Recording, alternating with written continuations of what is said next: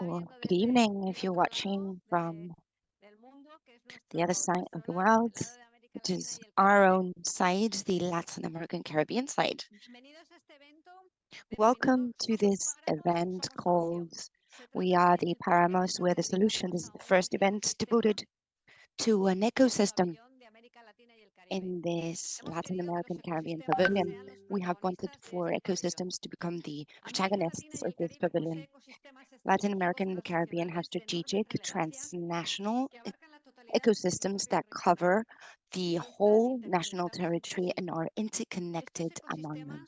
These ecosystems provide services that are key to guarantee the livelihoods of settlers, and therefore their value is very significant. It's responsibility of the different countries, governments, societies, communities to manage this natural heritage of humankind in an efficient way, placing people at the center of the ecological systems, causing positive impact in nature.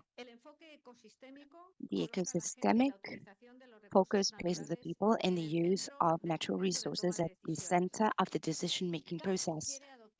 CAF wants to adopt an ecosystemic approach that can focus in regional integration projects and adopt a long-term view with actions that will allow ecosystems to preserve, increase, and regenerate their own capacity to produce profit and advantages in the present times and in the future. That's why CAF wants to make the most of COP28 to show the value of strategic ecosystems in the regions. There are many. We've chosen 10 for this COP meeting, and each day we want to talk about to talk and to dwell and discuss about a different ecosystem with speakers who come from civil society, non-governmental organizations, public institutions.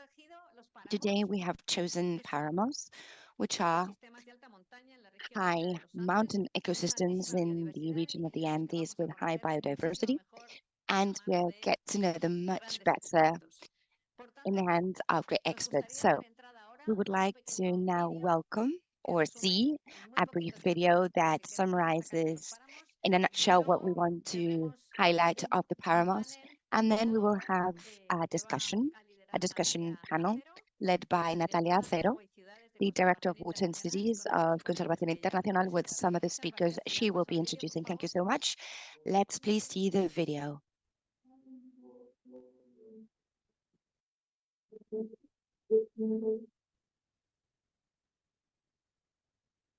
América Latina y el Caribe es una de Latin las America and the Caribbean is one of the richest regions in the planet in terms of biodiversity. It holds 70% of all biodiversity, and 6 of the countries are considered to be mega diverse. This extraordinary natural wealth is concentrated in some strategic ecosystems that expand throughout the American and Caribbean geography and provide essential systems for the life in the region. The Amazon, El Cerrado, Mata Atlántica, Pantanal, Canchaco, the bioma Pampa, the Plata Basin, Patagonia, Antarctica with Latin America presence, the Humboldt Currents, tropical Andes, covering the Paramos, the Tumbes Choco-Magdalena region, the Mesoamerican corridor, and the Caribbean. Place between approximately 3,500 and 5,000 meters above sea level, between the upper limit of the forest and the mountain glaciers and volcanoes in the north of Peru and the western side of Venezuela, we see one of the most fragile ecosystems and of greater diversity.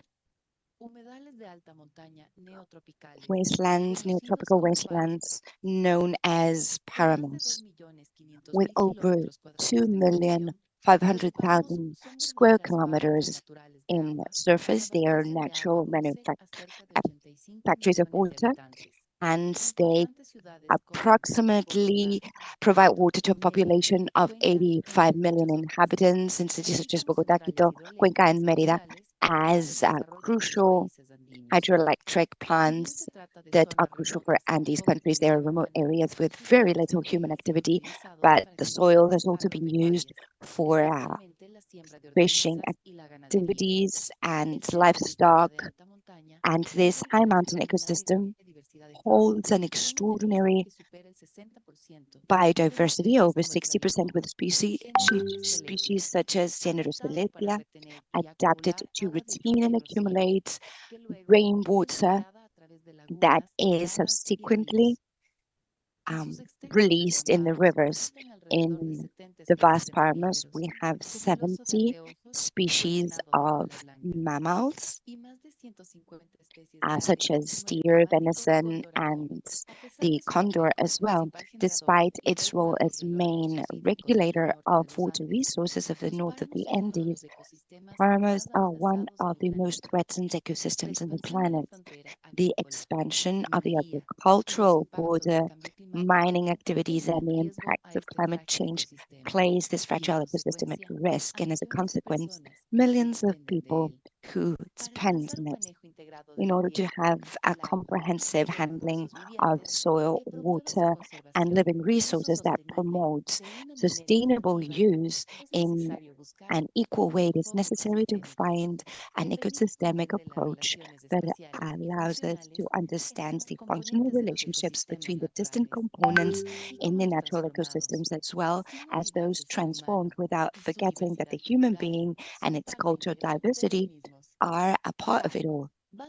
CAF, the Development Bank of the Latin America and the Caribbean, has used this approach in its operation, going over jurisdictional limits, and allows to have true projects with a long-term view that respects the different dimensions, scales, and processes of these ecosystems, with the goal of protecting, maintaining, and properly administering this abundant heritage, source of solutions based on nature for the great challenges that the world has ahead. CAF, the Latin America and Caribbean Development Bank.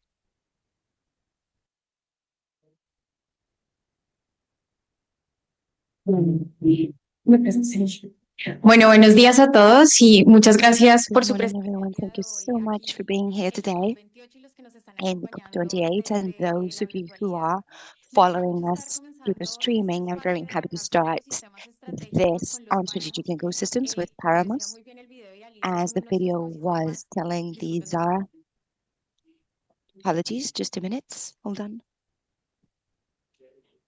son ecosistemas que These are hacen que nuestra región high mountain latinoamericana sea ecosystems competitiva frente a los escenarios that de cambio climático y a la help our emergencia region climática to que be estamos competitive empezando before the climate a ver emergency cada that vez we're starting más to sus efectos en see términos de its effects in daños terms y of de amenazas damage a cómo and conocemos las threats economías y las dinámicas to sociales our en nuestro economies and territorio. social Los páramos en dynamics estos in our momentos son los territories. aliados Paramos estratégicos para are enfrentar strategic la amenaza allies to climática, la face emergencia this climate climática en América threats Latina. and Lo emergency in primero Latin con lo que America. quiero The comenzar first es thing I want to start retomar with unas palabras is también to de going un back to evento de la some CAP en España donde se words estaban tratando of temas de CAF emergencia event in climática y de Spain, crisis dealing with del not agua en only América the Latina, crisis donde se of basaron water in allí Latin America, 161 millones de stressing that personas there's en riesgo de 161 refugiarse la million people, población 24% of the sin acceso a population, agua potable en esa without access región to y drinking water in our 431 region, and millones de 431 habitantes que million no of cuentan con inhabitants acceso a that do not saneamiento. have Ese es access un reto to muy importante sanitation. en This is a true riesgo challenge específicamente globally, en but América Latina specifically con, in Latin America, digamos, una región con una a capacidad region hídrica importante, pero con with un déficit de significant gestión water integral del capacity, recurso hídrico. but Y estos with a datos nos deficit comienzan in a dar its una señal management. de And cómo these podemos figures comenzar a tell us encontrar how we can soluciones que start tengan, to find solutions digamos, un desarrollo social that y can have económico a social and a largo financial plazo, development pero basado en looking in soluciones the basadas en long la term, but naturaleza, donde based los páramos juegan un on papel estratégico. nature-based solutions, 16 where millones de Paramus play a latinoamericanos, significant esto role. es un 16 ciento de la million Latin población, Americans, no 3% tiene of the siquiera population, acceso básico doesn't al agua, even por lo que have dependen basic access de to fuentes water, que no son and they aptas para el depend consumo on humano. sources that are Y por not último, un dato muy um, importante, en los adapted to human use. The region lost $28 million because of droughts and 35 million because of floods. The management of the water resource in Latin America requires innovative solutions that are comprehensive within the green infrastructure and the gray infrastructure. And here, páramos start to be a differentiating factor globally. As we saw in the video, what are páramos? Páramos, the proper general definition is that they are ecosystems that are at high altitudes from 3,000 meters above sea level as the equatorial line. This is the general definition of páramos. These characteristics are found in Venezuela, Peru, the punas in the southern part that are a bit drier. In Colombia, we have 2.8 million hectares of páramos in Ecuador. As we will hear later, specific conditions of páramos in Ecuador and in some parts of Costa Rica as well. In Latin America, we hold 80% of the páramos in the world. In Africa, in the Afro-Alpine belt, there are also páramo ecosystems with these features of altitude and being close to Ecuador in Uganda, Ethiopia, Tanzania, and Kenya, and some ecosystems that are relatively similar in Papua New Guinea. Why are they important for Latin America? Because they truly set the difference of how to manage water sources in a cost-effective fashion and not charging the gray water infrastructure, but rather using nature to provide these solutions. Let's start by understanding the ecosystem services of the páramo. The páramo, as I was saying, has a general definition and it's 3,500 meters above sea level, and they start to capture water in the highest parts and they regulate it. This means that the threats in waters down below changes rainfall and temperature. This is done directly by nature, and we do not require reservoirs or grey water resources. There is a capture of carbon that also opens up spaces to start thinking about financial mechanisms in the long run for the management of these ecosystems. As I was saying, now Alicia in the video was saying that the páramo ecosystems in Latin America are strategic because they supply 85 million people in the region, and additionally, they generate profit for the financial and industrial dynamics, meaning that páramos in most of our countries are the base for the generation of over 30% of GDP in all Latin American countries. So this starts to be a central pillar for sustainable development in our region.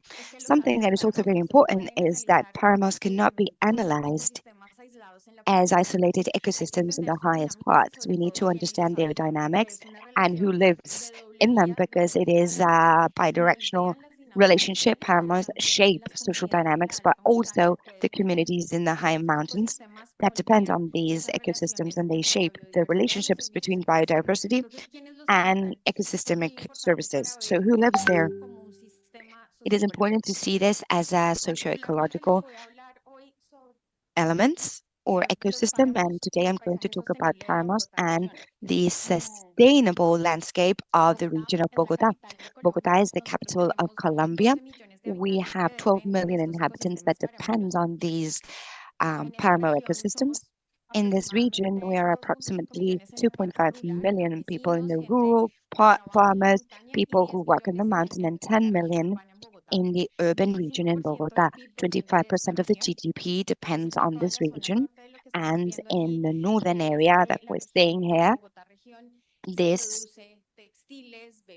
produces textiles, fabrics, drinks and beverages, agriculture that moves the central economy of the country and where the financial power, political power, and commercial power in Colombia are centered. So it's a very small area with great influence and direct influence on the social and financial development of the entire country. In this region, we own 30% of the Paramo ecosystem, and this means Bogota is a competitive city vis-a-vis other cities. In the long run, Bogota has a water capacity that is very different in comparison to Mexico or Rio de Janeiro, where changes in rainfall mean that there's conflicts for water, whereas in Bogota, the capacity to generate these resources and to have a comprehensive system with nature-based solutions is higher. We don't have a deficit in supply, and with climate change scenarios, this will be strategic for governments for the development and for the decision-making processes on the different financial models for the country. So it is very important to start to understand Paramo as a strategic ecosystem, main pillar of the financial development of countries. This is a very significant point.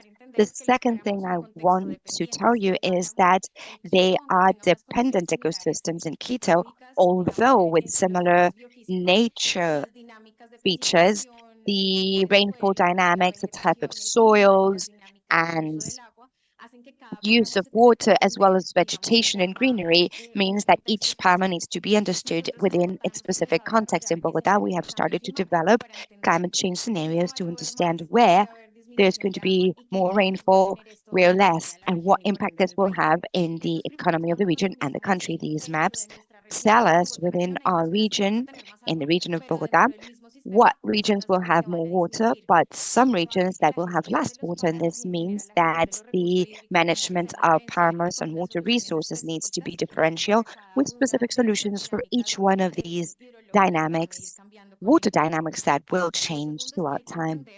We also need to understand how this relationship between the use of soil is and how agricultural production is affecting paramos, especially in potato production and milk production, but also how dynamics will also start to reduce water availability in the system of supply as such. So rural dynamics will change, but also urban dynamics will change.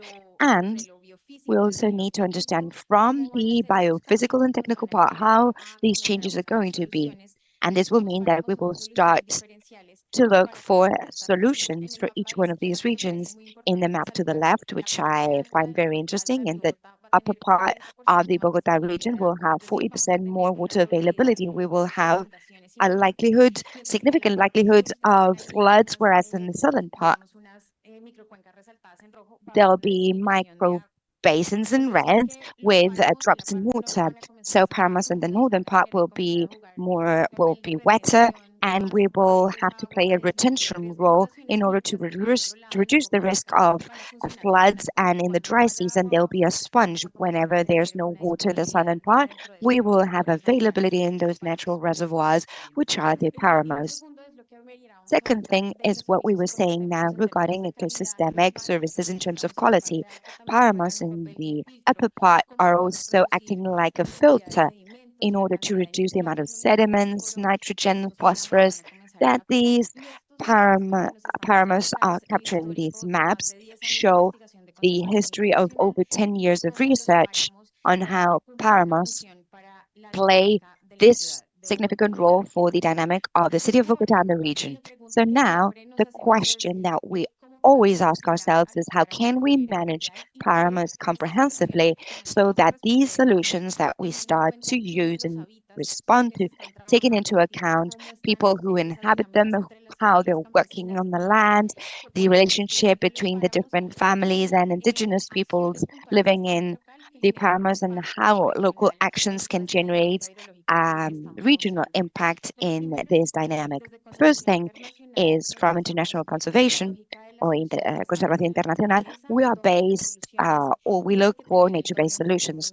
Solutions need to have this double side of finding the biophysical and biodiversity response, improving connectivity between the different ecosystems, but also provide solutions to the different social challenges. This is the framework within which we start off to properly understanding the challenges of the Páramo and the management of the water resource and how we link the rural communities in the recovery and preservation systems. We have strategies such as isolation of páramos, the restoration in the eroded areas between the forest and the páramo to start to recover areas that have been demoted for livestock, also in river areas to try to connect the upper part of páramos with cities to have a better regulation and management of water whenever it reaches cities to strengthen communities so that they can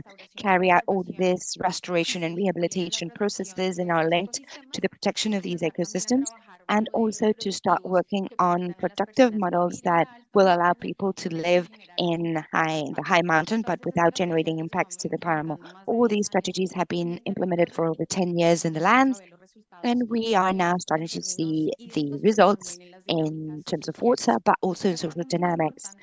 Another very important part is to understand that families of farmers and indigenous people living close to Paramos and Bogota. There are 35 groups of Paramos in the country, and they are protected areas, but also indigenous areas. And these dynamics mean that solutions are differential.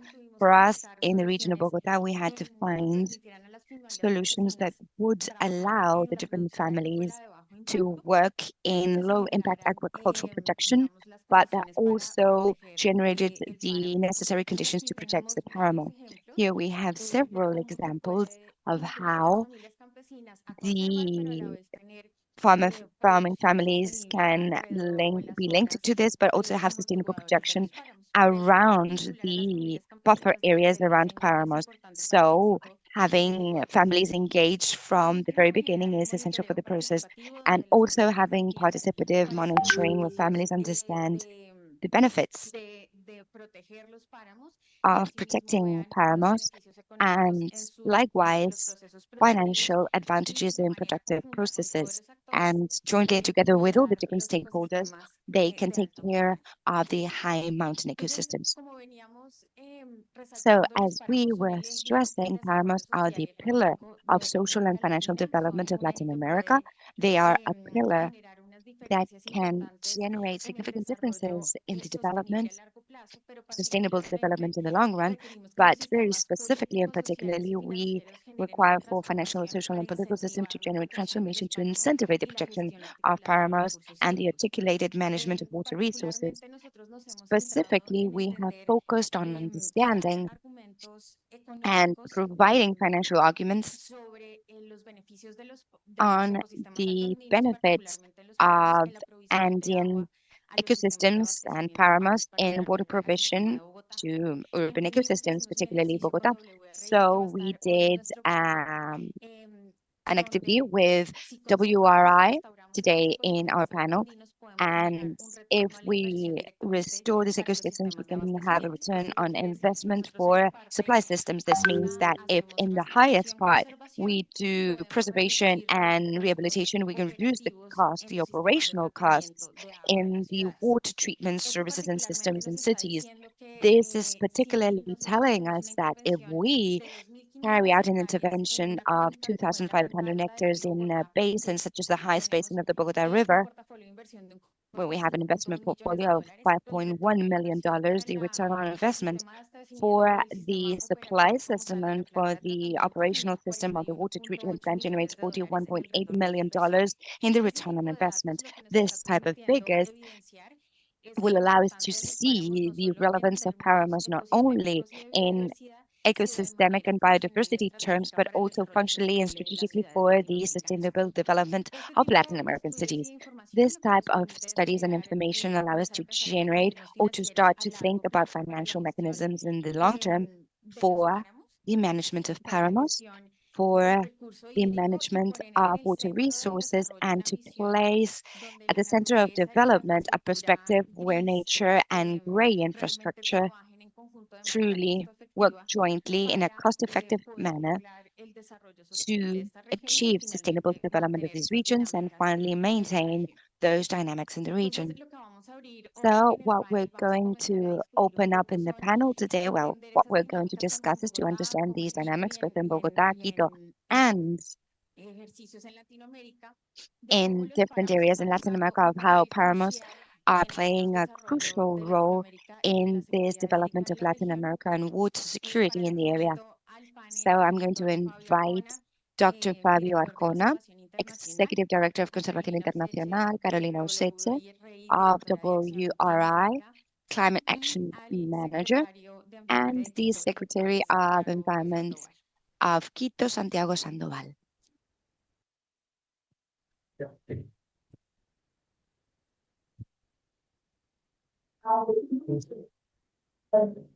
No tengo.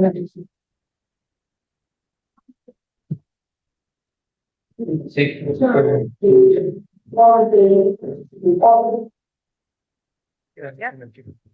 Perfecto, no hay problema.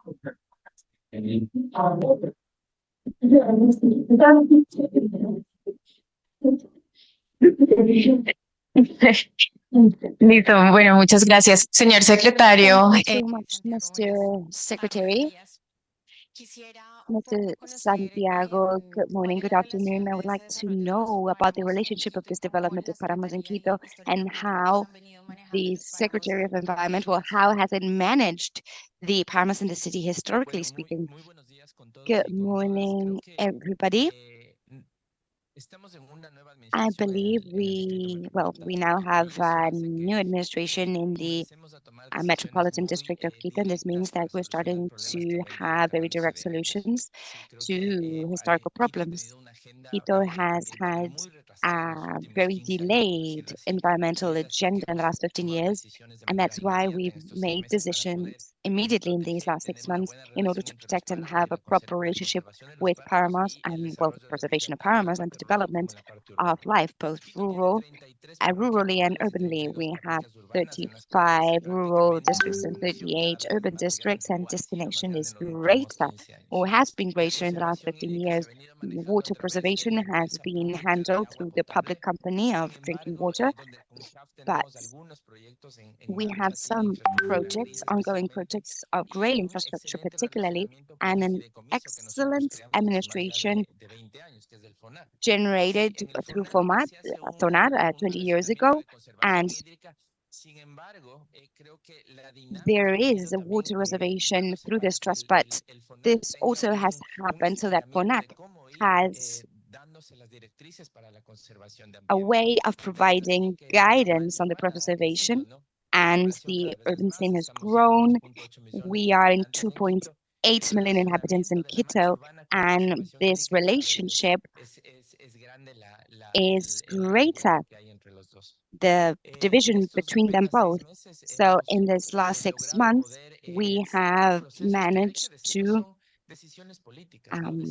have political decisions that mean that we can have preservation in páramos, in rainforest and other ecosystems. Los últimos 6 meses de ese relacionamiento ha sido tan fuerte, la agenda ambiental ha sido tan potente que los páramos actualmente están entrando a dinamizar el fideicomiso entre el sector público y el sector dynamizing the relationship between the private and the public sector. And that is why we have to activate some programs that have to be multilateral. And this is why I'm going to say that the private sector is essential, because with the latter, we can actually have a tipping point.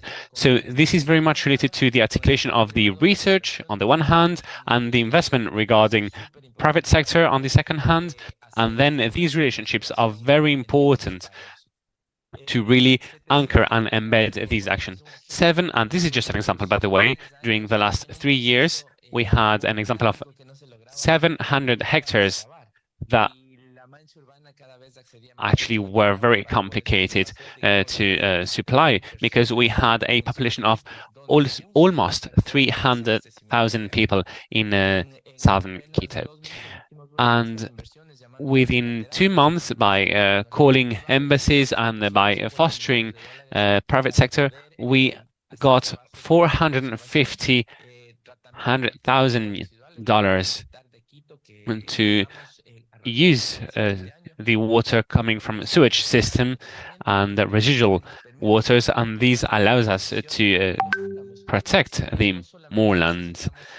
And we have to know that we have to extract more water with our neighbors. Of course, that's one thing, but we also have to go for more nature-based solutions, and the European community is working hand in hand with us while executing some projects and programs, for example, with research agencies, and right now in Chaco Andino and in areas of preservation of sustainable use like Chincha or the special intervention area, among others.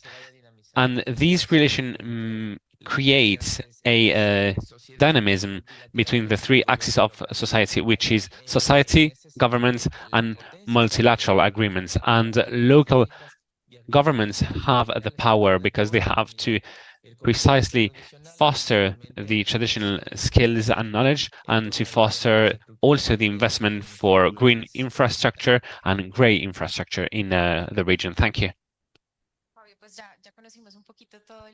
Thank you, Fabio. So now we know a little bit of the supply system in Bogota, but according to you, how can we underline the importance of having this ecosystem in a healthy world, and what's the relationship of this with the security of the water supply system? Well, to begin with, we have to understand how moorlands work, because we have been working for more than 15 years now.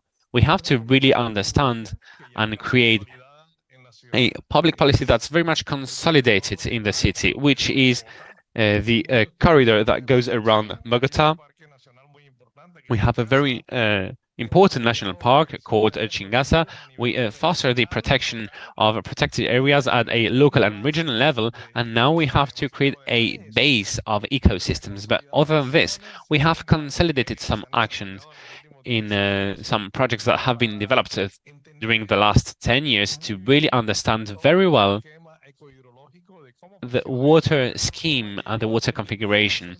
That's why we were able to come up with a large-scale project, and then we also need the recognition and acknowledgement of the different societies. Bogota, for example, is a city that is away from all of the economic axis of the planet. It's at 1,000 kilometers away of the main port, and its altitude is very high too. So I actually wondered sometimes, what's the competitivity of the city? It's true that it's not an industrial city, so where lies its competitivity? Well, it lies in its water. And that is why it is so important, not only from a bio perspective and biodiversity point of view, because actually water represents 25% of the GDP of the city. And this is why we are fostering this. We are about to get a green fund with a value of $80 million to really amplify the intervention of what we did in the beginning, because we got very good results. We have an adaptive solution in an area of 600 hectares, including 22 municipalities, to launch adaptive production solutions that will allow in the long term to maintain an efficient water supply system, and also to get some benefit of it, because the value of it has never been acknowledged in the past. It's true that some municipalities don't have a water supply system, and this is why we've launched a initiative called Bogota region, with nature-based solutions, because we have to build a deposit, a water tank.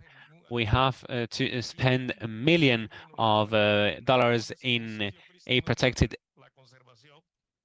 area. But the thing is, we have other possibilities. So what we are showing with this is that with a good management under the light of climate change and through adaptation, we can maintain the water supply and replace precisely the grey infrastructure that could have a negative impact on the territory and on the protected areas. And besides, we have to know that it provides some benefits to communities because communities already have an adaptive production scheme, and of everything we've done during these years has been empowering these communities because they have improved their quality of lives. And again, we have to launch some initiatives that will benefit the whole Bogota region. Thank you very much, Flavio. Carolina. So it's true that our colleagues have been really important to understand the value of water, and we have also social and biophysical topics. So I'm going to mention now a core topic of the value for Mullans for Latin America. How do you see the relationship between Mullans and water security and the supply of more than 750 million inhabitants? Well, that's a tricky question. Well, good morning, everyone. Good morning to all of you. I'm going to say friends rather than colleagues. And I think this was a tricky question, but I think we have to break it down.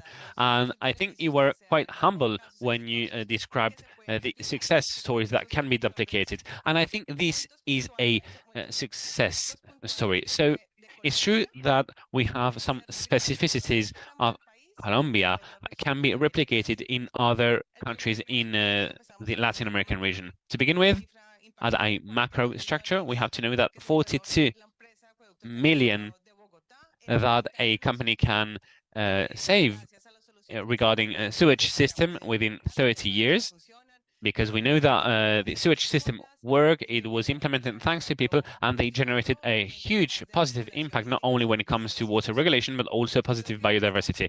So I think we are being very humble when sharing the success stories, because $42 million in 30 years is very appealing for every company, regardless of it is public or private. Second of all, I think that we should also underline the importance of positive aspects in communities, and Fabiola said it before, because communities have been favored by these projects in moorlands. But it's true that we have to break it down. Why? Because as in science, if we break down an atom, we will have many other things inside. And in the case of Jeff, we had the empowerment of women, the empowerment of women's associations, and the skill strengthening when it comes to business capacity, not only when it comes to crops, which is the traditional work, but also how we create and negotiate with women's association. And this, I think, is a good opportunity to improve their financial and family well-being, and I think this is worth noting. Another important aspect that I would like to highlight here, and that can be duplicated in other moorlands in the country and in the world, is how to we go towards a fair transition, because we mentioned sometimes fair transition. So we have to mention here bioeconomy. We have to have cattle, of course, in the mountains, but we also have carbon. That's a fact. So we have data in Colombia that show that an increase and an improvement of this is fair, because if we can have a fair transition in the workforce and in the jobs, well, these can be duplicated in Peru, Ecuador, and other regions. India could learn easily what we have learned, because they don't acknowledge the water value. So India and its adaptation measures are very much urban focused, and they are not taking into consideration these urban and rural areas. Latin America has here an opportunity to solve its issues, and we have an opportunity to show the world that it is possible to implement adaptation measures in the mountains in the long term. Another point that I'd like to mention is the intergenerational perspective. We have worked with women, with men, and also with young adults, teenagers, and children. And this guarantees a long-term sustainability, regardless of the fact that the project ends now or tomorrow. We still have motivated children and young people that can work in the future. And Colombia is a success story that can be duplicated in any other part of the world. So we have to learn from them. And I think that's it.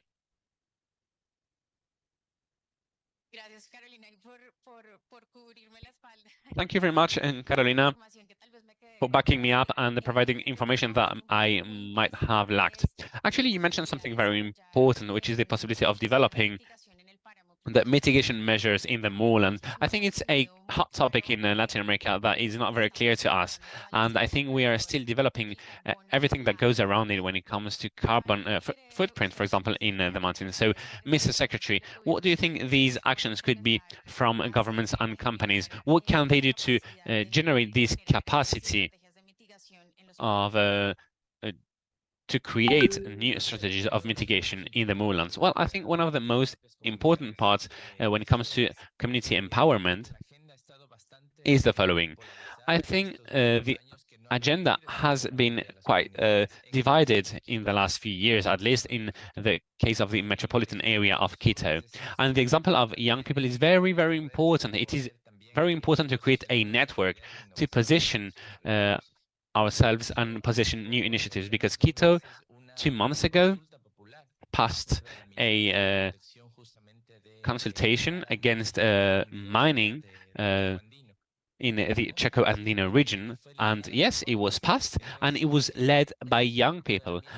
And these are examples of empowerment that have to stem from public policies. And we have to do that to be able to invest on those communities. I think that our mayor always says that this is a political decision. We have to be able to invest in nature-based solutions and services, and also in great infrastructures. And this is a necessity because we have to, of course, treat residual water. It's true that in these Quito initiatives, we have to base them in great infrastructure and nature-based solutions. So I think we have to offer a mixture to be able to preserve and conserve the moorlands. And the public water company also has to have play an important role. Everybody has to have the right to water and moorlands. And in our constitution, I'd like to mention that we have the right of having nature at our disposal to improve the well-being. So these are the points, the bullet points that we've actually underlined, and we have used it as a leverage to make decisions when it comes to great infrastructure and nature-based solutions and services.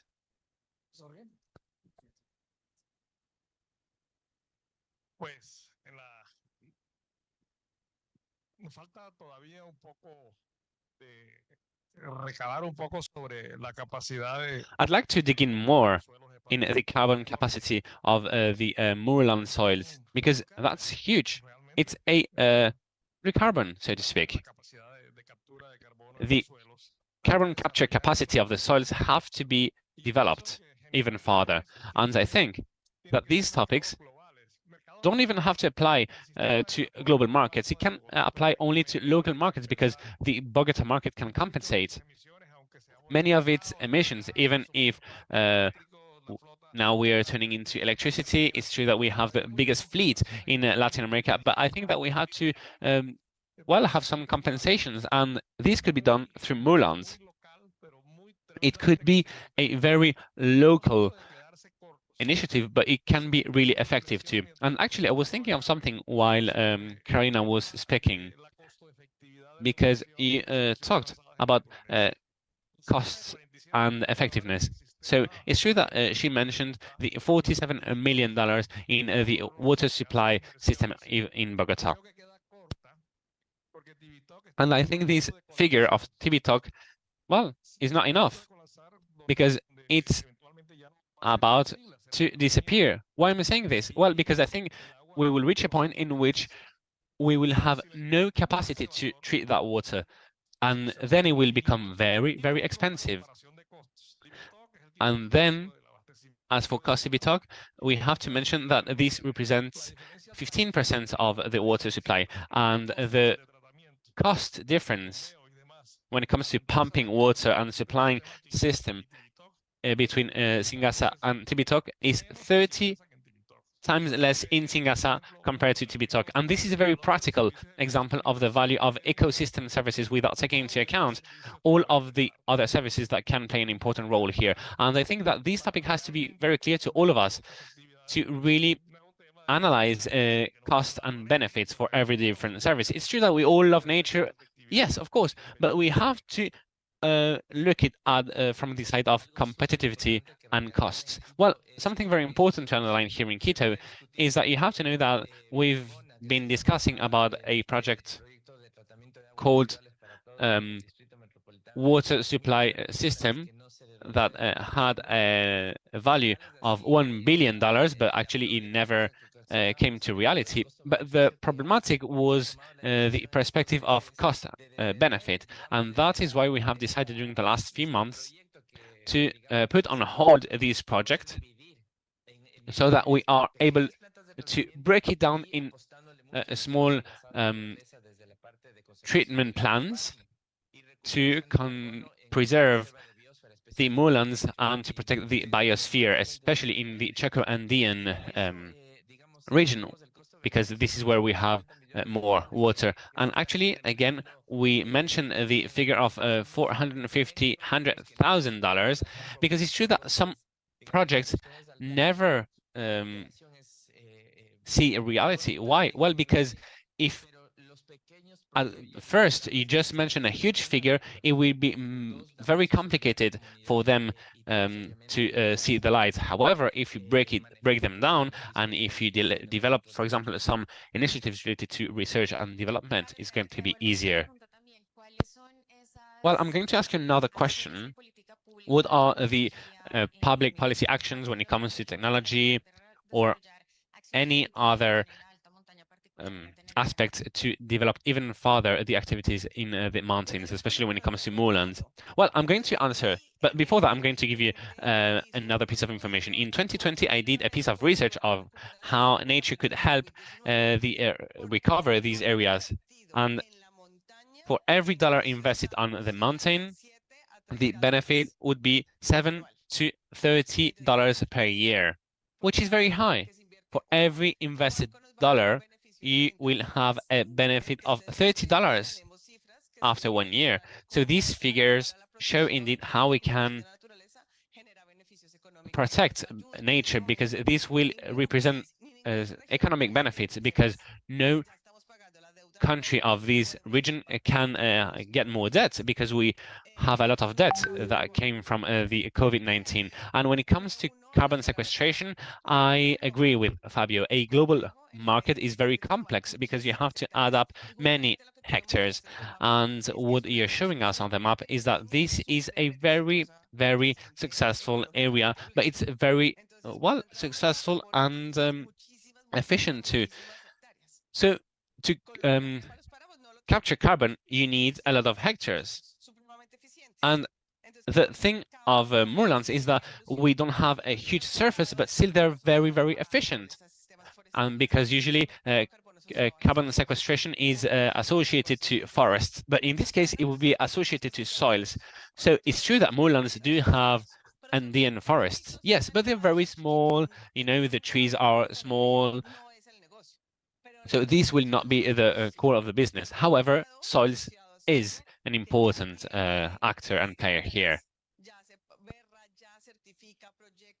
because we are already certifying carbon projects in soils.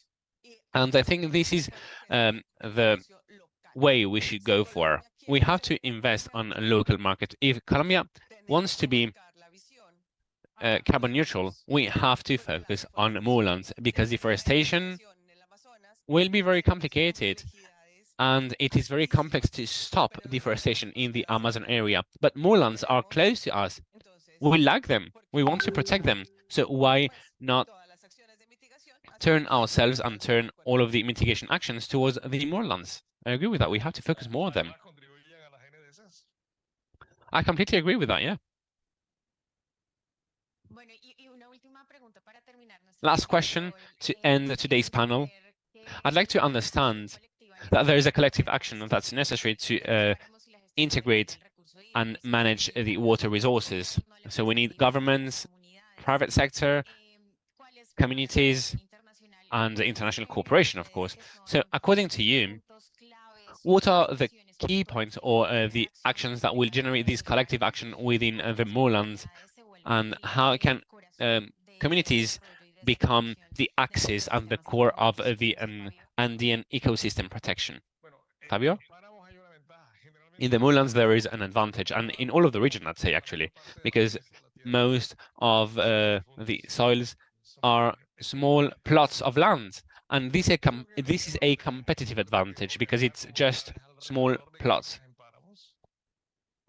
So we could organize the communities around small basins in the moorlands when it comes to adaptive production, taking into account all of the climate change scenarios. And we have to know the water features of the moorlands. This is very important for the decision-making process. And actually, in 2 or 3 municipalities of the region,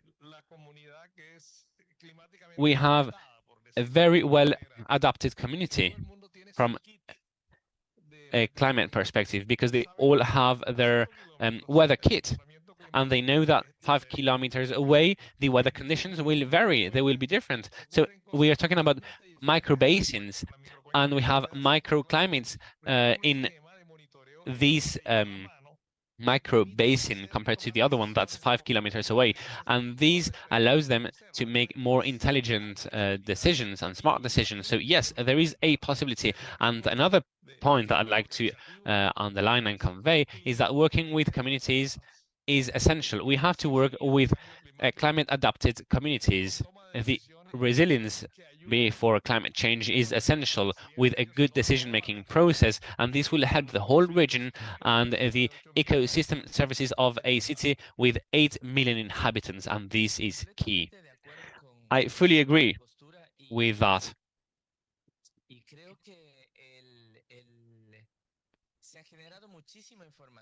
I believe that a lot of information has been generated when it comes to the metropolitan area of Quito. And, well, we have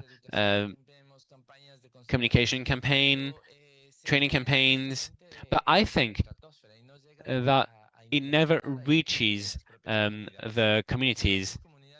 The very same communities sometimes, well, after the decision has been made, start to vanish, start to fade away. So there are no clear decision makers when it comes to territories or public policies. And Quito is going through a very difficult situation, it's true. But we are trying to really get to the territories, and we are starting to understand how this information can be implemented, and we are basing ourselves in the success stories of Colombia, and this is very important to articulate these initiatives within our territories. We come from a planning management system in the new Quito administration, and we acknowledge that the problems and dynamics of Quito are very different if you go 5 or 10 kilometers away. And this is also the richness of our area. We have to intertwine the different communities so that they can really empower themselves, and we can make good decisions based on small projects. So that's why I completely agree. We don't need global markets. However, we need to understand and merge the local markets. And we are seeing this because we have biosphere parks, but actually nothing happens. So being able to understand these dynamics in small and big plots of land, for example, in the case of Ataca Pichincha, or in the Choco Andean area, or Papas Alta, or Alto Guayamamba, makes it possible to provide food and security. Well, how can we accelerate the moorland preservation or the sustainable actions? And well, I think the answer is that we have to learn from other countries. In Brazil, we implemented a solution accelerator based on solutions, and what worked the most were three things. First, banking aspects that had a guaranteed financial security, so that people could really understand that this transition towards a nature-based solution would be useful for their well-being. Second of all, effective communication. We are not communicating effectively the value of the moorland, not as an economical value, of course, but everything that goes with it. Fortunately and unfortunately, we have an abundance of water. So we are competitive. Why? We have a lot of water, but we do not value it enough. And that's the problem. Because, for example, in the case of El Niño storm, we start to ask ourselves, what tools can we use to save up water?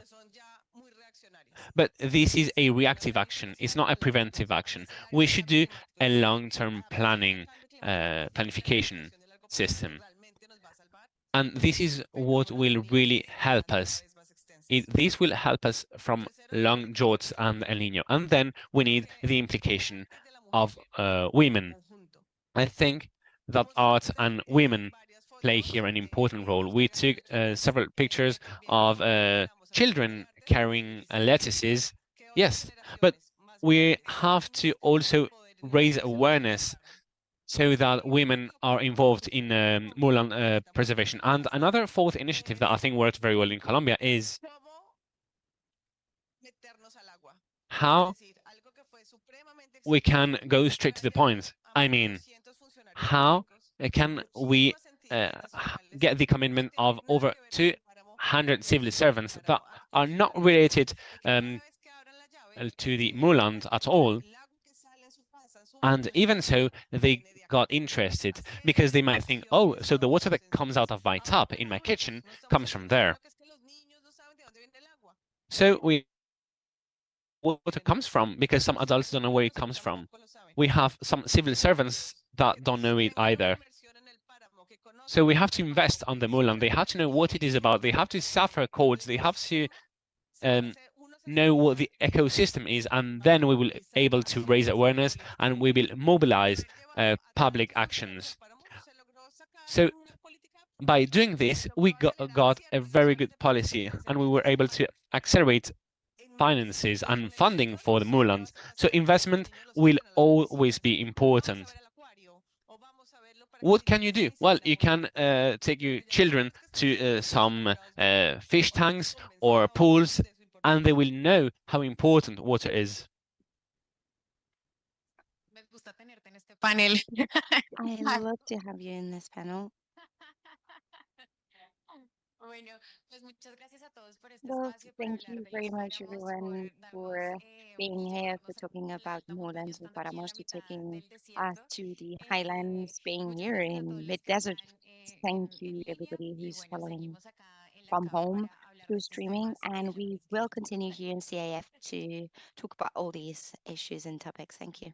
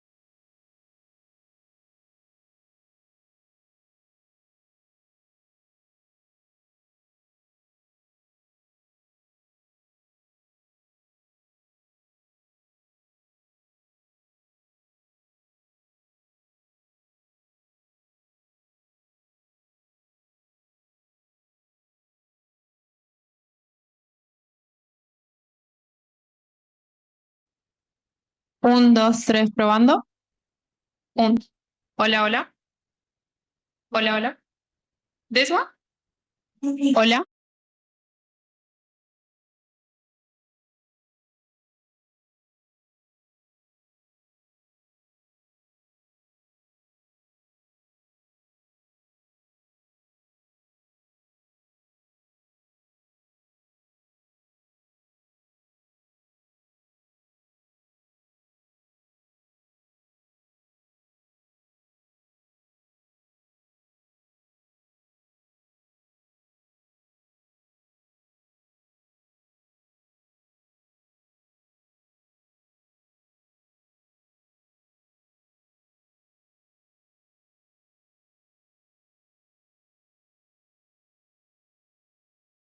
And welcome everyone. We're going to start. We are just energy transition. We are a solution, and we're going to start with a video.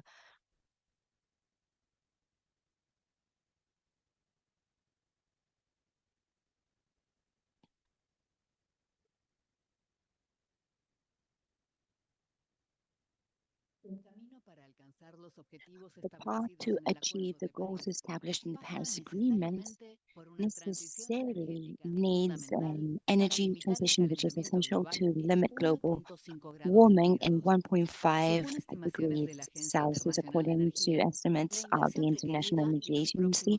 The investment required in the next 7 years globally and in emerging economies in order to reach carbon neutrality by 2050 is $2.08 trillion annually, which corresponds to 2% of the GDP worldwide, of which around 1.7 trillion will be devoted to investments in renewable energies. The world is increasingly demanding greater clean energy production, and Latin America and the Caribbean is presented as a solution for this. The region has the cleanest matrix for regional production locally, and 60% comes from renewable energies, and several countries in the region even exceed 90% of this production. The region holds some of the best areas in the planet for solar energy and wind energy production as biomass sustainable resources, which means that electricity costs can be very affordable and competitive. Latin America and the Caribbean contribute with only 8.1% of total global emissions of greenhouse gases, of which 43.5% come from the energy sector. In terms of electricity coverage, there's been many developments and it reaches 97% of the population. Energy transition and the efforts to tackle climate change have relevant impacts and consequences in Latin America and the Caribbean, given the serious consequences in the region of climate change with increased floods, wildfires, droughts, rainfall, and other natural phenomena.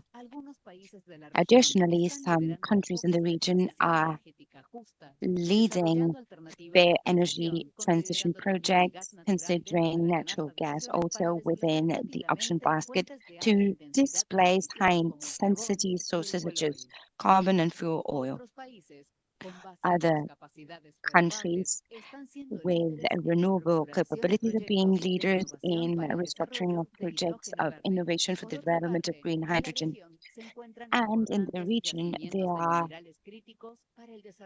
critical minerals for the development of energy transition, copper and lithium, amongst others, and these countries want to supply these materials to a big scale and advance in value chains in development of batteries and electric mobility and energy transition, wanting to achieve carbon neutrality worldwide by 2050. And this will require sustainable use of solar, biomass, winds, and water resources, as well as minerals in the region. This needs to be a fast transition, but also just and inclusive. guaranteeing accessible transition, which is secure for everybody without leaving anybody behind. CAF, Development Bank of Latin America and the Caribbean. Now we are going to invite Alicia Montalvo of CAF, and she will give us some welcoming words.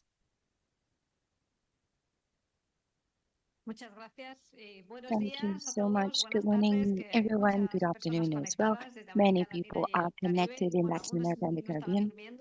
Some won't be sleeping, but they'll be watching us either now or later. I just wanted to introduce this session. This is the first time we see a pavilion for Latin America and the Caribbean in a COP.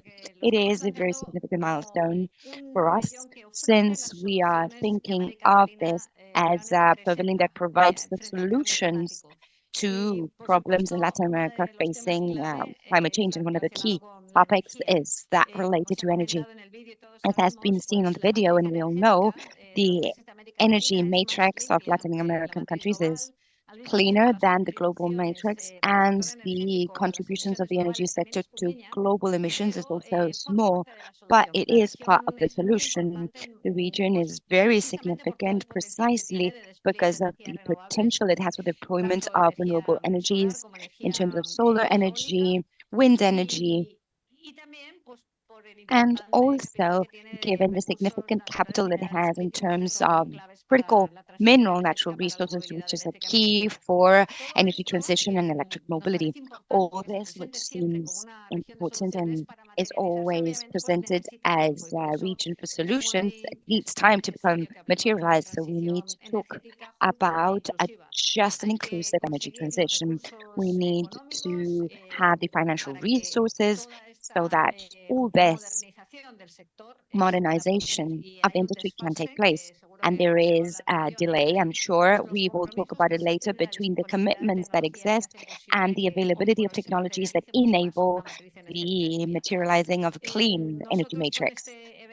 With this event, and we want to thank everybody joining, and we hope some more people come. They are delayed because of these spaces and agendas. Everything becomes more complicated. We hope this can be a very fruitful discussion and debate, and that in these negotiations, when the energy topic is great protagonism, and we talk a lot about elimination of fossil fuels once and for all.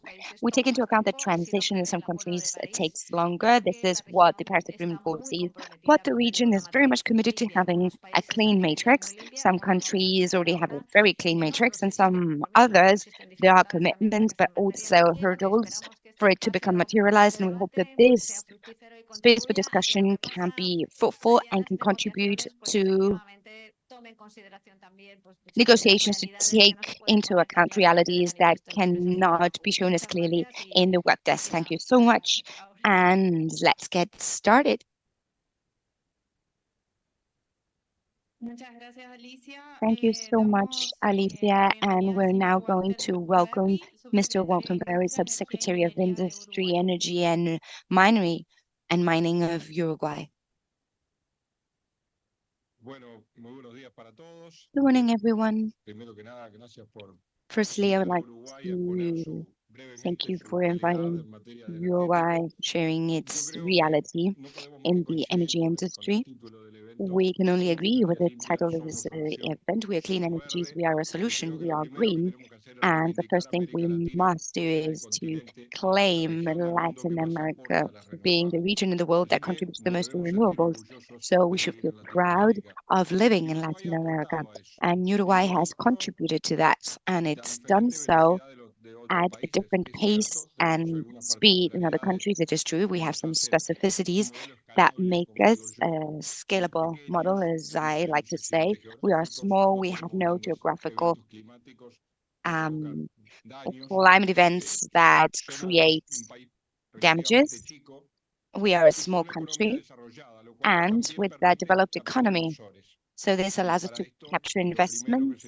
And the first thing we need for this are resources, and not everything needs to come from the public sector. It also needs to come from the private sector. And Uruguay walked this path, and it was the main part of this transition. The process started firstly in Uruguay. My starting point is an act, a law that enabled to deregularize the electricity market.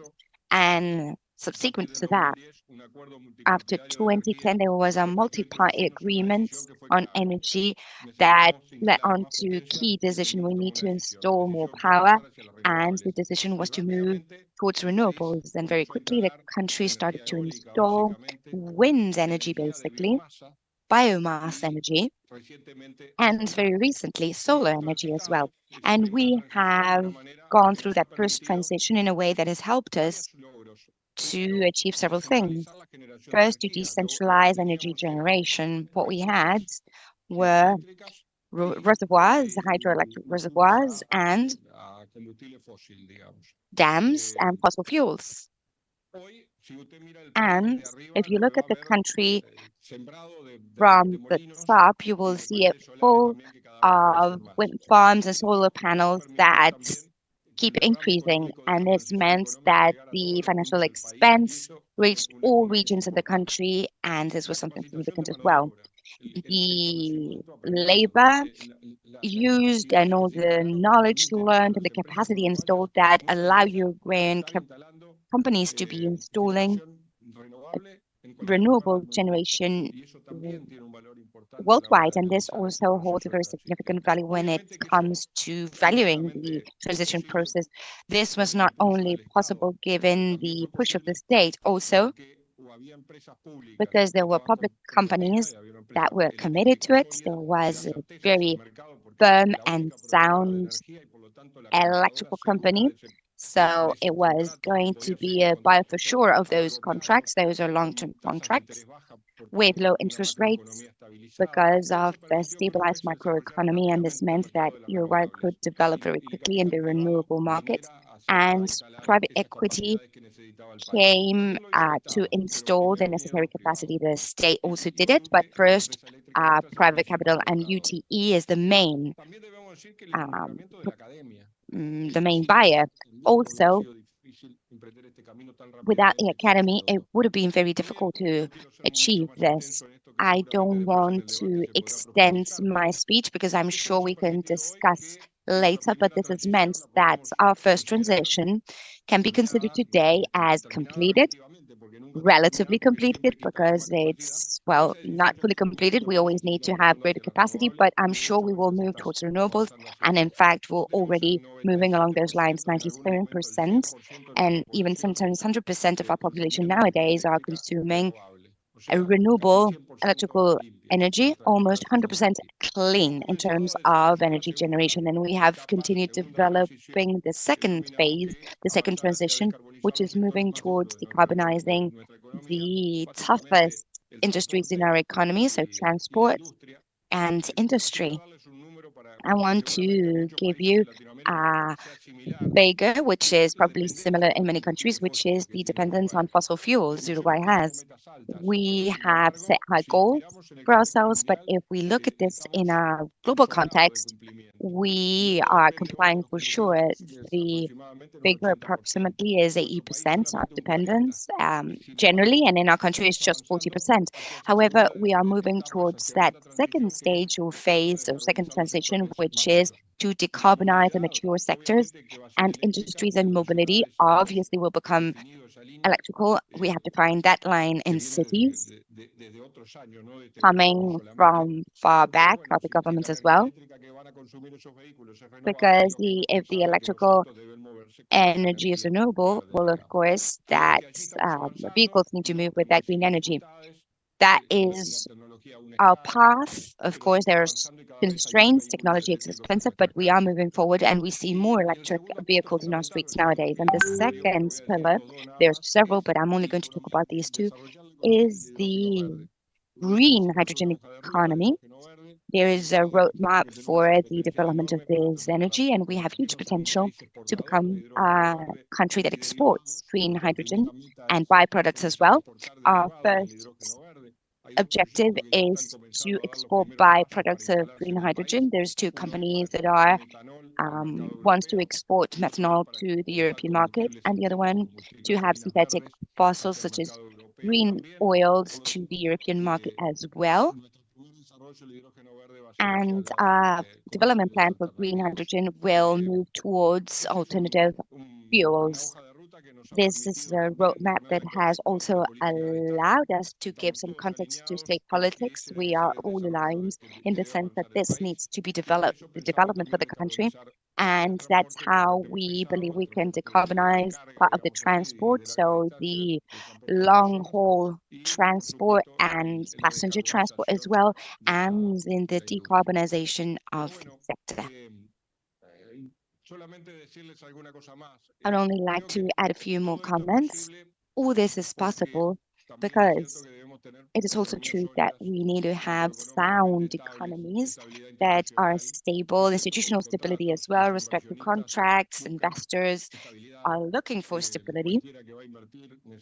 Anybody wanting to invest needs to have the forecasts. Investments are very big and large, and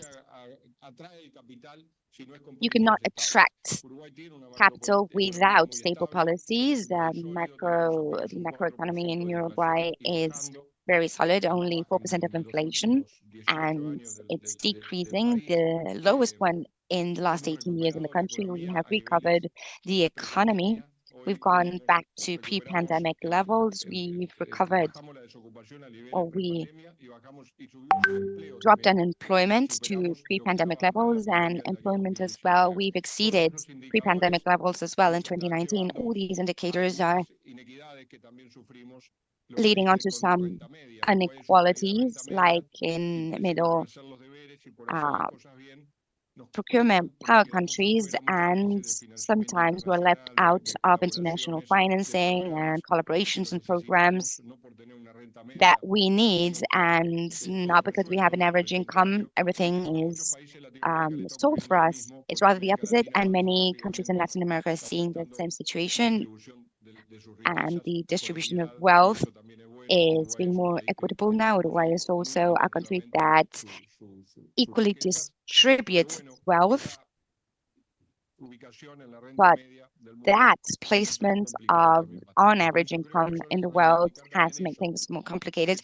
So we also want to claim that we are the country that contributes the most to a greener world. However, very frequently we're not receiving as much, and we suffer the consequences of climate events that others created, and however, we're not receiving as a consequence the funds to mitigate those events. And I believe these are some of the things we need to claim when we have a global view from Latin America. So for me, it is a great pleasure to be here, and I'm here to give you any more information you require. Thank you very much. Many thanks, Subsecretary, Vice Secretary. We will now invite Tomás González, Director of the Regional Center for Energy Studies, and he will deliver his speech now.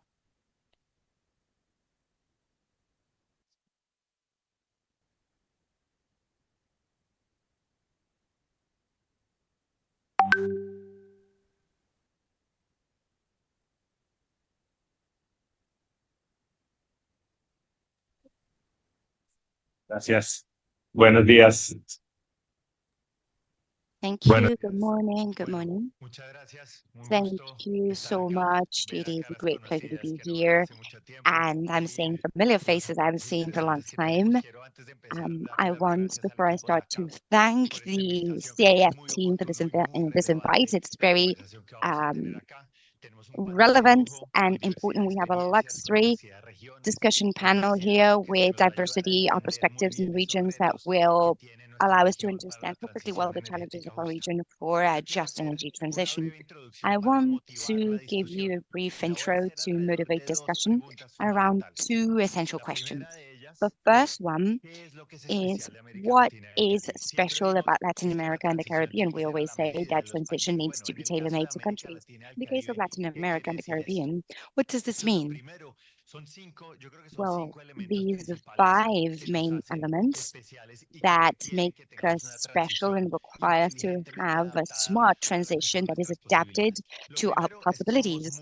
Firstly, we are very heterogeneous and we have great dependence on fossil fuels. To the left, we have the countries in red, and the percentage of final consumption of primary energy is dependent on fossil fuels. And we have countries in like Trinidad and Tobago and Mexico with very high percentages. Almost all the consumption comes from fossil fuels. And countries such as Brazil, that in 60% they have a fossil fuel use in 60%.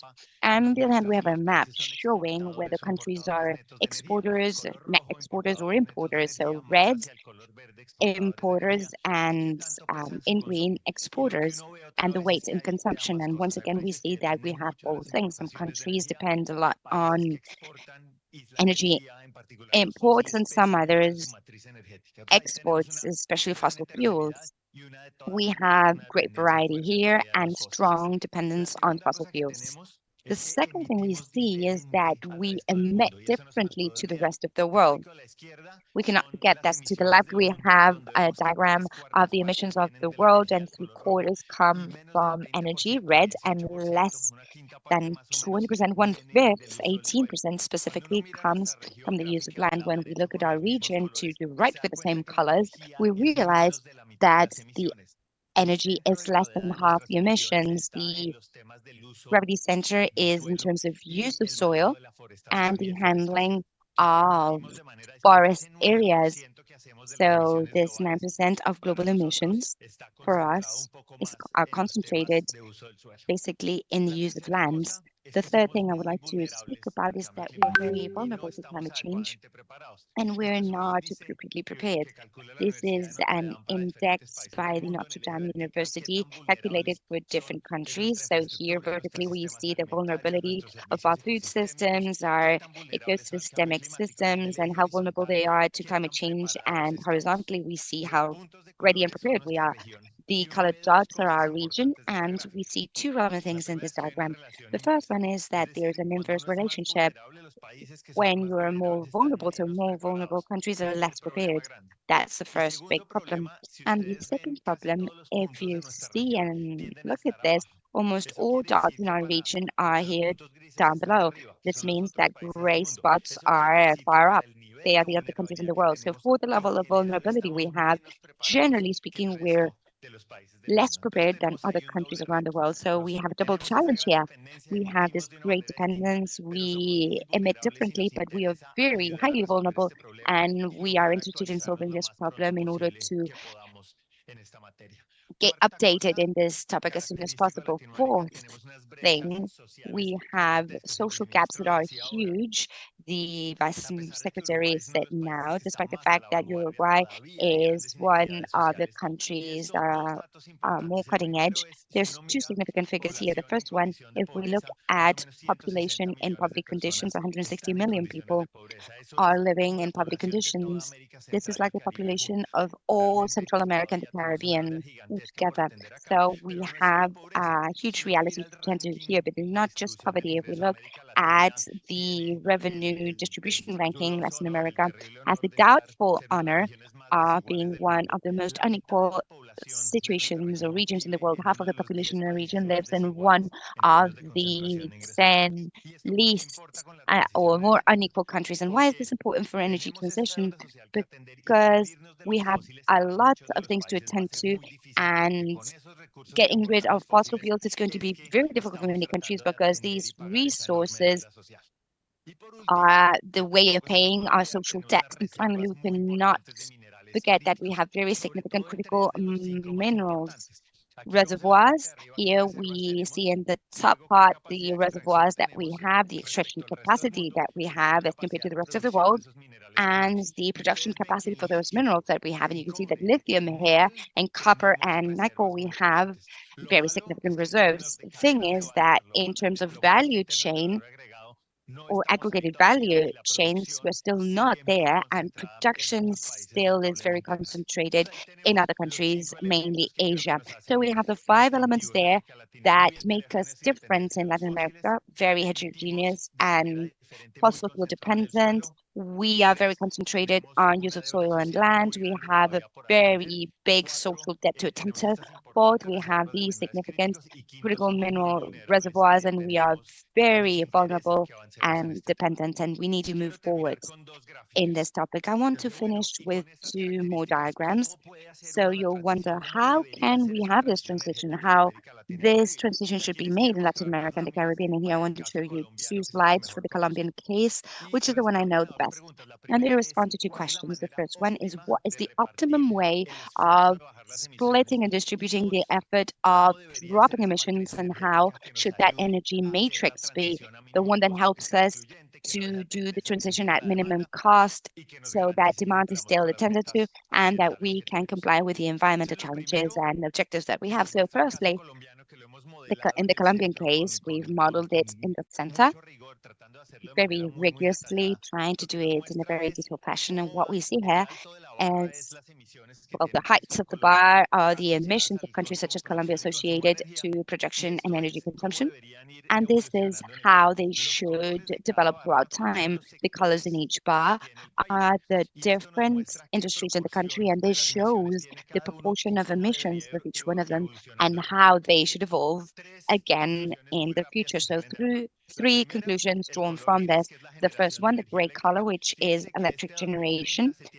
In 2030, it needs to be decarbonized totally, the one that needs to be decarbonized fastest, because this needs to provide electricity to the other sectors. And if there are no low emission energies, we cannot meet the goal. First conclusion. Second conclusion is transport, dark blue.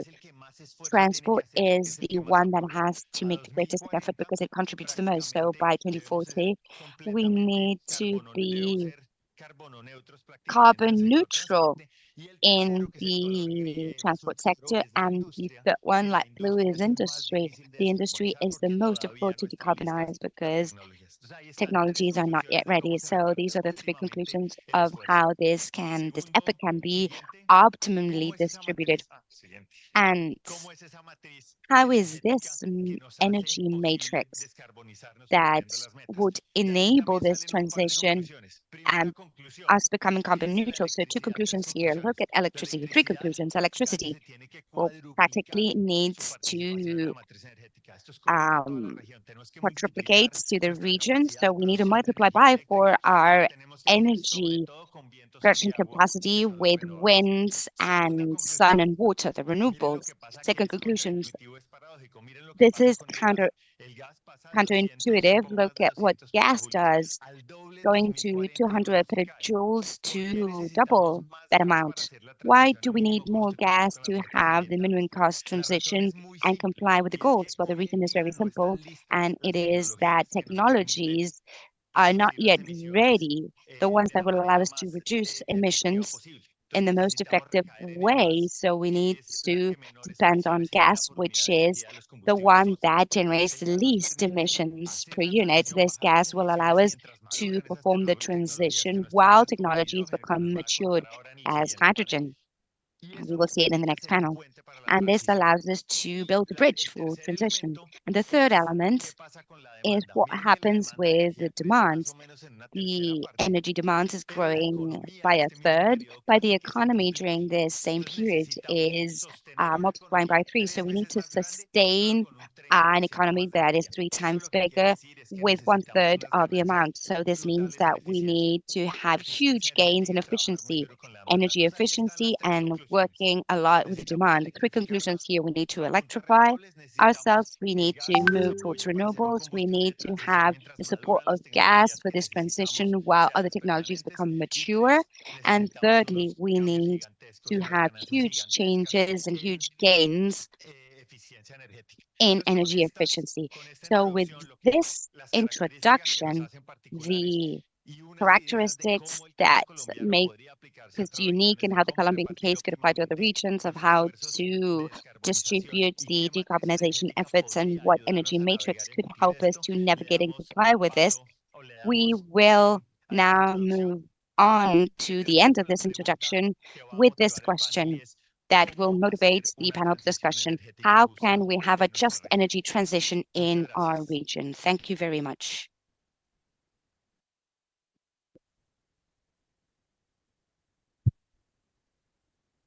Muchas gracias, Tomás. Vamos a hacer una pequeña pausa de 5 Thank you minutos. very much, Thomas. We're going to take a 5-minute break and then we're going to resume the session. Thank you so much.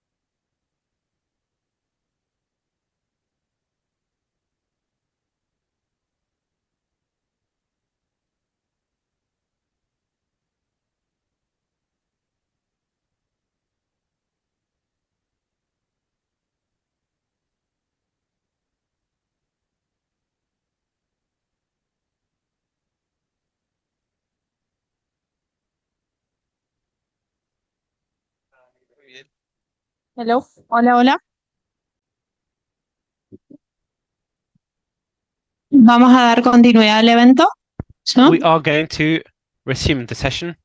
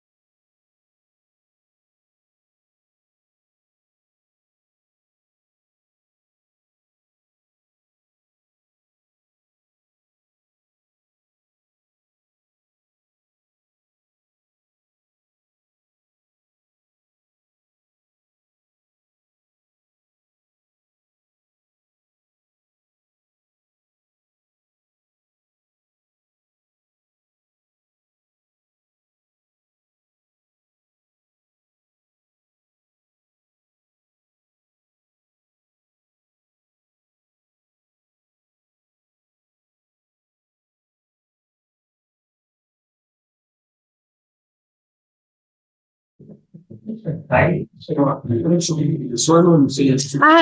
gracias.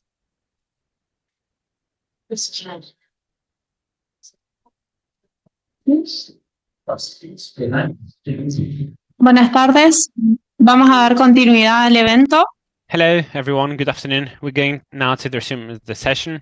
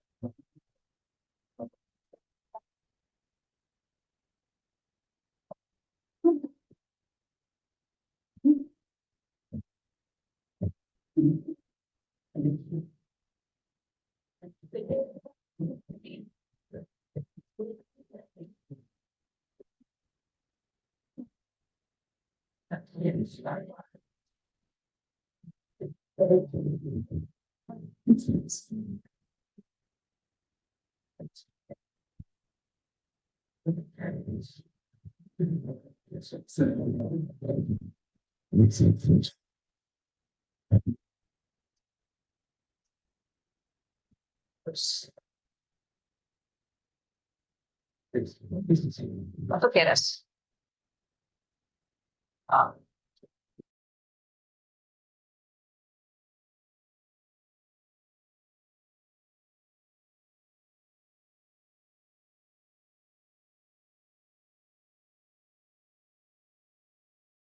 Ya y es un Good inmenso morning, placer. everyone. Good afternoon, actually, for some of you.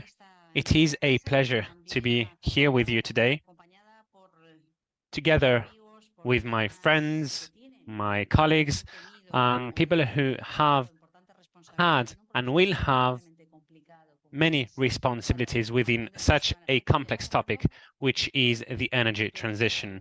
And we are doing so together with my friend, Juan director of an international agency of energy, the AIE.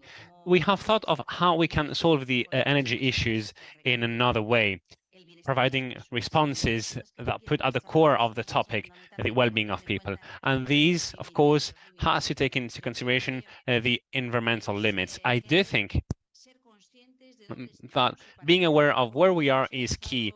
And we also have to think how we have how we have started this COP28 with good news, and this helps showing that the big challenges associated to losses of climate change need some solidarity. There is no country in the world that can face some of the terrible images that we are seeing on the news and we're reading on the newspapers. And then we have to develop beforehand new responses and policies to be better prepared. But we also have to be secured, and we have to be certain that we will decrease our emissions so that we do not worsen these images in the years to come. And we also have to ensure that we work hand in hand. I believe that the first news that we got in the COP28 were focused on the creation of the fund of damages and losses. And I think it's the first time this starts with an agreement, because usually there were some agreements on the agenda, but it was not even certain, because sometimes we would finish these conferences without even a commitment. And this is very good because we can really focus on the most important aspects. And one of the most important aspects is, without the shadow of a doubt, energy. The transition of energy and the transformation of the energy sector within the possibility of decarbonize and mitigate our carbon footprint and decrease our emissions. And in this framework, it's true that sometimes we are concerned, we're worried on how we can provide some energy security. This is actually a requirement for ministers of energy in any country. But if we say that we have to eliminate fossil fuels for many of you or us, it seems impossible. But the good news here is that processes have to be done simultaneously. We have to create other solutions, and at the same time, we have to generate the cumbersome ones. The second good news here is that whatever we do here will matter and will have an impact on every single player. To the average citizen, because they will be asking whether actors, economic actors and governments take seriously these issues, and whether we really focus on governance platforms that can accelerate the process of fighting against challenge change. But we cannot disregard investors, big companies, technology developers that will measure if what we can do is effective. And if it's the case, they will accelerate their own decisions and they will find solutions, but they will also measure if what we do is coherent or it's not enough. And in that case, they will be cautious when it comes to decision making. And the equilibrium is not an easy thing to achieve. The truth is, the region that has the help of the CAF, I'm sure, because we need to cover risks and funding. But this region we're focusing on today has many complementarities. And I think we can think of this in a broader sense when it comes to biomass, solar energy, wind power, water, and in what way we can connect to the grid or not, in which ways the industry can impose or request some renewable solutions, how we can put in place some specific mechanisms to actually increase input and output of energy, because this also plays an important role when it comes to social aspects in these changing years we're living. So it is important that dialogue have to go a step forward. We cannot only stay in the first headline. We want to be safe from a climate perspective. We want to increase and improve our energy system. And we want to go beyond that. We want to go to a concrete action, a concrete solution, because this is how we can pave the way, but we still have a long way to go when it comes to supply of methanol and many other gases. We have to decarbonize, and efficiency and energy, renewable energies are not enough. We need much more. We need more solutions, and that is why the regional and interregional and sub-regional dialogue is essential. That is why I also think that exchanging our experiences is also key. Spain is almost an island as a country, I'd say, because the interconnection with France is very limited, and this happens, I guess, in this region too, because you have a less interconnection, and this would actually allow it to have a better complementarity. So we had to make decisions that were not easy from a social perspective. So it was very difficult to decrease the carbon consumption, for example, in regions in which they think that thermal industry or carbon industry are a synonym of improvement of quality of life and a symbol of solidarity between families. So yes, we closed the carbon industry, but we bet on other industries, and we acknowledged all of the positive things that these actually got to our society. So we bet on renewables, and the decisions were so good that we had too much demand, and this requires a good management and a good governance that sometimes, well, faces technical challenges sometimes.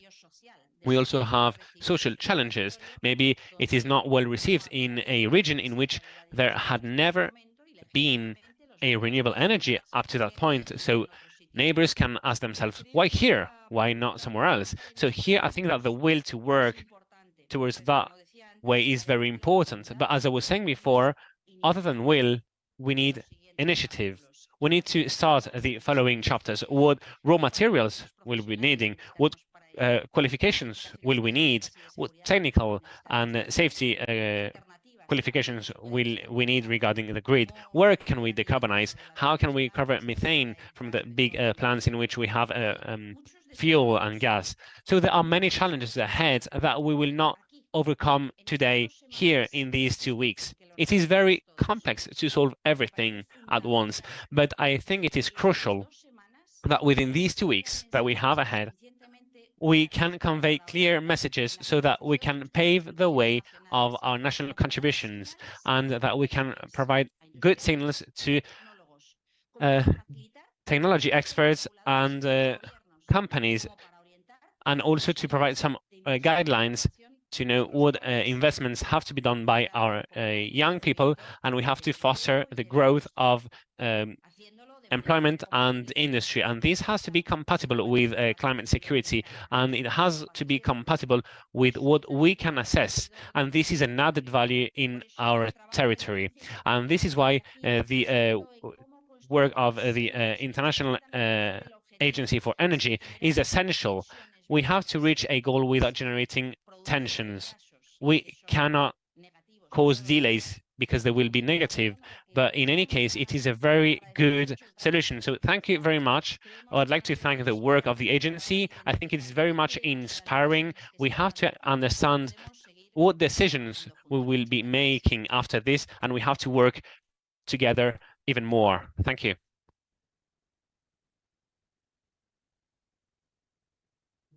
So I will speak in English, just a few words.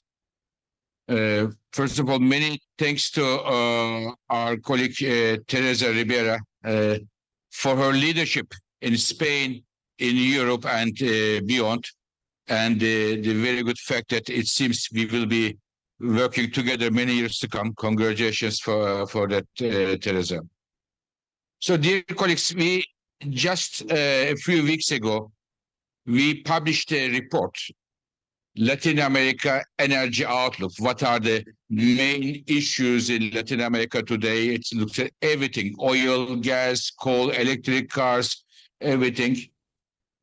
And I wanted to bring to your attention two big opportunities I see and stop there.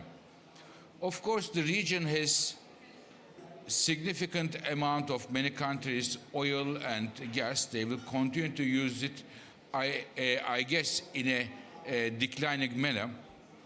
But there are two big opportunities.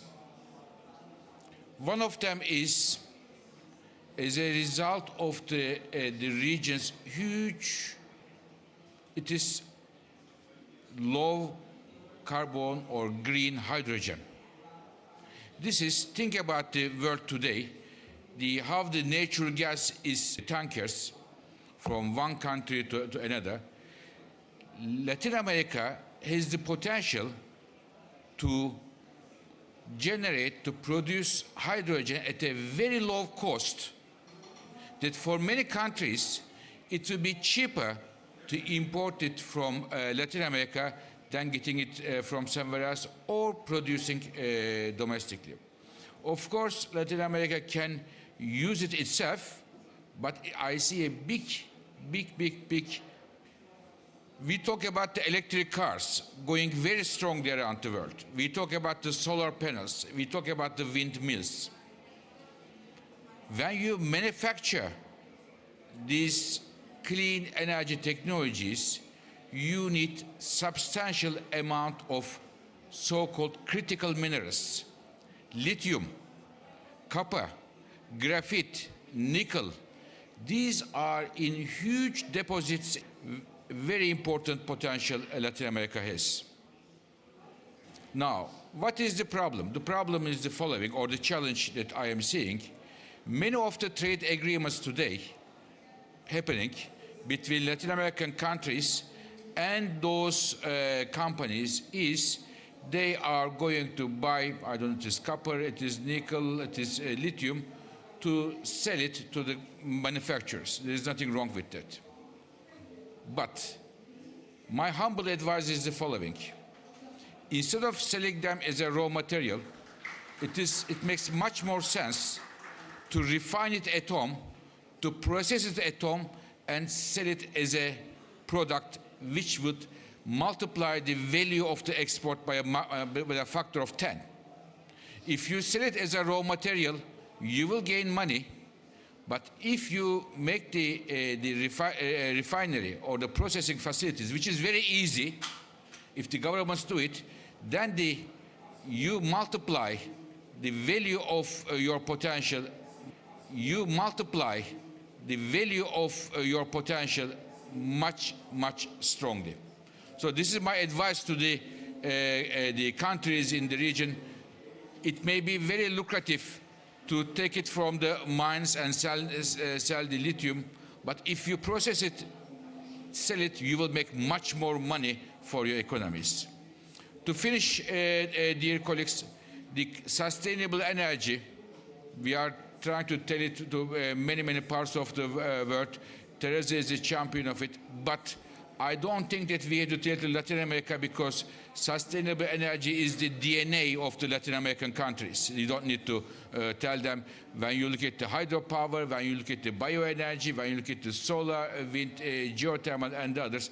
But now, since the world is going in a direction of building a clean energy economy, leaving the fossil economy behind us, it is now time for the Latin American countries, governments, to make the right steps to benefit from the potential they have, solar, wind, in terms of the clean hydrogen exports, and also make the most of its critical minerals deposits.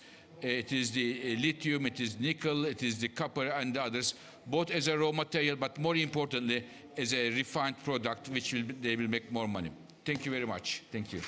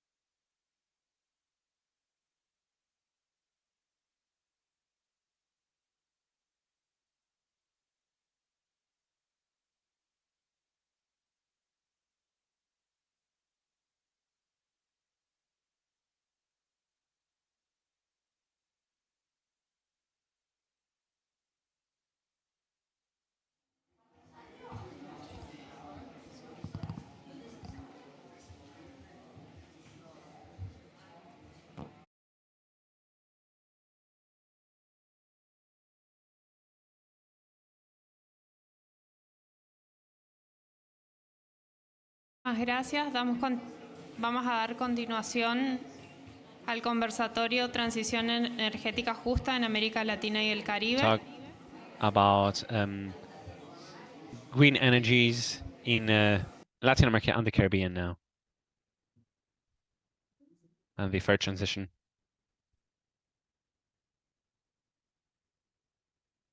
Invitamos al señor Tomás González nuevamente al So escenario. we have now Tomás González. He will be on stage.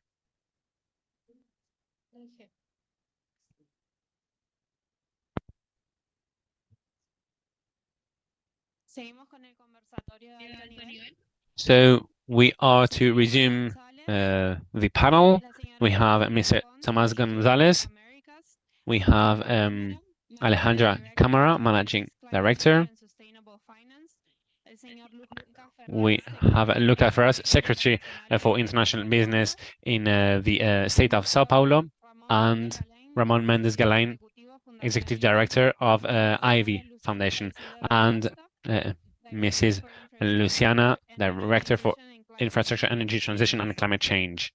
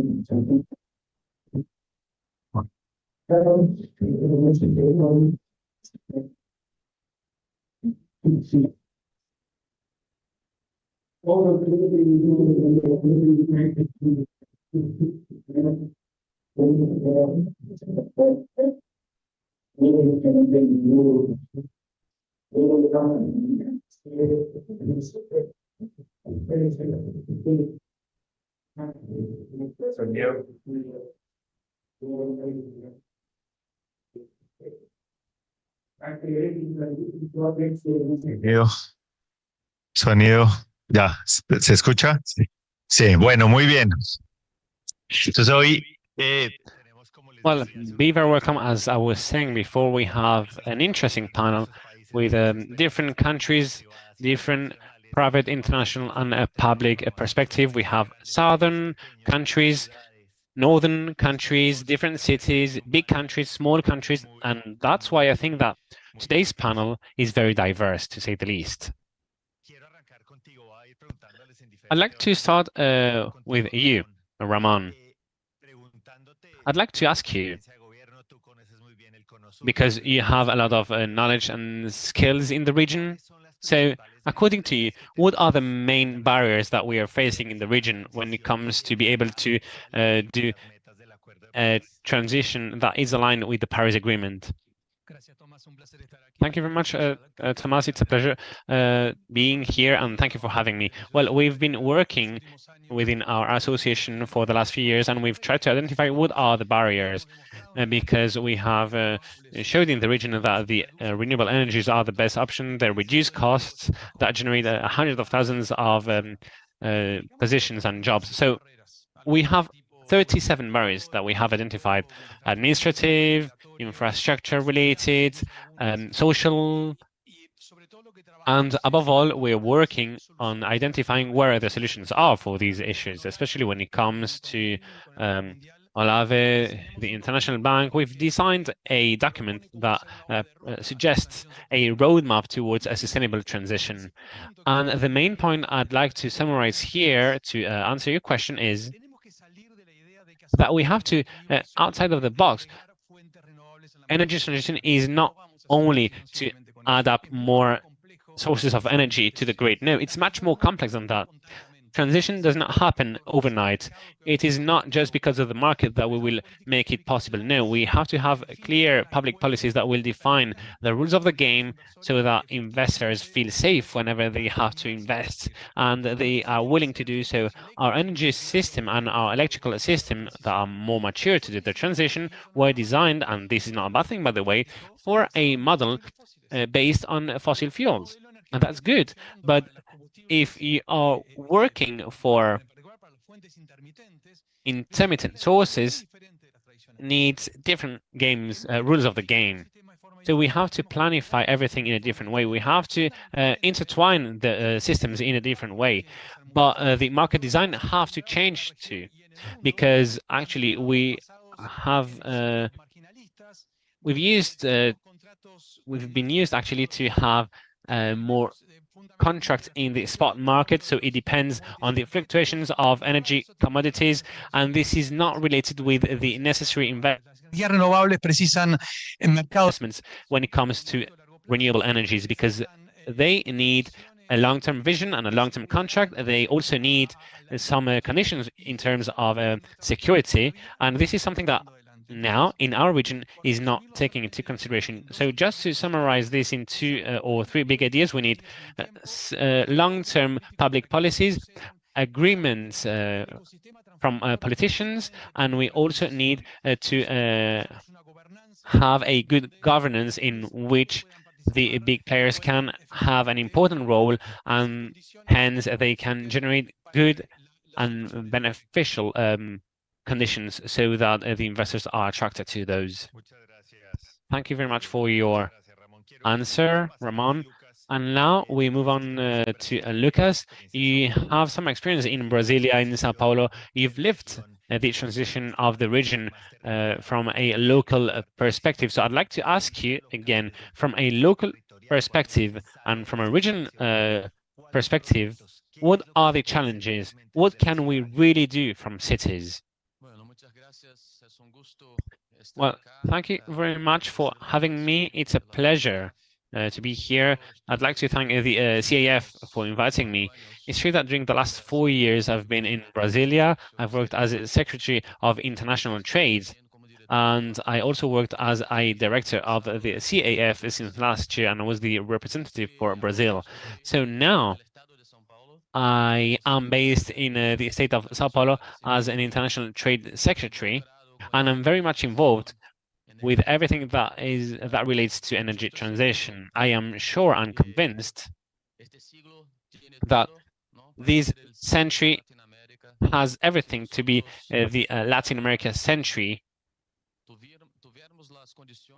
if we have the good conditions to do so, which means if we have the right policies to take advantage and make the most of this transition, we have to take the momentum. And in the 90s, by the way, there was a globalization process that was very strong and that was based on efficiency. So we were just looking for efficiency and productivity. So we in Latin America, we were isolated of this process. It is true. We did not have the opportunity of taking advantage of this. And it was very interesting, especially for the Asian continent. And currently, we are seeing a reconfiguration of the supply chain at a global level. We are looking for foreign investments, not only that an efficiency-based one, but especially a regional-based one. We are looking for competitive advantage at a regional level to really go for energy transition. So just to give you a brief introduction, I'd like to tell you that Latin America has everything. We have competitive advantages that are unique to really take advantage of the momentum that we're living. Su región, su economía. Brasil tiene naturalmente ventajas comparativas muy interesantes. El estado de São Paulo, sobre todo, tiene ventajas comparativas. Region. And in the case of Sao Paulo, we have a unique competitive advantage when it comes to the ethanol production. As I was saying just before this panel, I always say that Sao Paulo started its energy transition in the 70s, because in the 70s, due to different regions that were not related to the energy transition or climate change, actually was related to the fuel crisis in the 70s. So we started to produce alcohol, and alcohol run vehicles, and that's why we have started to produce hybrid cars with fuel and alcohol. And now we are starting to produce hybrid cars with electricity, fuel, and alcohol. And we do believe that this is the most sustainable way so that we can go farther and that we can have better investments when it comes to electrical vehicles. As I was saying before, Sao Paulo is a big producer of ethanol. We are one of the big ethanol exporters in the world.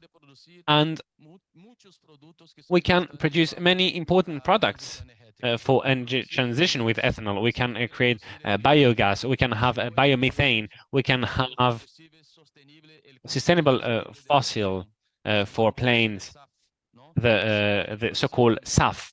We can also generate green hydrogen, and we've started already to produce green energy from ethanol, and it is a technology that was developed by the Sao Paulo University. And as for today, all of the cars and buses that are circulating around the university use green hydrogen produced out of ethanol. But as my colleague has just said, we have to pave the way, and we really have to be focusing on the limitations that we have today to develop even further this market. And from my point of view, I think that we have some limitations with regards to demand, because from a site perspective, we still have to build more pipelines of natural gas, because it's true that we have network of natural gas distribution in Sao Paulo that's well, not enough, and we have to build even more to ensure the fair distribution of biogas and natural gas that comes from fossil fuels. And also, we are working a lot in the legal framework. So it is very important to know that transparency and flexibility are key for investors in Brazil and in Sao Paulo. So actually, the Brazilian Congress is talking about the legal framework of the different fuels for the future. And we have here biogas, biomethane, and mainly we have the SAF for planes. And from 2027 onwards, according to the legal framework, the airplanes will be forced to use a mixture between the SAF fuel, which is the sustainable aviation fuel, and the traditional one. And these will represent a gradual increase of 1% until we reach 10% in 2037. And this will be a legal requirement, and this will increase the demand for our producers. And the same goes for gas and biogas too, because companies that distribute natural gas in Brazil and Sao Paulo will be obliged to mix natural gas that comes from fossil fuels with biogas, which is produced out of ethanol and also from solid waste. So many things are happening right now, and I think that in the future, to be able to be present in the market, we are facing a really promising future, but we have to implement the correct public policies and generate the necessary incentives for good investors, private and public investors, and we have to have the help of the multilateral banks. Thank you. Thank you. I want to go over the comments of Ramon and Lucas, and I want to ask you, Luciana and Alejandra. I want to ask both of you have experience in finance from two different standpoints and perspectives. So I would like to ask you the first question, similar to the previous ones. The first one is, when one sees the financing needs, all this requires, what Lucas and Ramon are saying, and we look at the estimated volumes, there's 150 trillion if we speak in English, as North American says, so 150 billion yearly to 2030, and we need to multiply this by 5. When we think about these figures, we wonder how the region is going to be, or how is it going to manage to have those available resources and to reach the investments they need to reach. So, Luciana, we can start by you. Thank you. Good morning, everyone. I'm going to speak in English because my Spanish Portuguese is not as good. I can speak in Portuguese if you want, but it's not as good. I believe English is better. that we have an enormous challenge with the energy transition. I think it's a combination between challenge and opportunities, and we have a window of opportunity until 2030, 2032. I'll talk a little bit about Brazil and BNDES and the local and the financial market. First, I fully agree with Lucas and Ramon. We have various technology routes for the energy transition. We have biofuels, we have SAF, we have biomethane and biogas, we have green hydrogen, we have electrification, we have biomass. So Brazil, among the G20, is the only economy which is able to reach carbon neutrality without any technological disruption. We don't need new technology to reach carbon neutrality because 50% of our greenhouse gas emissions comes from deforestation and 24% comes from land use. So our challenge is, of course, it's the energy transition, but it's fighting crime. The greenhouse gas emission in Brazil doesn't come from activities related to GDP. It comes from crime. So what the government is doing is fighting the crime in order to reduce deforestation and reduce greenhouse gas emission. Brazil is the 5th largest greenhouse gas emitter because of crime and because of land use. So this is one thing. In order to fight crime, of course, we need a public plan to fight illegal activities, and we are doing that. Lula was able to reduce deforestation during his 2 first mandates in 84%. So he reduced deforestation rate for 82 or 84% in his 2 first mandates. And now he already almost reached 50% of deforestation rate reduction. He reached 49. So it's a big achievement, and that contributes to the reduction of greenhouse gas emission. On the energy transition, what we have to do, we have to establish a regulatory framework, a credible one, and that's what the government is doing. Brazil is late in the process. It was not a priority of the previous government. So we don't have yet a regulatory carbon credit markets, and that's crucial to unlock investments, because once we price the carbon, we are able to have a greenium on the green products with a lot of energy content, for instance, green steel, green ammonia, and with that we will make those projects viable, economically viable. What we have to do is work on the regulatory framework, work on public policy, and we are working on the carbon credit regulated carbon credit markets law.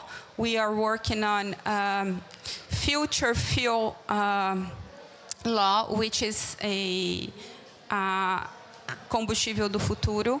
We are working on offshore wind law. We are working on the CCUS law. We are working on storage law. We are working on various you guys in other countries in America, you are ahead of us.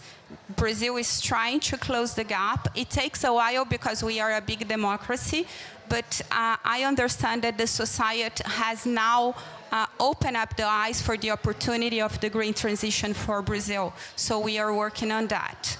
BNDES is the largest infrastructure bank and energy transition bank in Latin America. In Brazil, we have financed more than 90% of all the energy, the installed capacity. Brazil has 194 gigawatts of installed capacity, and BNDES has financed a great portion of that. We have financed more than 80% of toll roads. 100% of railroads, subways. So all the infrastructure related to the energy transition, BNDES has also skills and knowledge to structure the project and attract capital. About the roots of technology, some of them are already economic viable, and we can do with a combination of public and private investments. Biomethane, for instance. It's already viable. BNDES has financed 3 projects of biomethane. It's very resilient to price changes. So in our sensitive analysis, we can have a 40% drop in biomethane price, and the projects are still viable. Since Brazil has cattle and sugar and cane, so with vinhaça and with the leftover from the cattle, we can produce a lot of biomethane. We have what we call a redneck pre-salt, because we can produce a lot of biomethane, and it's economic viable. Buses electrification, it's economic viable. BNDES has approved the first loan for bus fleet electrification in São Paulo. It was a 2.5 billion project, and Brazil has more than 100,000 buses. So there is plenty of space for electrification. We have 5 plants of electric buses in Brazil. Brazil is one among the countries in the world which is able to do electric buses, and we are doing, and we can finance that at BNDES. So those routes are economic viable. Green hydrogen, it's not economic viable yet, because we don't have a global carbon credit markets, because we don't price carbon. So that's important to do that. And we don't have also firm demand in Brazil. Brazil is not doing auctions of green hydrogen like Europe's doing, or paying the price difference between gray and green hydrogen like the US is doing. So what we are trying, for instance, maybe we think that we need to go up in the chain to go for green HBI, green ammonia, in order to make it viable. And of course, we have to figure out how we are going to incentivize the production of green hydrogen. And we have more than $30 billion of projects of green hydrogen in Brazil. All of them comes to our table at BNDES, and we are looking at those projects. Some are more mature, some are at more early stage, but I think that the ones which are, it can start, those projects can unlock with exports, but Brazil, it's a big country, a country which has an interconnected system. We have more than 180,000 kilometers of transmission lines, and we can deliver renewable energy anywhere in the country. And that's important to stabilize the source of energy for electrolyzers. So I think that we will close the gap, but it's not there yet, the financing for green hydrogen. And in a nutshell, this year BNDES is growing 35% the disbursement of loans for energy transition and infrastructure. And we are approving 52 billion reais of projects. So it's a big number, but it's still not enough for the size of Brazil. We need to catalyze, to mobilize international capital markets, local capital markets, commercial banks. But when BNDES is structuring a project, we are kind of seal of quality. So we are able to attract money. So in a nutshell, that's how we are planning to do. Big gaps, demand and lack of carbon credits and carbon pricing. Bueno, después de toda la explicación de mis compañeros me queda poco por decir, pero voy a un poco introducir, yo vengo del sector privado, no vengo del sector público y me va a gustar dar un poco la visión de cómo veo yo el sector privado en Latinoamérica y este gran desafío, como dijo ella recién, de cómo captar dinero. Primero y principal, va a haber países que van a ser ganadores. Primero y principal, es un gran desafío captar esa cantidad de dinero, todos lo sabemos, y tenemos que jugar con el sector privado. Va a haber países, a mi entender, que van a ser ganadores y otros no. ¿Por qué? Porque van a ser más amigables a la inversión, obviamente, de fondos internacionales o fondos extranjeros que puedan venir o de inversiones. Yo vengo de la Argentina, mi país durante muchos años estuvo cerrado a la inversión, era muy difícil invertir en la Argentina y bueno, hay otros países de Latinoamérica que también. Hoy cambiamos la administración hace 2 semanas, así que bueno, tenemos alegría. En cuanto a la inversión privada, yo creo que es fundamental instrumentos financieros sostenibles que puedan traccionar e incentivar. That can incentivize and that can make the private market react. She mentioned carbon credit market, green bonds. There are other ways, biodiversity credits. Those are more for land use and not for energy transition as much. Commercial banks, multilateral banks, they also have vast experience in this, and they are the ones who have to have greater experience in terms of carbon credit markets, of the regulated market with Article 6. All countries are talking about that now. And then there's the volunteering market as a private party. I have to defend the fact that both should coexist in the future. Otherwise, this will be closing of doors to many private parties. We have done several projects of carbon credits. I've been working on this for over 20 years now. And many projects, or most projects, are made feasible because they have that subsidy, those subsidies and grants. So forbidding these subsidies, it's something crucial. Negotiators should truly take this into account. There is also some other thing on these markets. Let's not be so specialist in the signs and the prompting. I mean, we don't have many years ahead of us. In 20 years, I haven't seen many projects materialize. And something different we also need to talk about is, well, led by Arab Emirates, and the chairman of the COP is also the chairman of an oil company. You've seen the sign-off of fossil fuels. That's fine, fabulous. We believe we must do this. The dates could be 2040, 2050, although we know that gas,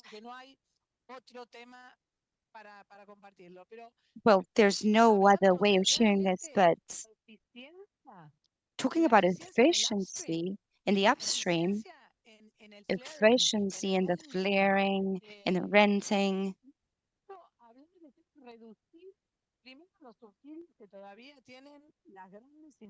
we're talking about reducing the subsidies of big oil companies, and we're talking about something impossible now, which is the end of the oil industry.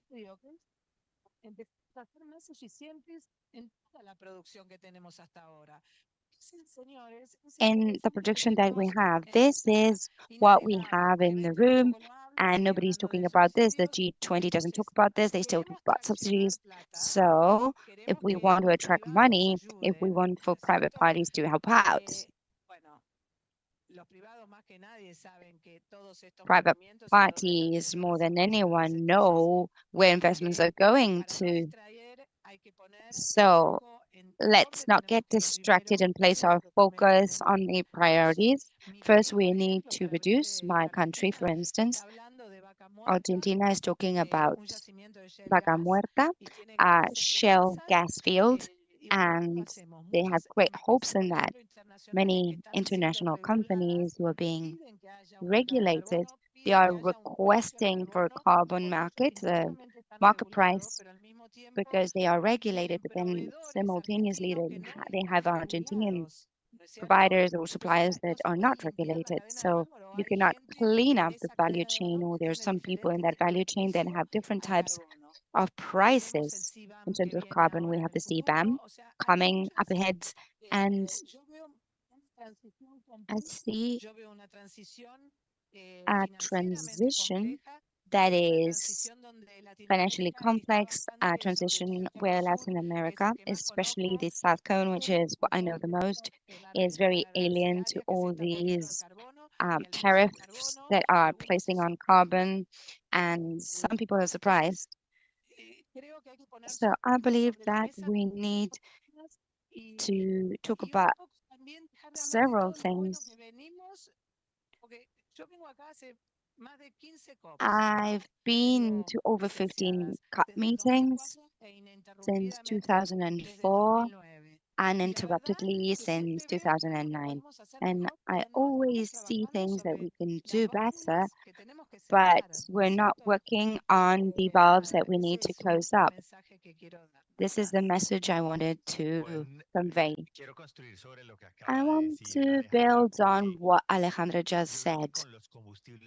I believe that with fossil fuels, we at least have two things that we need to tackle in order to have a realistic transition in the region. I'm going back to you, Ramon.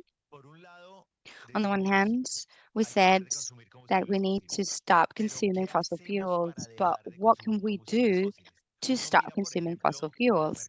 We look at carbon markets in the region, the taxes, the levels of price, and they're very far from the levels they should have in order to lead on to those changes. So my question for you, Ramon, is how we do this in practice in a region such as ours with so many inequalities and politically polarized? Can we flee or can we put up the prices up to the levels they should be at so that people start changing? How do we do this? Well, for me, this is paramount. I agree that the carbon market and the Paris Agreement are all very important, but the thing here is to generate fair conditions so that renewable energies can compete against fossil fuels. We don't have fair conditions. Last year, the Energy Agency talked about almost $1 trillion, as Americans said, 1 billion in Spanish, of subsidies and fossil fuels around the world. It's impossible to have an energy transition with such a significant inequality situation, but this goes far beyond subsidies and grants. We need regulatory conditions that could favor, in a natural fashion, the development of fossil fuels and not renewable fuels. I want to mention the case I know the most, which is Uruguay. 2 consecutive mandates responsible for climate policies in my country. Fine. How much did we subsidize or how much did we use in terms of carbon credit? Nothing at all. Zero. No. This is not creating the necessary conditions to have investors investing massively in renewable energies. And the investment was 6 billion. For Uruguay, this was 12% of the GDP. 12% was invested in only 5 years in energy transition, in investment in renewable energies. Why? Because we generated the appropriate regulatory conditions. Amongst other things, this means security conditions. This is a practically financial investment. There's no raw material except for the biomass industry, which is certainly more complex, but there's no raw material. The maintenance and operational costs are all about basically repairing the investment that you're doing. In order to get reasonable price, you need to have it cheap. And in order to have cheap money, you need regulatory conditions that can reduce the risk perception by investors. And that's where public policies for development bank or bodies to intervene, that is very much related to helping out these public policies to help get rid of direct benefits and advantages and create favorable conditions so that the new ways of investment can become fruitful. I believe that all this, or more importantly than building a carbon market, we need to create equal conditions so that the energy transition and investment can arrive. Lucas, you're Brazilian, you've been national, state level as well. Part of the resources you received to perform investment came from oil. I'm sure Petrobras is super huge and very important for the Brazilian economy. Ramon, well, your country, Uruguay, is very different to Brazil. When we think about an exporting country that is growing as it is, how do we leave fossil fuels behind in a country such as Brazil? How can we have an energy transition without having a tax transition? Or how do you see this from the Brazilian standpoint? What a question. If I had an answer, then that would be it. But as we've said here, Brazil, even though we have a company which is amongst the largest in the world, which is Petrobras, we have an energy matrix which is fairly clean compared to other countries in the world, mainly the state of Sao Paulo. The state of Sao Paulo has 60% of its energy matrix made up by renewable energies and renewable products. The average for Brazil is 47%. So we are above, and the average for the world is 14. So, of course, we need to work on the transition, but we are in a relatively comfortable position. However, this topic mentioned here and what other speakers have spoken about, the coal market, is something I'm very much concerned about, and I'll tell you why. In the world nowadays, we have two models for energy transition, and both are very clear. The model followed and perhaps led by the US and very close to the Chinese model, for instance, is 100% based on subsidies. We have the Inflation Reduction Act, which is there, which has forecasted $1 trillion for subsidies to transfer to the private sector in the next 10 years. For you to have an idea, $1 trillion is almost twice the GDP of Sao Paulo. It is important, impossible to compete against so many subsidies. So we have that Chinese or US model, which is cost reduction model. It will reduce production costs, and that, of course, has spillovers for the rest of the world that will for sure affect international markets, competition in international markets, and even unfair competition, because countries that are not doing the same as in Brazil or other countries in Latin America, our products will have a disadvantage as compared to US or Chinese products, which are subsidized based. And the model that is being followed by Brazil, which is the European model, the carbon market model is a cost increasing market. This will mean that costs of companies will increase, and it's totally the opposite. So we have a symmetry of models with totally different spillovers, and that, of course, we need to take care of. I am a true defender of the model followed by Brazil, which is the European model. The carbon is the most efficient solution for the problem of energy transition. It's a cost increasing model, and we are a poor or developing country, not precisely poor, but very unequal. We have very interesting social problems, and we cannot in any way place our Brazilian population there, having them pay for the cost of energy transition. That is a problem. And we therefore need to have public policies, and here we have a representative of the BNDES. We need financing not only from BNDES but from multilateral banks as well. Generally, we need public policies of tax release, and we are already doing that in the state of Sao Paulo. In the state of Sao Paulo, we have the greatest tax is MBS, and we are currently holding very interesting discussions in the Assembly, which is the regional parliament for Sao Paulo, to lower statutory tax for the production of renewable energies in our state. And this is my personal opinion. If on the one hand, the US are transferring so many subsidies for the private sector, it's impossible to compete. That in the short run will create all the distortions I was talking about, but in the long run, that is perhaps an advantage for countries such as ours because the cost of products will drop because of a scale issue. There will be production in the US and China, and this is what has happened with solar panels. Chinese solar panels very recently, 10 years ago, were super expensive, and currently they're not all pricey, they're cheap. So this is very important for the long run, and that would be an advantage for countries such as Brazil. But Brazil is still a very closed-up country. We have very high tariffs for imports, and I'm giving here a suggestion, perhaps, which would be to maintain the commercial liberalization process that we started in 2019 in the Bolsonaro government.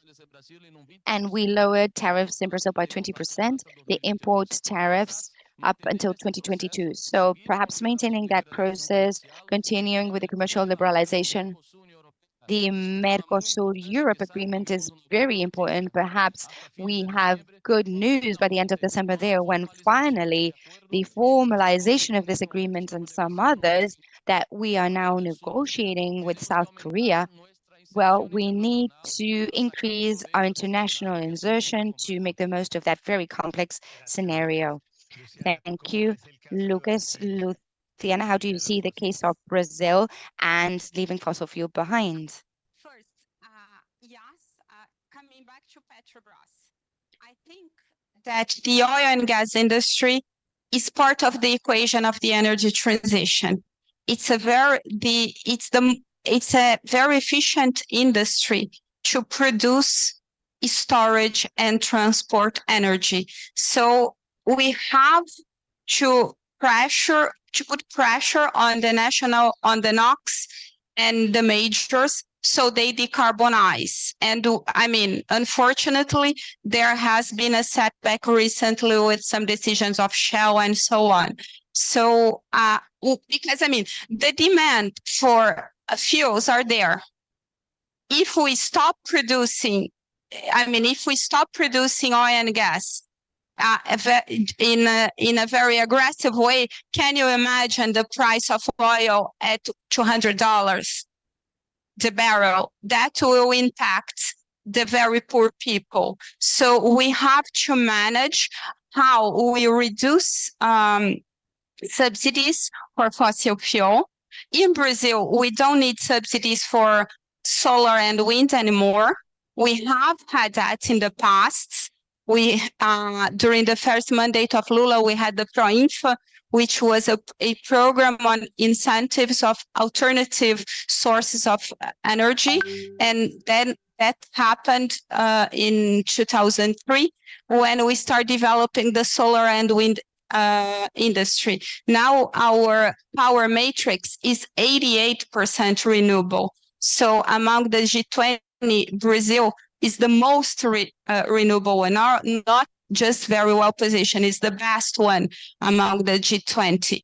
So, in my opinion, we cannot put pressure on poor people. We cannot put pressure to have energy prices increasing. That should be a very rational discussion, because I agree with you, societies are very polarized. And we have seen the Gilets jaunes in France. We have seen a lot of discussions, and we have to take care of that. So so poor people are very well protected. We have to push for all technological routes: ethanol, biogas, biodiesel, electrification, green hydrogen. The hard to abate. We don't have a solution up for the hard to abate yet. Without green hydrogen, it's not economic viable. I agree that the IRA, and not just the IRA, the European Green Deal, the programs in Australia, Japan, Korea, China, they are a threat for us because we don't have fiscal space for big subsidies programs and a lot of incentives. We don't have that in Brazil, and most countries in Latin America, they don't have fiscal space either. Some countries have, but Brazil, we don't have. So we'll have to figure out how we position ourselves. But our comparative advantages in Brazil are huge. No country in, no big economy has all the comparative advantage that Brazil has. We have hydro, which serves as a battery. We have interconnected system. We have one of the most competitive solar and wind energy prices. We have biogas, biomethane, ethanol. Our fleet is already running with biofuels. A car running in biofuels in Brazil issues 30% less greenhouse gas than a full battery car in Europe because our grid is renewable. We have we will electrify our buses fleet, and we have the bus industry in Brazil. In my opinion, we cannot afford to export energy. We have to export in the near term products with high content of energy with low carbon.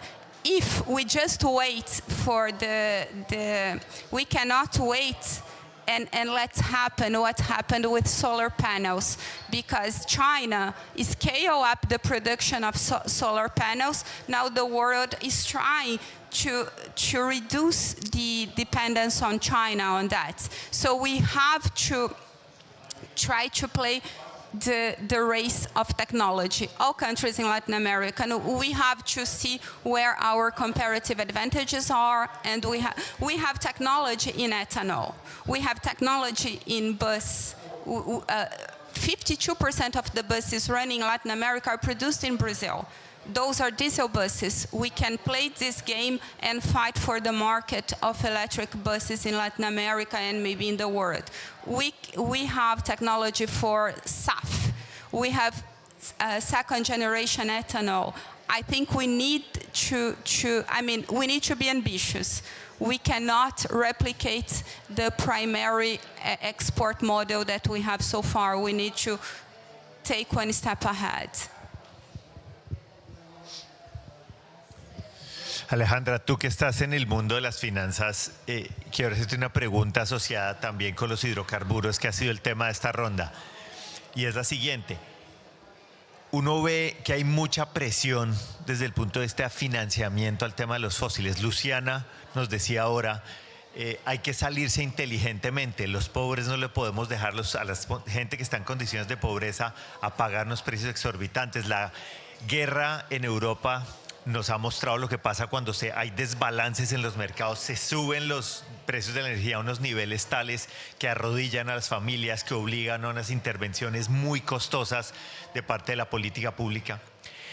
Entonces, cuando uno piensa en la experiencia de Europa y piensa en las restricciones de financiamiento que se le están poniendo a las inversiones en fósiles, ¿cómo va a ser posible que podamos salirnos gradualmente sin esos grandes sobresaltos de precios? ¿Cómo aseguramos que haya financiación para la renovable, pero que no se seque tan rápido lo fósil que nos sometan a una volatilidad gigante?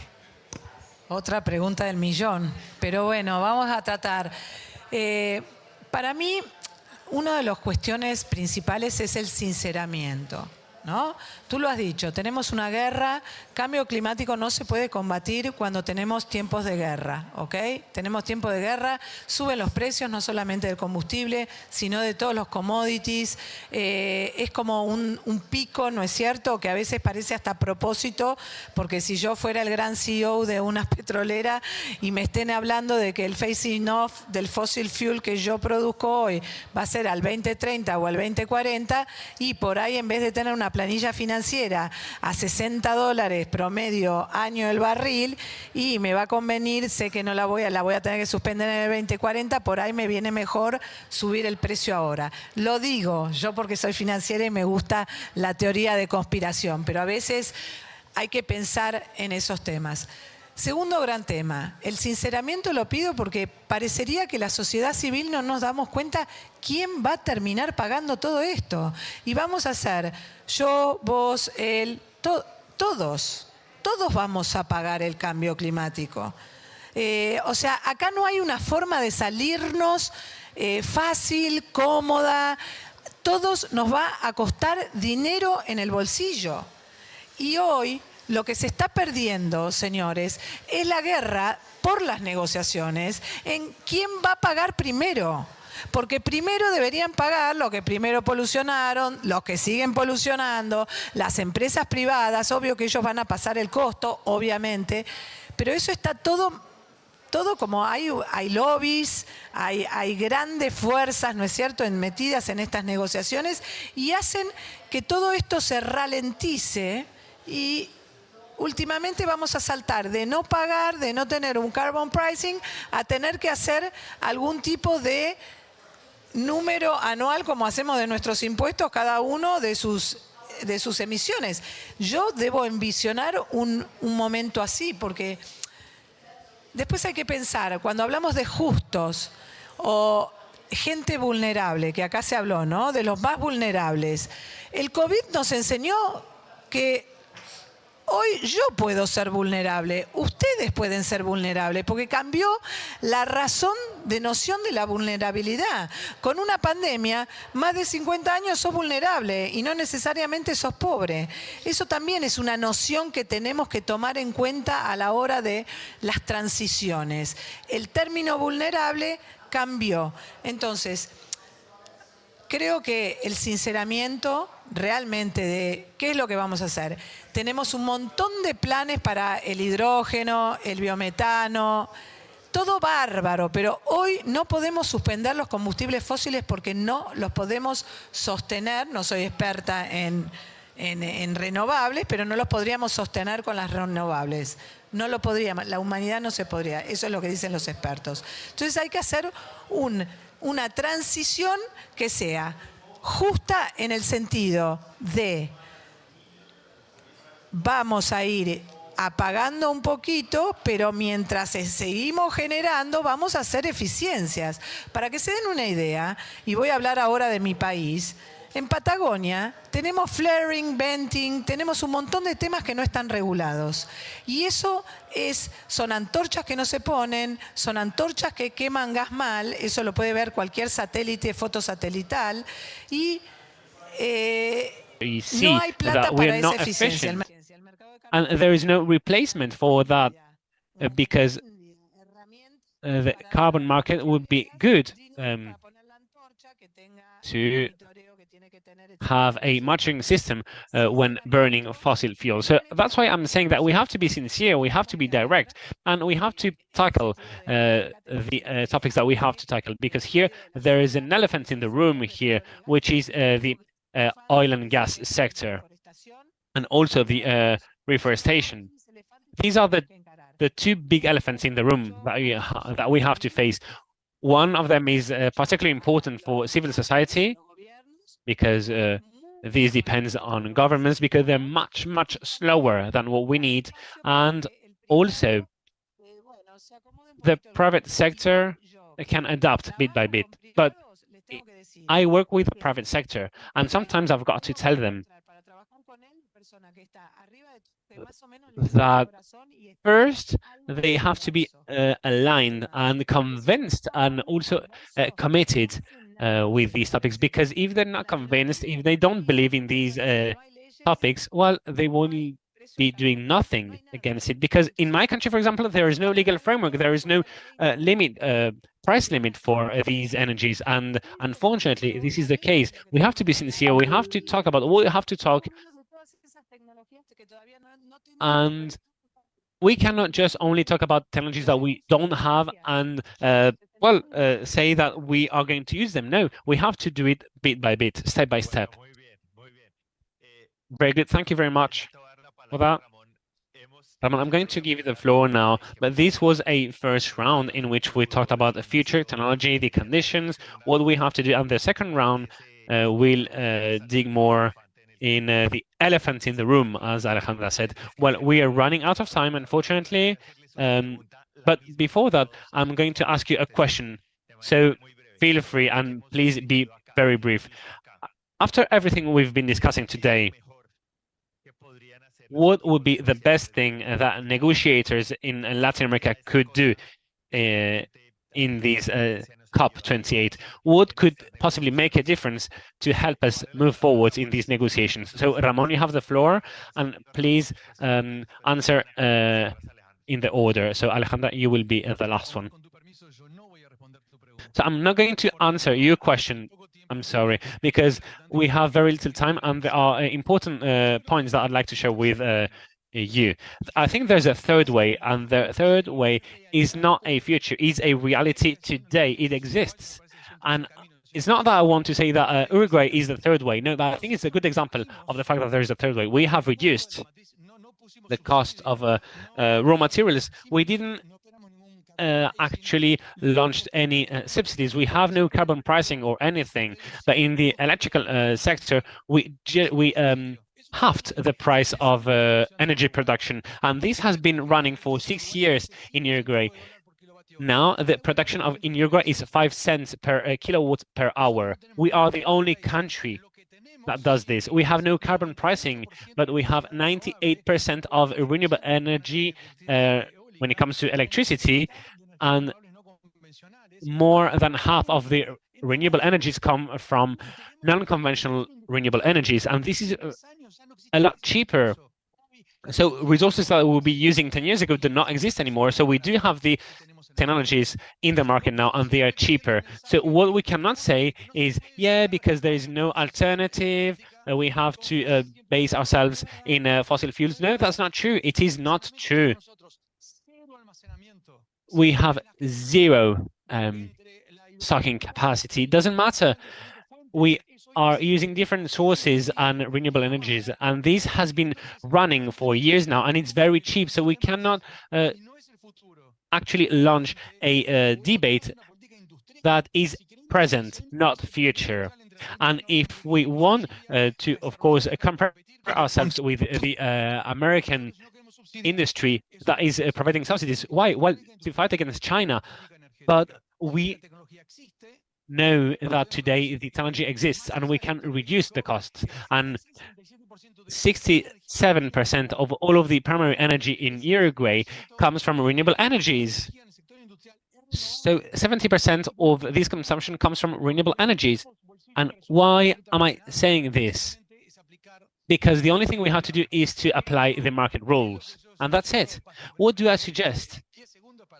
Well, just 10 seconds, I know. But we have to face today's reality. We don't have to follow now the speech of fossil fuel lobbies. No, we have solutions now, and we have more convenient solutions for our economies that take care of the environment. So the approach has to be completely different to the one that we've been having so far. No, you can start. It's fine.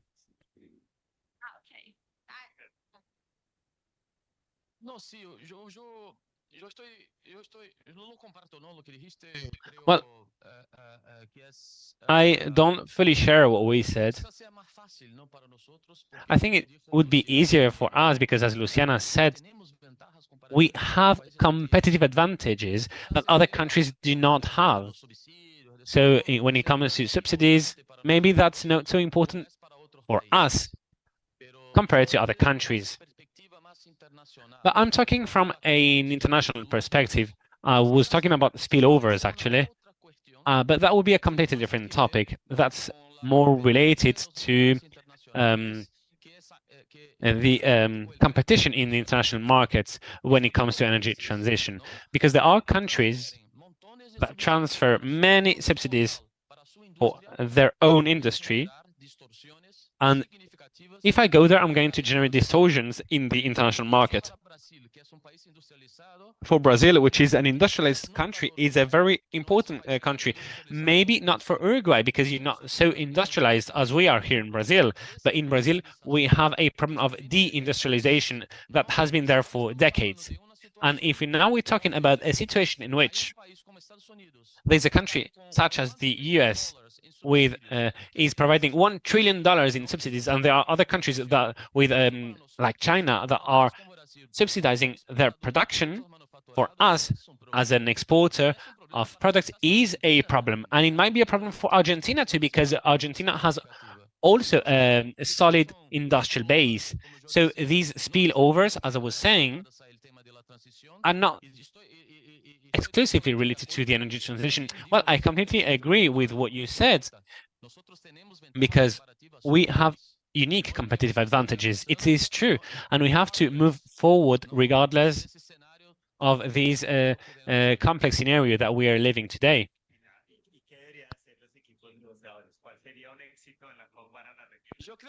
So what would be a good success story? Well, if I had to give my 5 cents here,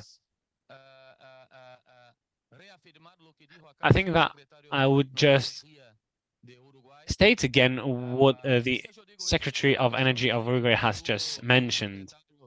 And I'm saying this as someone that has been in the position of secretary during the last 4 years. It's true that we've had a complex government when it comes to energy transition, and I remember very well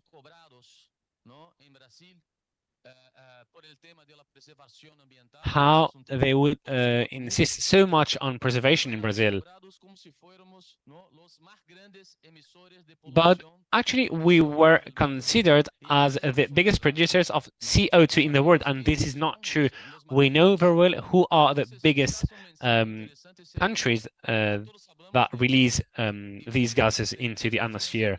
So now we are talking about funding, finances, and smooth the energy transition in countries that are in development, because it's true that we have a high percentage of poor people and vulnerable people, and we have to know who will pay the bill. And this is also an important topic, because we're not the main issuing countries of green gases in the world. You, Uruguay is a showcase. It's a very successful case, like Costa Rica, like New Zealand, but those are very small economies. And but Brazil has a power matrix 88% renewable, and we have firm energy because we use the hydro like Uruguay does. So we are doing that, but for the hard to abate sectors, we cannot decarbonize hard to abate sectors, and that includes a fuel bunker for shipping, jet fuels, aviation fuel, that include long haul transportation, that includes steel, that includes fertilizers. So solar and wind. So there is a bill to pay here, and that will take time. In Brazil, I agree with Lucas, our greenhouse gas emission doesn't come from industry or for transportation. It comes from deforestation. Brazil is the 5th largest greenhouse gas emitter because of deforestation. So what we are doing, we are fighting that. And today, President Mercadante will launch a task force for reforestation in the arch of deforestation in the Amazon. That will contribute a lot to reduce greenhouse gas emission in Brazil. So in Brazil, that's key for Brazil to reposition itself, even internationally, to be a credible country when it comes to the discussion of greenhouse gas emission. And we are doing that. São Paulo is putting effort in green hydrogen, in ethanol of second generation, in biomethane. They have a plan also for reducing greenhouse gas emission. They have a plan to producing green fertilizers to supply the agriculture in São Paulo. So I think that, I agree with you that, Uruguay is a great case, but reducing the energy transition path is very complex. It will encompass different technological routes. That's my, and for Brazil, my bet, reduce deforestation and keep with our comparative advantages with green hydrogen. According to Bloomberg Net, in 2030, Brazil will have the cheapest green hydrogen in the world. Of course, we can reset our industry. We have go through this very hard disindustrialization process, and we can now attract industry which are intense in energy. We can play a power sharing game to reindustrialize the country. That's my bet. Para finalizar, bueno, yo creo que hay países que That there are some countries like Uruguay that were able to do that. But I'm going to send you hay un carbon pricing en Uruguay, lo a tengo document acá. of the World Bank that says that there is a carbon pricing in Uruguay. I've got it here. If you want to have a look at it, I can send that to you. It's for fuel, but it works as a carbon pricing, actually. On the other hand, we are talking about a figure that goes up to $100. If they're not using the microphone, it is impossible to interpret. Well, I can send you the document later on if you wish. I've got it here. Anyway, we're beating about the bush. I don't think that all of the countries can, as for today, supply themselves only exclusively with renewable energies. And I work hand in hand with people who are working in these topics and in these domains. But it's true that Uruguay has been doing very good. There's no doubt here. But when it comes to Latin America, the first thing we have to do is merge and work together, because instead of well, we are not going to receive money because we will have all of the Pacific and Asian countries and the African countries that will go before us, because worldwide some of our countries in the region are considered as rich countries, so we will not get so many benefits and subsidies. And this is why we have to actually merge together some of our points and commonalities, and that will be my recommendation. And again, we have to be sincere and transparent. Well, very good. Thank you very much. And without further ado, we have come to the end of this panel. So thank you very much to all of you. And I'd like to close this session with an insight of what we have talked about the key elements that we have mentioned here. To begin with, as some of you mentioned, we cannot forget that our problem is that we import more due to deforestation rather than energy. And we cannot forget that fact. We are very important at a global level when it comes to negotiation. Second of all, there is a bright future ahead, like the case of Uruguay. We have to still debate whether it's a success story just for Uruguay or for the whole region. But as Ramon has said, it was a successful example. And I'd like to underline that we have to create a good legal and investment framework, because otherwise we will not have a good energy transition process. The third element that I'd like to mention, and Alejandra, you said that before, is who will pay the bill of the energy transition? Who will pay for it? Because some people claim that they want an efficient and a quick transition, but we don't want to pay for it, especially we don't want vulnerable people to pay for it. So how do we do this? How can we do it? Because this is a big issue. This is the elephant in the room. How do we pay for this transition so that we stop polarize the society? And third, I'd like to keep in mind what Alejandra has just said, which is we have to be united to negotiation, because sometimes there are many differences and disparities in the negotiation. So I hope this COP will make a difference for the whole region. So thank you very much.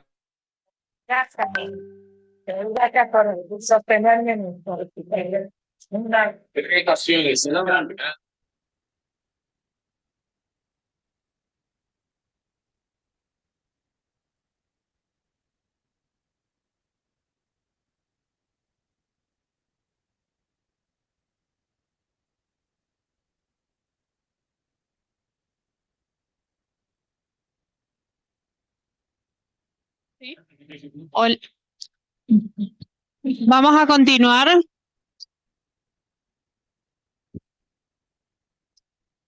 We're going to move on now.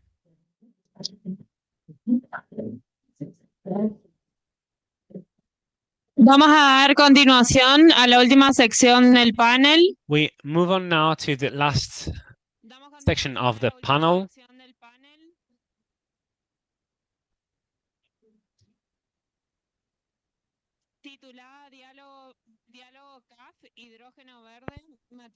CAF dialogue, strategic materials and other challenges and opportunities for the energy transition for Latin America and the Caribbean. So we have Claudia Maggi, Manager of Strategic Affairs of Corfo in Chile, and Gonzalo Sáenz de Mira for the Spanish group of Green Growth. And we also have Ignacio Lorenzo, who works for the CAF.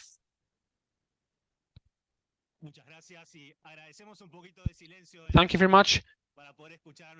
Could we please be quiet so that we can properly hear our speakers? Thank you. So we've had an excellent panel when it comes to the green hydrogen. We had the opening words of Dr. Fatih Birol from the International Agency for Energy. And he was saying that hydrogen was a strategic opportunity in the state. And third of all, is it the same? Is it different? So you have the floor. Thank you very much for that introduction. Thank you very much for having us. We have the difficult task now to tackle a topic that's very broad, I've got to say, within some minutes. So I'd like to start by giving an introduction of the Chilean case in a specific way. I think that Chilean reflects some components that we have been mentioning during the morning, because we are an economy with a huge potential. We are a very much developed economy when it comes to renewable energies, but we are facing huge challenges with regards to the energy transition, and that's why we have to leverage these solutions. In the case of green hydrogen, the country defined some laws, because we passed a law for climate change to reach carbon neutrality by 2050. Also, with the contributions of these new energy source and hydrogen, emerges as one of the main energy sources. This takes us in the previous administration to defining a strategy for green hydrogen development, and this has had continuity despite the change of administration we saw last year in our government. And this continuity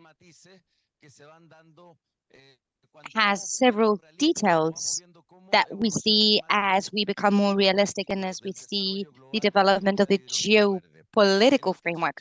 In the Chilean case, and I represent the state agency promoting the productive financial development for over 20 years, 80 years in the country, sorry, and apologies, and is also in charge of developing industrial policies. And the current industrial policy that we are moving forward has been called the model of sustainable development, precisely taking on this challenge that we have as a country and also as a society. In the case of green hydrogen, this contemplates several elements and components in this development. Firstly,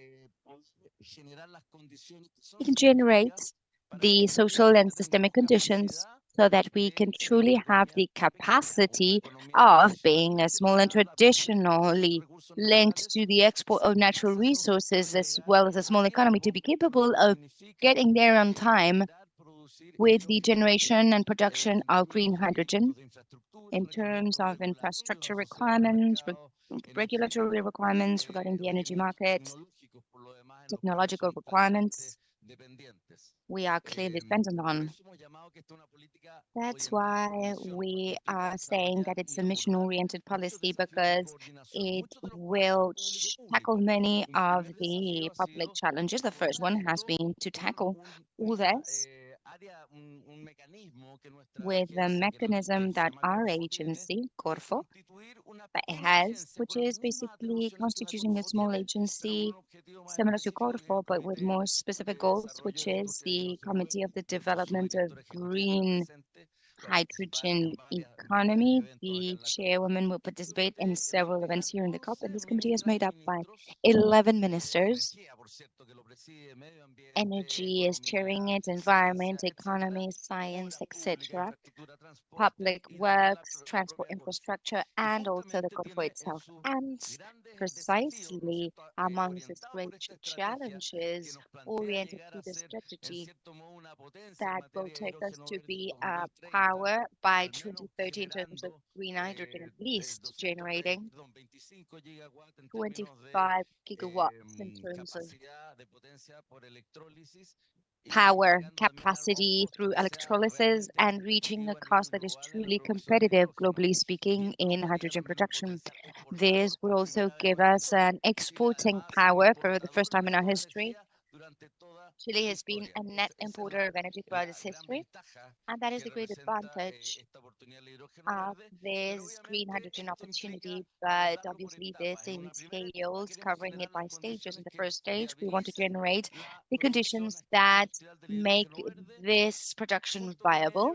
And together with this, to generate the conditions so that our industry, the national industry, can solve and move forward towards the carbon neutrality goals established by the law, as I mentioned, including green hydrogen, and Corfos tools are very relevant to this. And then thirdly, reaching a scale that will allow us to constitute and become exporters. This is not as sequential. This happens as we go along. But these are the three big challenges that this committee is facing. Particularly, what things have we done? Well, firstly, we have generated the conditions so that the different support areas that we have from the state can tackle the different challenges of green hydrogen. And specifically, apologies, but the video feed is frozen.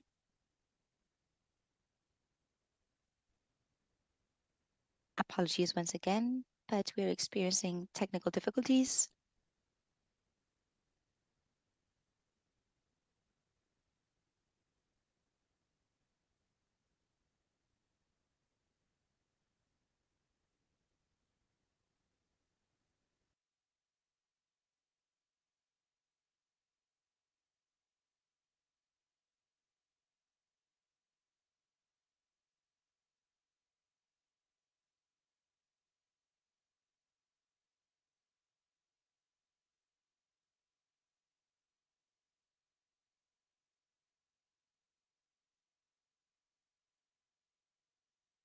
Respuesta de nuestro sistema de permisología medioambiental, que es complejo, y por otro Our lado, system is a complex one, and also updating our regulatory framework that needs to be updated if we want to solve the current problems of transmission and storage that are making us less competitive in terms of solar generation and the price of solar energy, which is one of the most significant sources to move forward in green hydrogen. The wind one is the second one, and they're very much differentiated regarding territory in our country. I don't want to go over my time. I would stop here. And I would basically like to say that this development, this policy, which is very systemic in ambition, and it includes this financing component, policy articulation component, and this third coordination problem resolution pillar is, well, we still have to see how it goes. And one of the most significant challenges in the case of hydrogen would be how are we doing regarding wind and solar energy? Going back to the question, is the deployment of international policies, so geopolitical deployment, that is reflected on two things. On the one hand, the great subsidizing mechanisms deployed by the EU and the US. And then on the other hand, China is rather on the supply part of things. And the capacities and technological leaderships that can also enable or make the process more difficult for small economies to tackle and take on this opportunity. In the long run, this is not going to be a thing, and green hydrogen will be easy. But what we're doing now, this commitment is quite early, and we want to generate industrial development and development of wealth within the country, apart from the contribution we've already projected for the neutrality bond. Sorry for that. Well, good afternoon, everyone.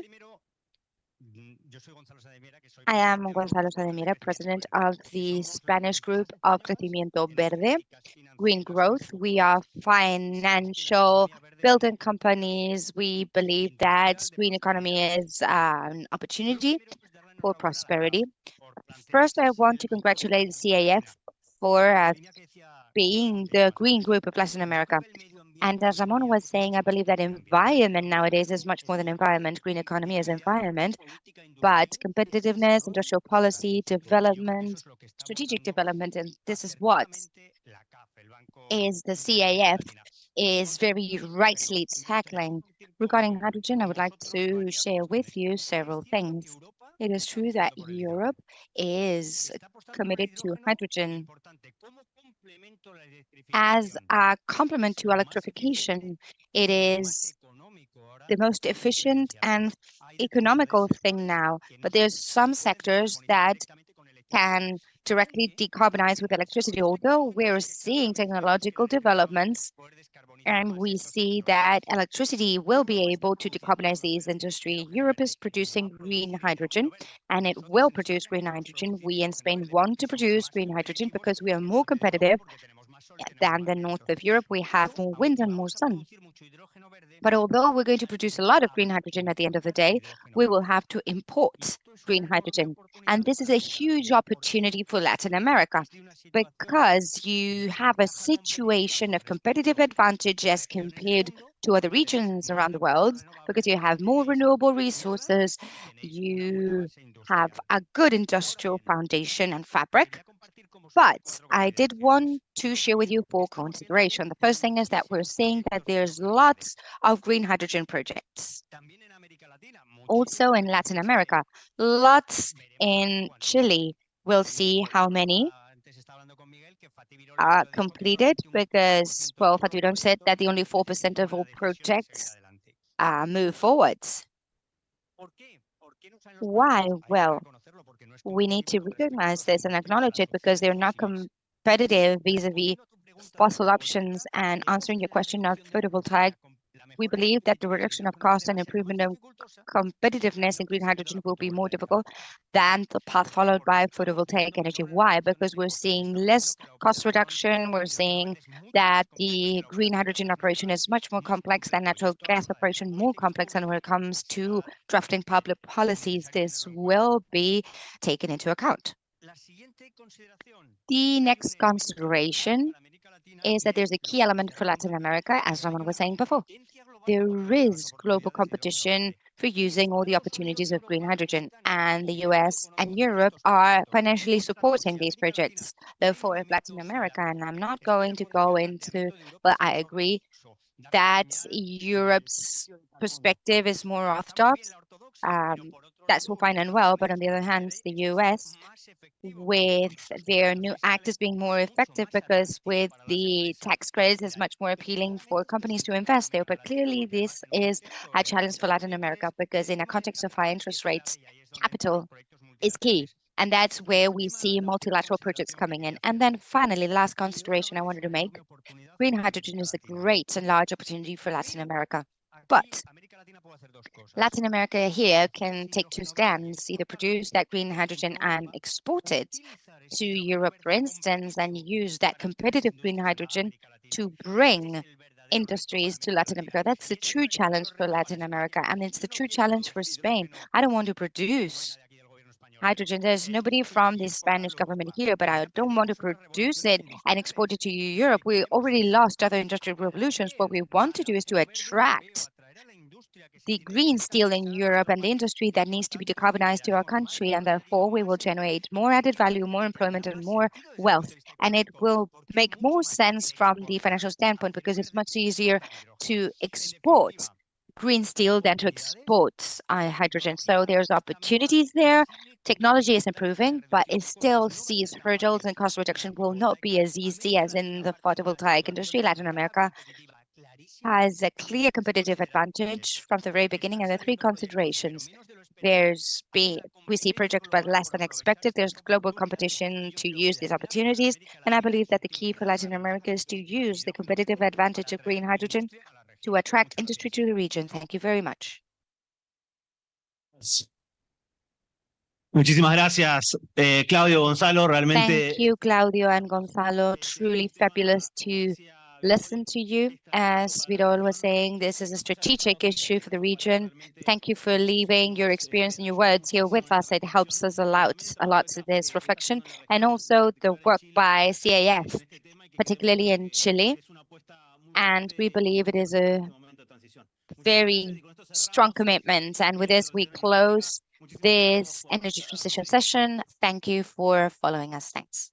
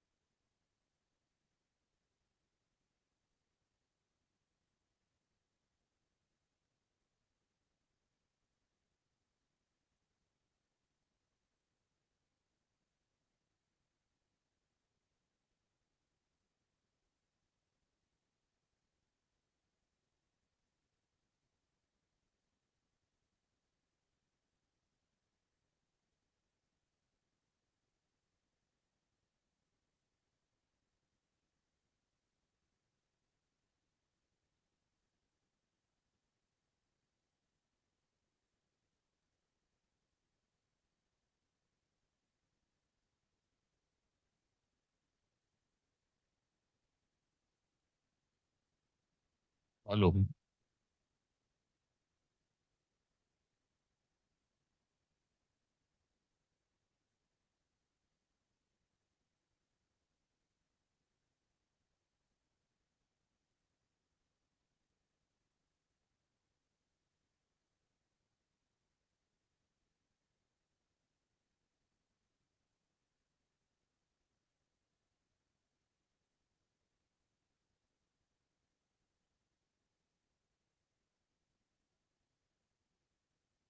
Buenas tardes, podéis ir tomando asiento, por Good favor. afternoon. Please take a seat.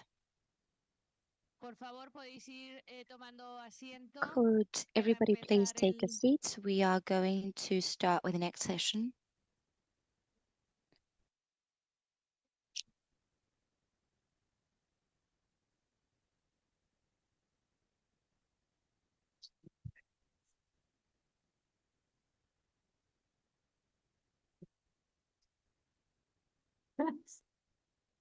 Por favor. Please, everybody.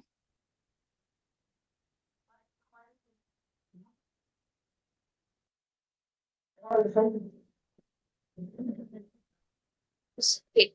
O sea que hay. Adelante, tomar asiento en esta parte. Okay, please take a seat on this side.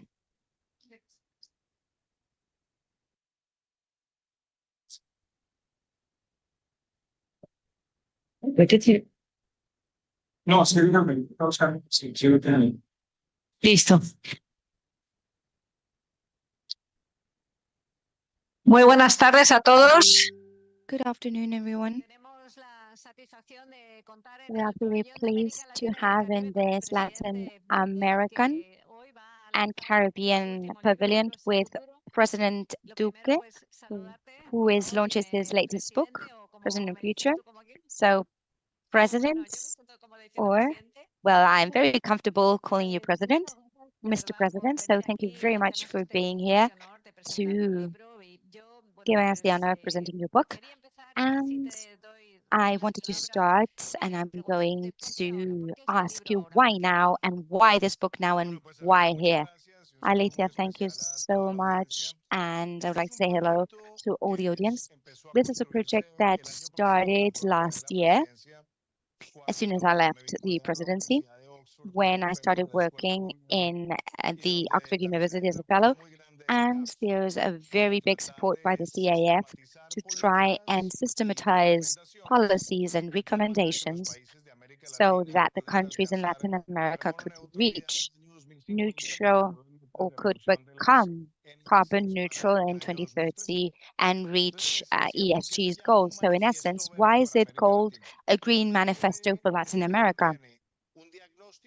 This book has a diagnosis and 16 recommendations that go from the restructuring of cabinets of climate action, as we did in Colombia, green taxonomy, climate actions, to more specific things such as energy transition. I would like to salute Mr. Gomez, with whom we promoted this, circular economy, green financing for development, both nationally and subnationally, topics associated to the fight against deforestation, building cities under the plan of biodiversities and biocities, strengthening of regulatory framework and the communities, and the fight against climate crimes. And basically what we want to do is that Latin America, will say that Latin America is part of the solution of the climate action problem. Our country has over 50%, or our countries have 50% of the biodiversity in the countries, not only 23% of forests, but a lot of the land in the country and highly vulnerable to the effects of climate change. If we don't help Latin America to achieve its goal, especially tackling deforestation, where 47%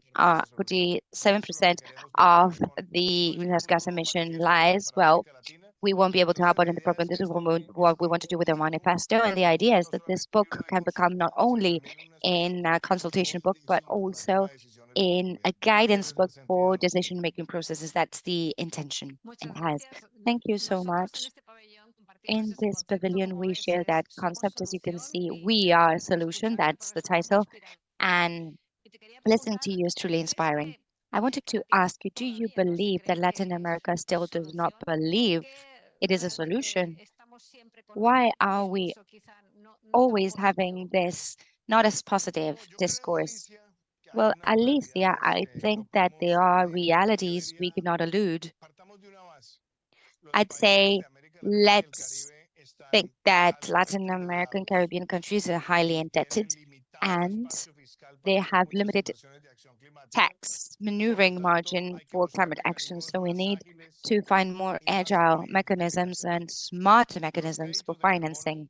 Carbon credits, as we say in the book, are very important because this means that the market will mobilize resources towards great impact projects, but we need for regulatory frameworks to allow countries to structure projects that are reliable and sustainable with all the integrity requested of markets, and going from topics such as recovery of forests that have been affected historically, reforestation, energy transition, clean mobility, the clean cooking as well, which is very important in some countries, and interventions, occasional interventions in some places that need to accelerate transition. This is one chapter. A different thing is we talk a lot about the price of carbon.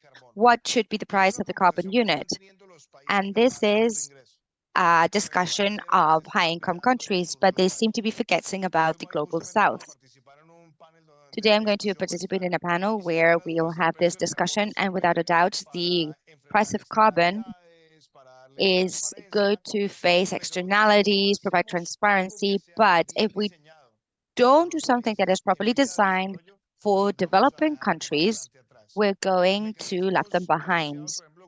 Mechanisms associated to tax, for instance, in the global north should have a component there of carbon tax for developing countries and for their transition. Or also very importantly, transaction mechanisms should also include in the global north projects that are being put forward in other parts of the world, and this will help mobilize resources. As we state in the book as well, topics such as debt exchange or swap for climate actions will be very important with the Caribbean. They need it urgently. Also having mechanisms of guarantees for subnational governments. It's a shame that every time they ask for a guarantee, the way that guarantee is accounted for in national accounts, it's like a loan or credit. And that's where multilaterals need to create specific vehicles for those subnational governments without having to go through national government. And I believe green taxonomies are also a mechanisms for the emission of green bonds in processes oriented at occasional investment in terms of climate action. And also the Amazon plays a very significant role. The Amazon is capturing around 10% of the greenhouse gas emissions yearly. And given the deforestation rates, soon the Amazon will become a net emitter. So having commitments, market solutions based on nature, integrating communities, local governments, the private sector in this ecosystem is essential in order to contain the climate ebullition or boiling point that we have. If that happens, we would have lost one of the most contingent barriers in the planet, and we also talk about this as a call for action in favor of Latin America. Thank you so much. In the book, you talk about something that's always been a distinguishing mark, which is climate change and the fight against loss of diversity. And I would like to ask you, why do you believe when it comes to mobilizing resources, it's relatively more easy, perhaps, going towards mitigation than moving towards adaptation and particularly to nature-based solution? Why is it so difficult to mobilize private financing for the protection of biodiversity? I don't think it's difficult, but I do believe that instruments have not yet been designed and escalated at the required need. I believe that there's a mistake, in my opinion, in the way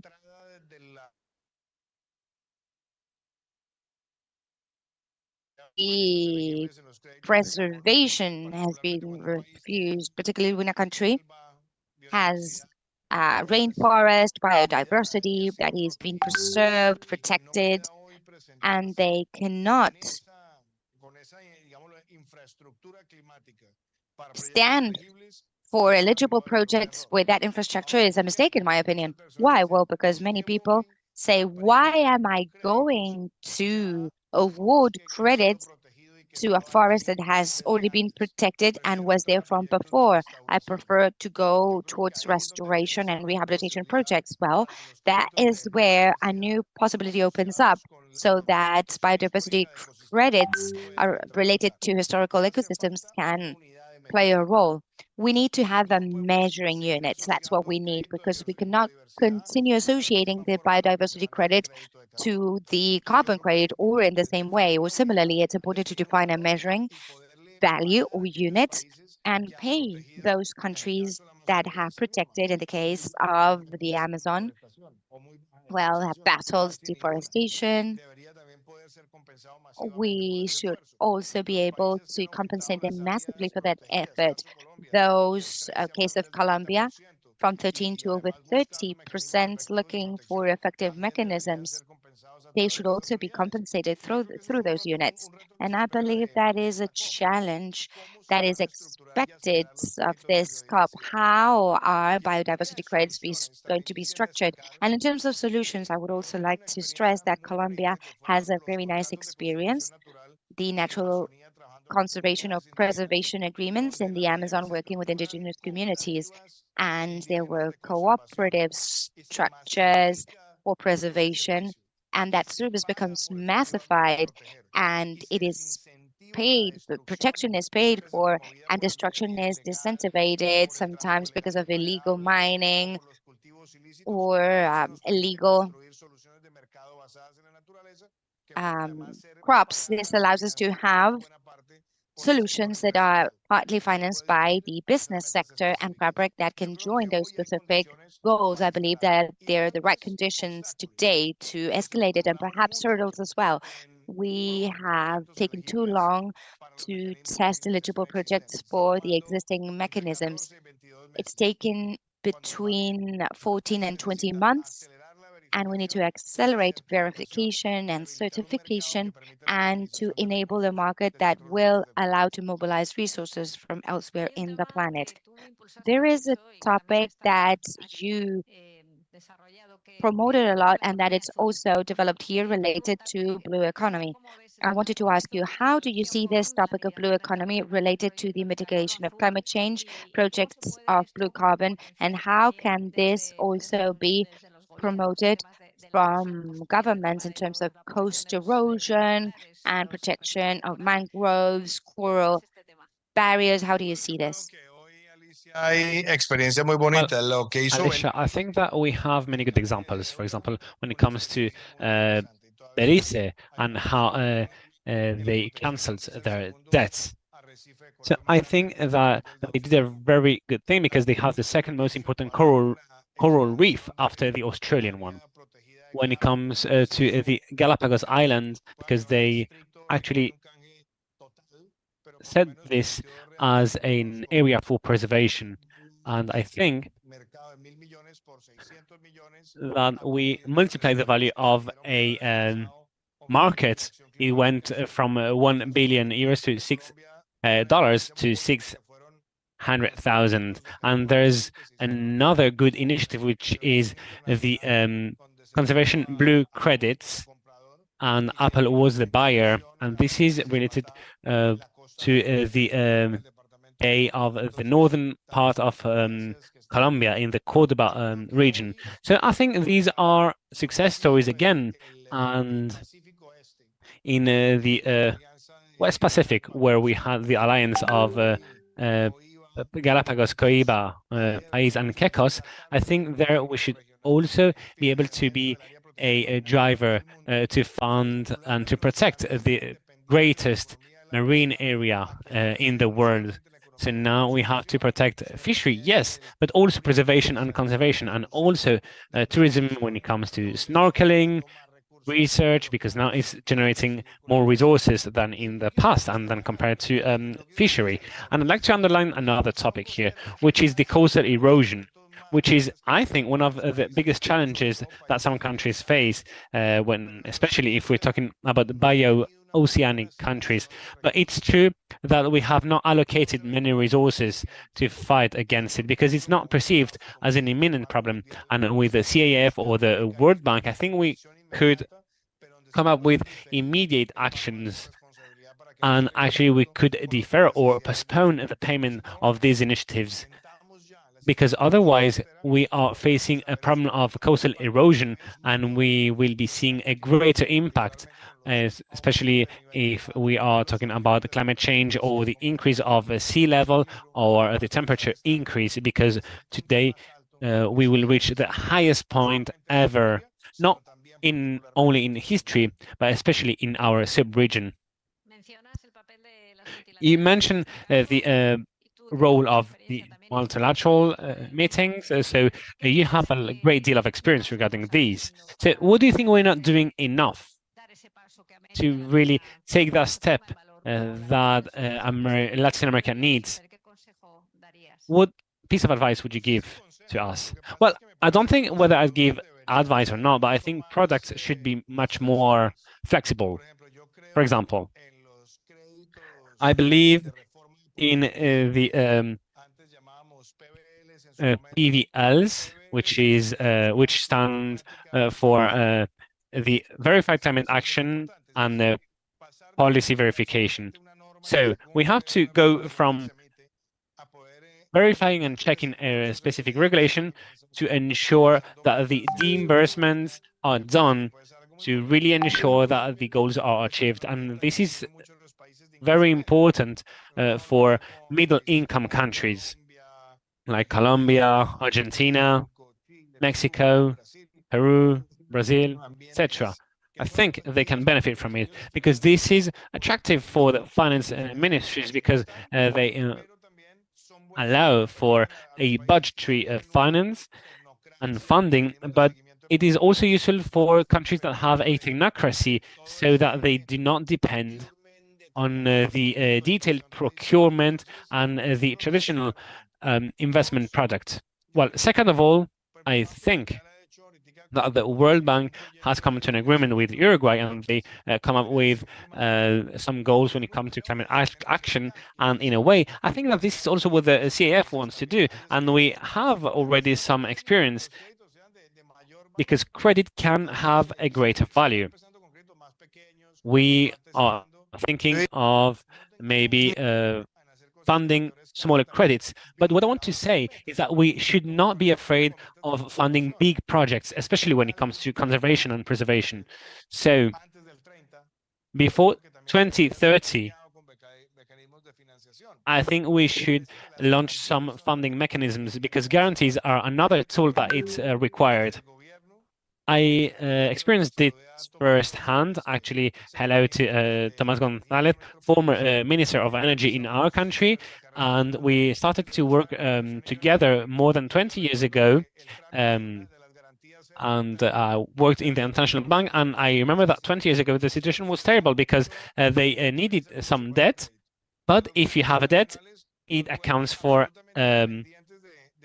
liabilities. So you needed an authorization, and that is why we have to create guarantee funds for subnational governments that are associated to climate action initiatives. And something that caught my attention is that many countries now didn't have access to the global markets when it comes to capital.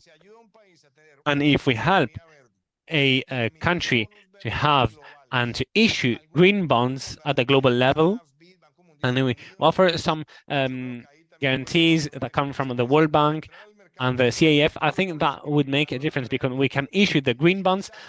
And maybe there's another, controversial topic that's quite important. Currently, we have a problem.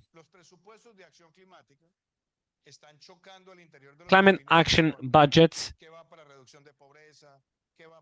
are not aligned with the budgets that are allocated for housing, energy, and young people. So we have to try to allocate a specific category, because it is very difficult to allocate these resources. And actually, I talked to Kristina Georgieva, and I said that it would be interesting to assess a funding mechanism under the line of the deficit budget line for a specific project of climate actions. So what we invest now will be done to prevent a greater budget in the future. So we are actually investing on that in advance.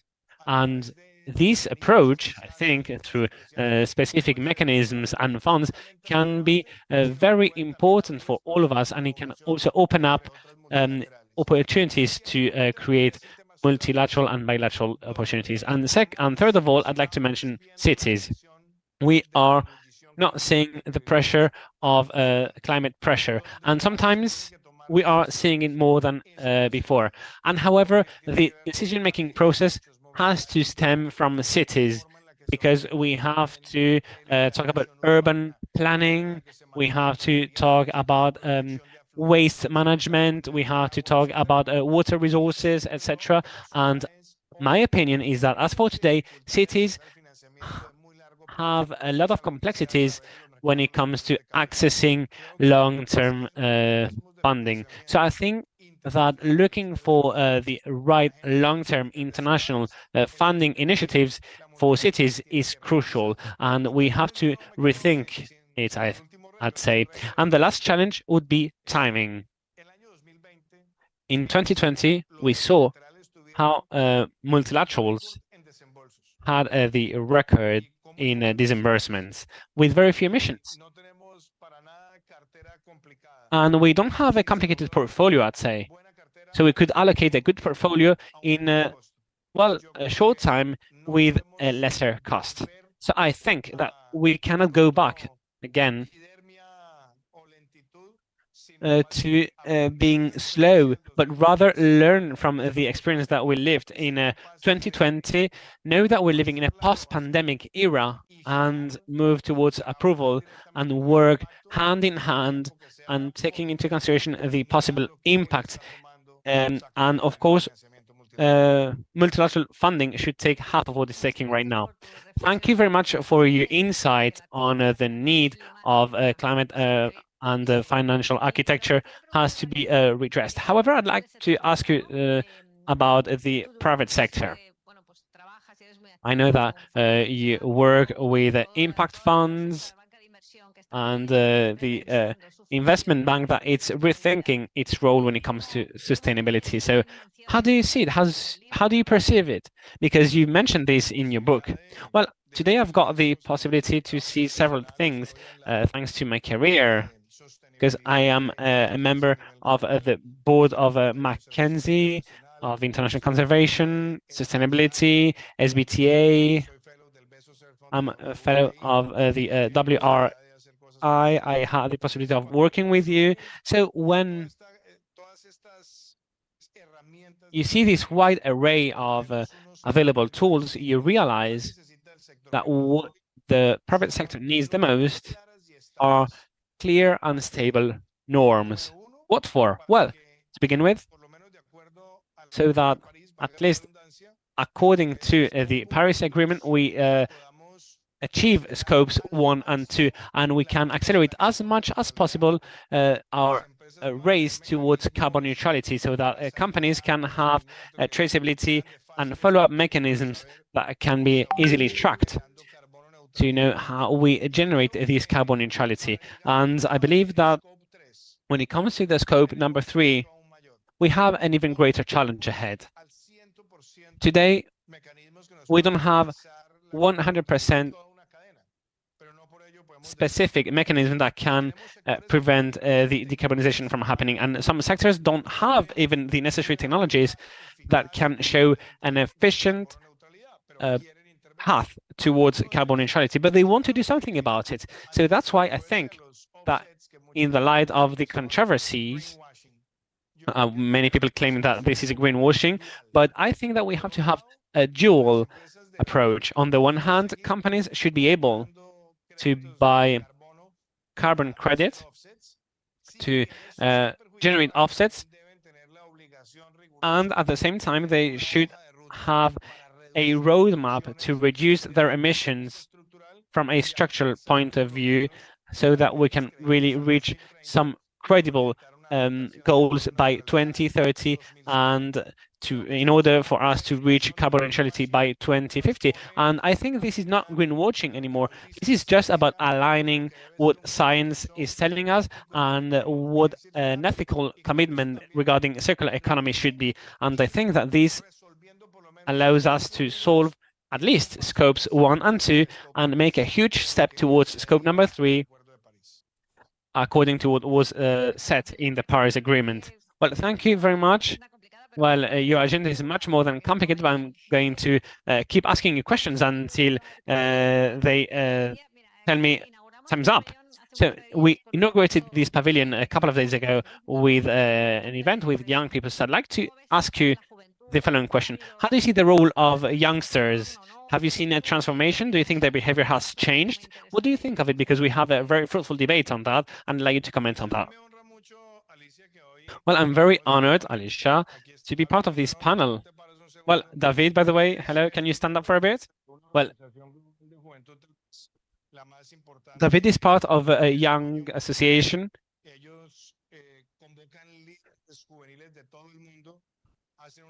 They publish juvenile books. They share their experiences, and one of the topics that I like the most is that they are constantly present during the COPs. We were in Sharm el-Sheikh actually while having conversations with the leaders here in Dubai, and something that caught my eye and attention is that youngsters that participate are doing teaching and serious activism, and also some entrepreneurs that are undertaking projects or that are working for companies or for the legal domain. And when I see that young people think that this is the most important cause for this generation, this is very much inspiring, I've got to say. So I have no doubt that we are before a generation of leaders that are more aware and they want to take immediate and efficient action. And I think that's something that's quite surprising, is that where there is more consensus regarding action, climate action, is within the new generations. We were lucky enough, I'm saying lucky because there is polarization, because we have the two chambers that agreed on one decision. And a big part of this pedagogical raising awareness campaign was done by young people. And when there is a real awareness, you can move forward quicker. And today, youngsters are preparing themselves in different areas of knowledge to be ready for the future. So whenever somebody asks me, how is the COP going? Well, there is no good COP and bad COP. It's a play on words here. Because some COPs actually are going to be mere speeches, and some other ones will be more important. And I think it is very important to commit on resources and to talk about the fair price of the energies, and especially carbon too.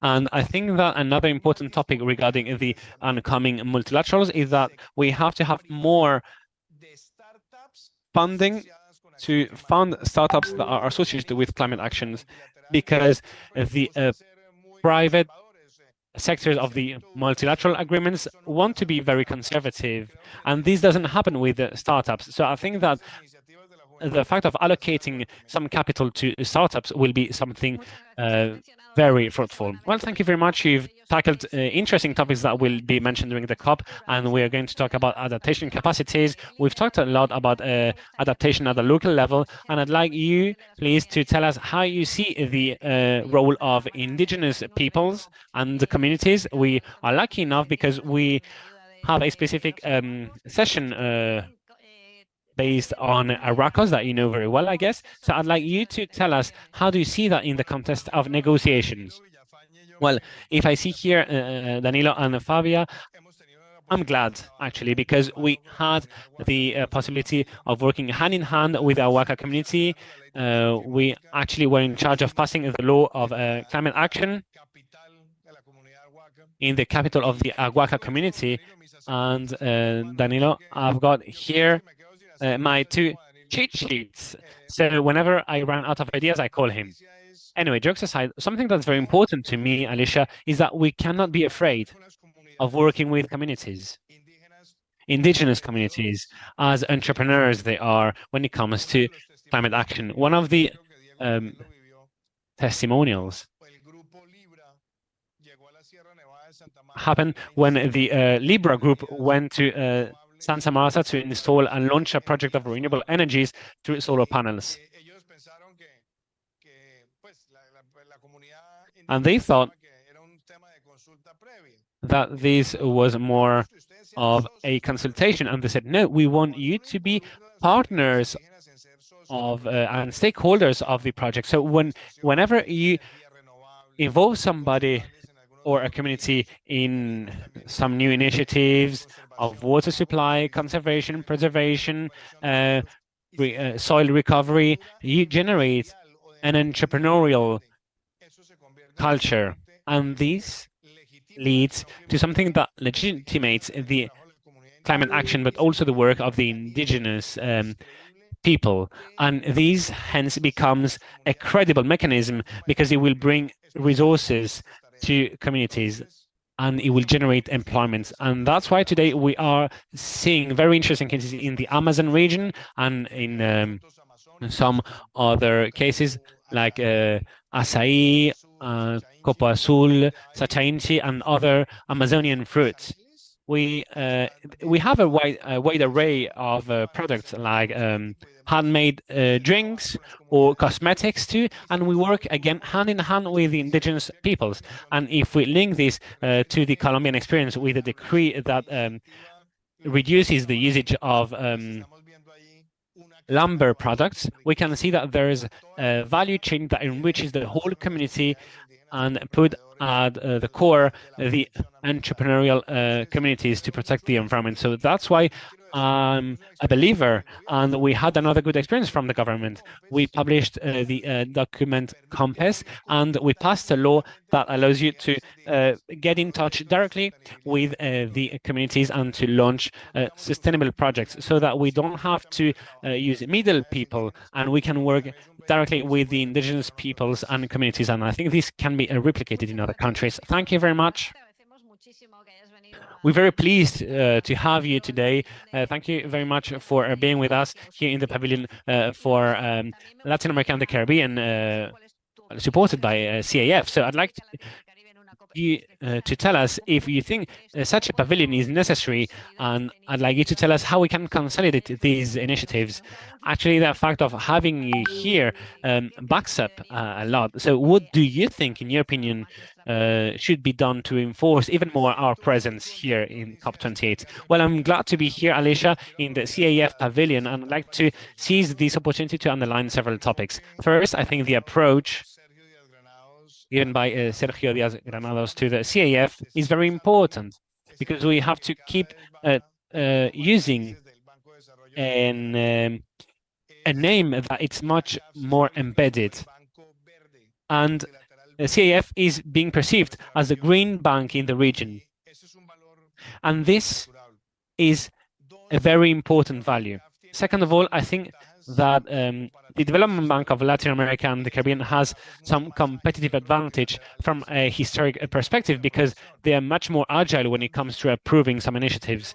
And also, I think that CAF is a state-of-the-art association because during its last report, they published something that deals with an avant-garde topic. So I think they are becoming a reference when it comes to the decision-making process at a national and subnational level. And this is very motivating. So what do I expect? And well, I got to tell you that this is going to be a cumbersome debate, but in the manifesto, we have 16 actions. So what would I love what would I love to see from the CAF? Well, I'd love the CAF to ensure that all of the countries have got green initiatives. Second of all, I'd love the CAF to foster the blueprint and green laws and regulations and that includes the climate action cabinets, where we have the presence of all of the ministers, so that we can abide by the regulation and achieve the Sustainable Development Goals by 2030. And I also think that the CAF has to be one of the most important vehicles and drivers to fund our region. And the biggest problem here is deforestation. The biggest problem, and maybe the solution too, is deforestation. If you ask me, how do you want us to reduce 47% of the emissions in Latin America? Well, zero deforestation before 2030. It's easy, right? And I know this looks easy. However, the difficult part is, how are we going to achieve this goal? And that's why we have to look for more funding and entrepreneurial initiatives that are scalable and that can be replicated. We have 8 or 9 countries that, if they do things right, because I think that Brazil has decreased its deforestation rate, which is huge. Colombia has also decreased by 1/4, if I'm not mistaken, during the last few years. And I think that the region is close to reaching the goals and also tackling a global problem, which is deforestation again. But that's why we need to have a bank that works in the field with the workers. And why not? We need a lot of authority from governments. Why? Well, because in many countries, deforestation was not even considered as a crime in the past, and in some others, they were not even. You wouldn't go to prison, and that's why I think the rule of law is crucial, is key, and I'd love to see a CAF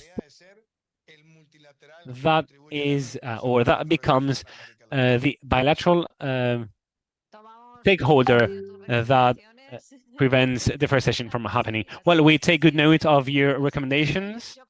It was very interesting, and I think we'll pay close attention to what you said today. Thank you very much once again. I think this is a very inspiring book. Well, it's been published today, and I guess that it will be, well, widely spread as the previous ones. So, last question, what do you expect from this book? What transformations do you want to trigger?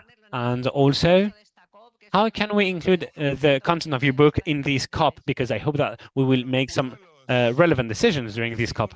Well, one of the milestones of the multilateral bank was Enrique, who actually turned 92 a while ago. And when I called him, I asked him, well, how can you be so young if you're 92? And he told me, the secret of being young is having more projects than memories.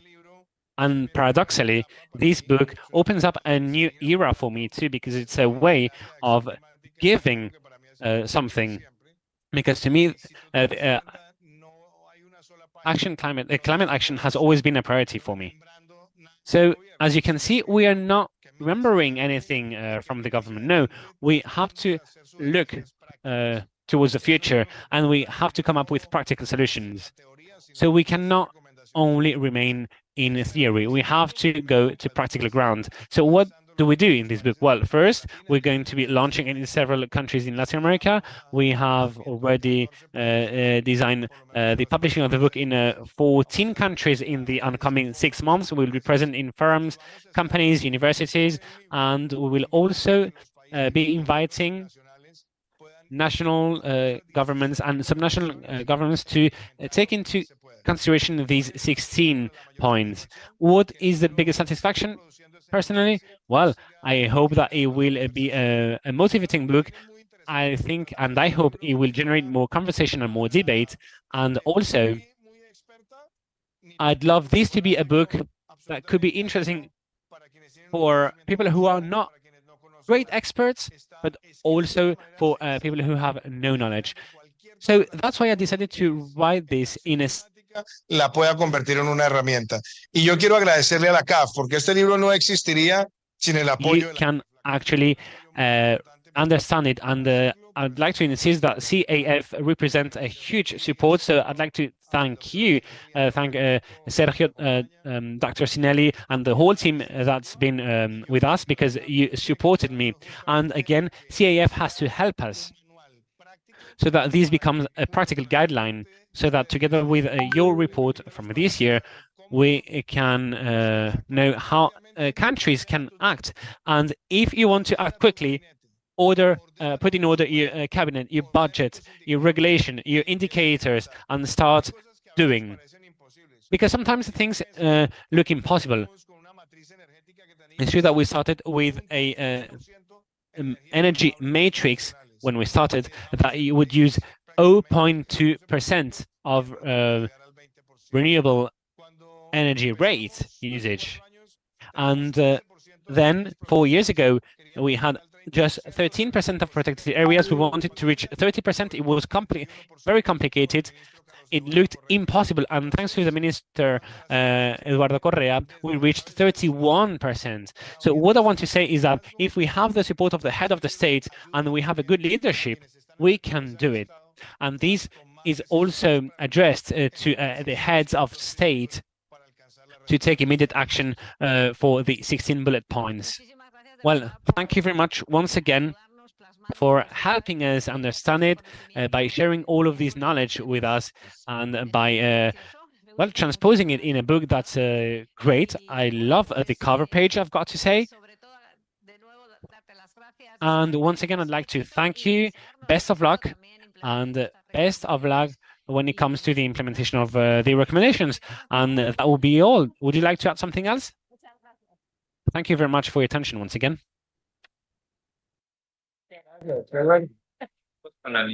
Sí.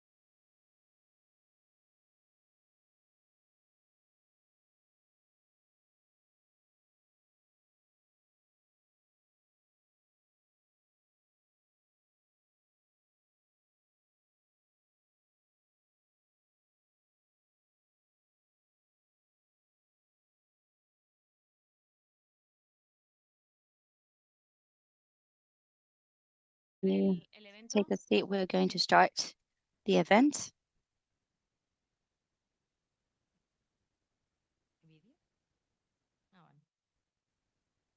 Bueno, buenas tardes, muchas gracias a todos. Thank you very much, everyone, for being here today. In the events, We Are Resilience, We Are Solution. We are going to start the session with a video, and then we will deliver some welcoming words by Alicia Montalvo.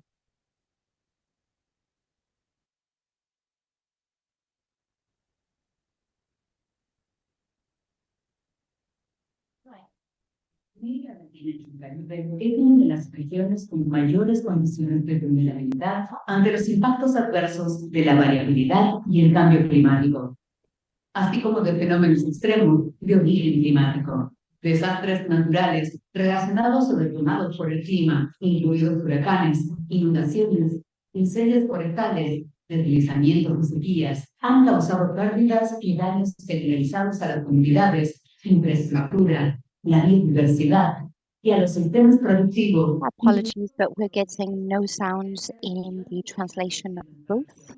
We have no direct sounds of the video feed, and therefore we cannot translate it.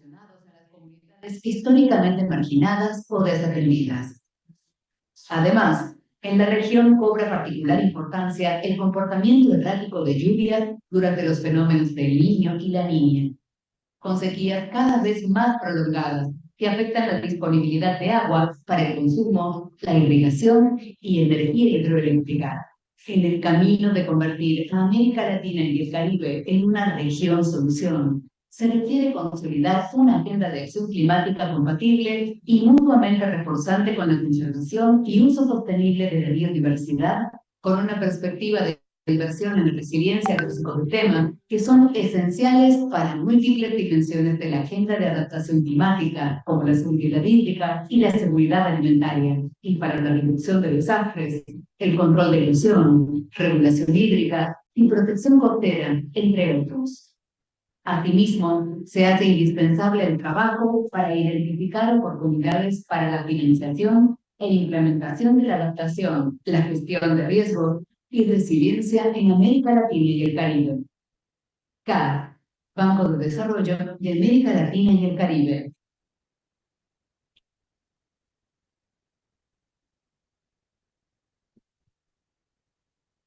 Muy buenas tardes a todos y bienvenidos a... Good afternoon, everybody, and welcome to this event. We Are Resilience, We Are Solution. As many of you know, this year for the first time, CAF hosts a pavilion for the Latin American and Caribbean countries at the COP. This is something we thought was necessary so that the problem in the region was included in the debates in a more distended way in order to have discussions that only take place in informal meetings in some pavilions or in negotiation areas where positions are much more constrained. For us, this pavilion has been the way of presenting a position that presents the region as a solution. We want the Caribbean and Latin America to be posed as a solution to climate change problem solution because it hosts or covers the greatest extension of biodiversity and forest in the planet, greatest number of species, but also a solution because before the food security problems caused by climate change, Latin America and the Caribbean have the greatest agricultural production in the planet. Solution because in energy transition, the area offers renewable generation and has electricity generation coming from renewables that is greater than necessary. It has natural resources that will allow to attend to the needs for the electrification of mobility, critical minerals. These are all topics we've been covering today, these days in the pavilion, and that we want to reinforce with this idea that the region is a solution.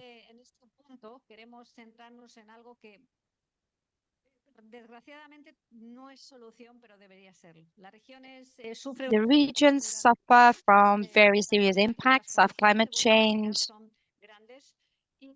Vulnerability is huge.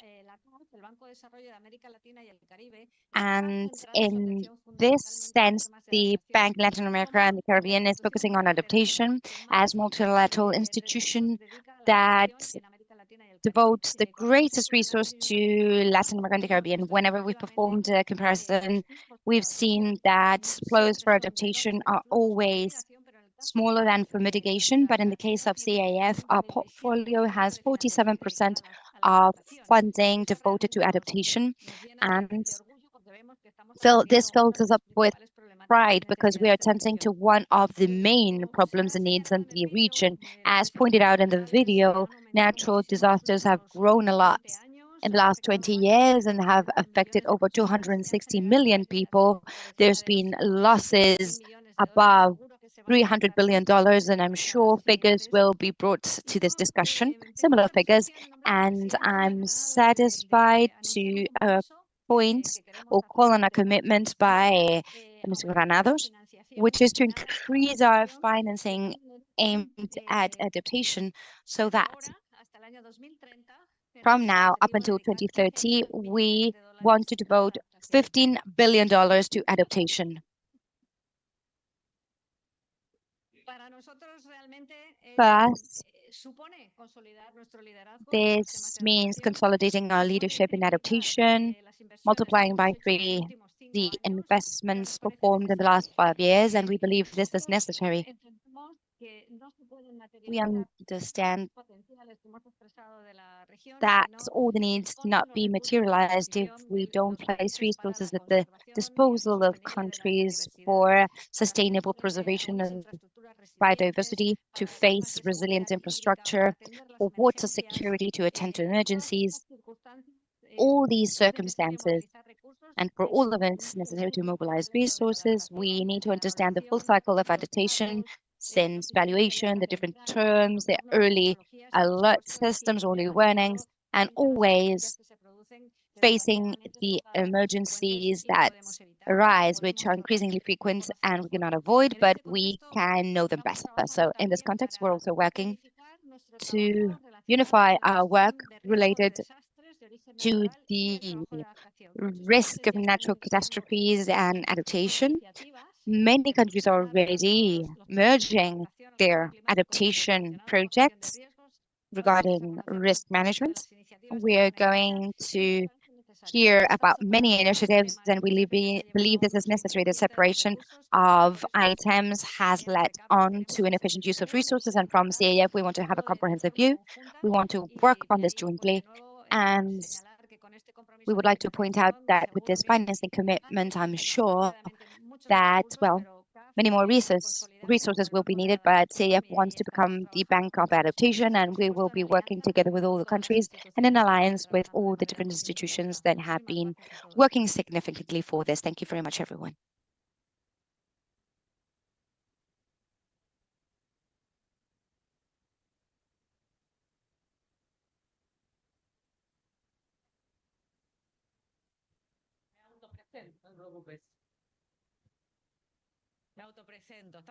I'm going to introduce myself here in CAF.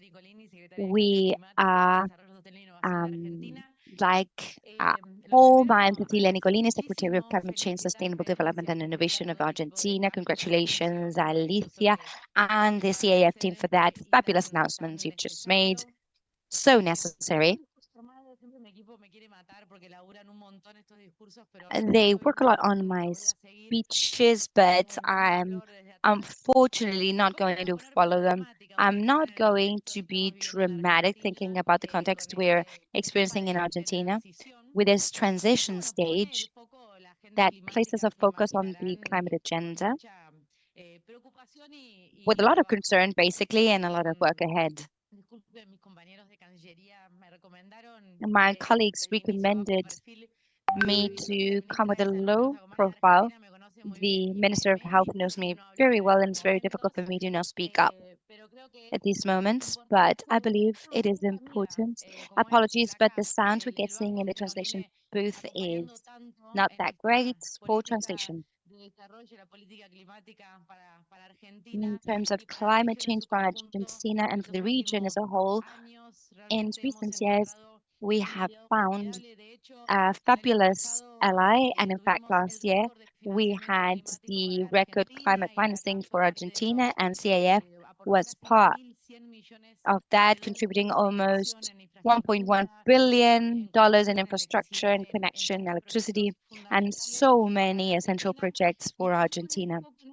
And along these lines, there's the adaptation agenda as well that we've been claiming from the Global South. Alicia, what you've just announced is essential. It is a turning, a tipping point of what we invest and the fund that was just started up of losses and damages. And I'm very proud that it's our bank in Latin America and the Caribbean doing this. I also want to thank you because you accompanied us in a huge challenge we had this year in Argentina, which was to bring forward the second Conference of the Parties, the CASO conference. And let's not forget that in the climate change summit, well, there's going to be a very relevant meeting tomorrow on human rights, but talking about the situation of our activists and environmental justice in Latin America and the Caribbean is essential. And with the leadership of another beloved friend, which is CEPAL, thank you for being here, the authorities and our beloved friend Carlos, who was also allied. This is like farewell, isn't it? But anyway, this is what happens. And he was there from the very beginning with us when we wanted to hold this conference of the parties, the extraordinary conference, because we thought 2 years was too long to start up such a relevant agreement as this GASUP agreement for our region, accompanying the development agenda. So we held the event. It was wonderful, and we left a fabulous roadmap to continue. Argentina has consolidated in the last 2 years the climate policy. We presented our plan for 2030. And apart from ratifying our NDC and our commitment of not going over 350 tons of carbon dioxide in terms of equivalents, we wanted to know what path to follow to be able to meet all the goals, because it's not only about meeting goals internationally, but also with our own peoples, our citizens, and understanding essentially that climate policy is the probably the last greatest opportunity that we have to develop sustainably in Latin America and the Caribbean. Our region is the most unequal region in the world, with poverty and indebtedness levels that continue to hinder our development.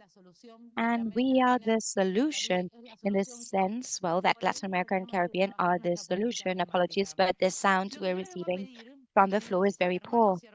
What I'm asking of you, dear friends, and I see friends from Ecuador and other countries as well, is that whenever a country of ours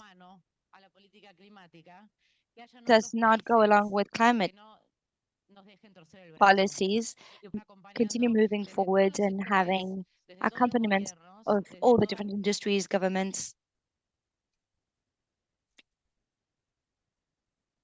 Apologies, but the video feed is now frozen and we can't translate.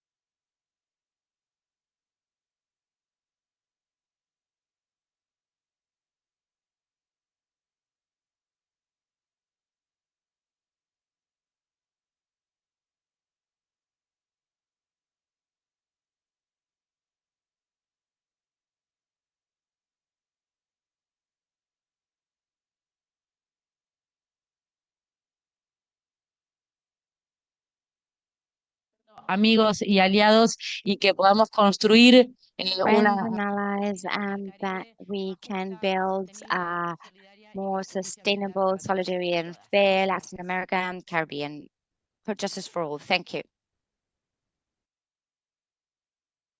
Muchas gracias. A continuación, Thank you, and we will now hear from José Manuel Salazar from the Palva.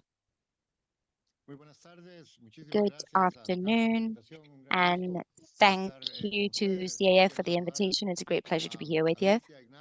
And I want to salute Alicia and Alejandro, our colleagues,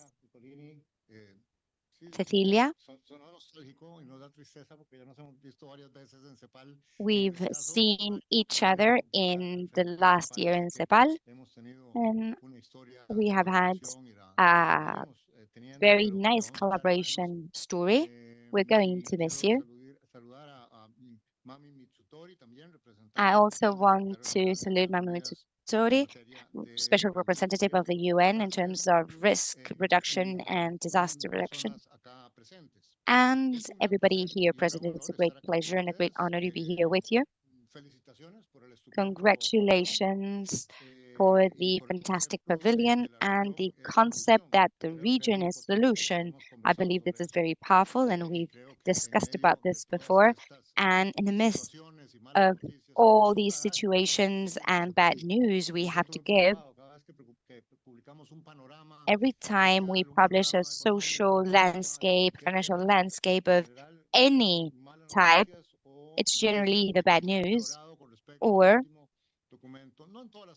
some things that are worse off as compared to previous times. And the potential of Latin America is huge, as we very well know, in many areas, and specifically in allocating value to nature, the contribution to decarbonization, not only our own decarbonization, but the decarbonization of the world, all strategic minerals, huge topics that are new, but that are financial development issues and aspects that have huge consequences in the well-being of the world. So congratulations of 15 billion all the way to 2030.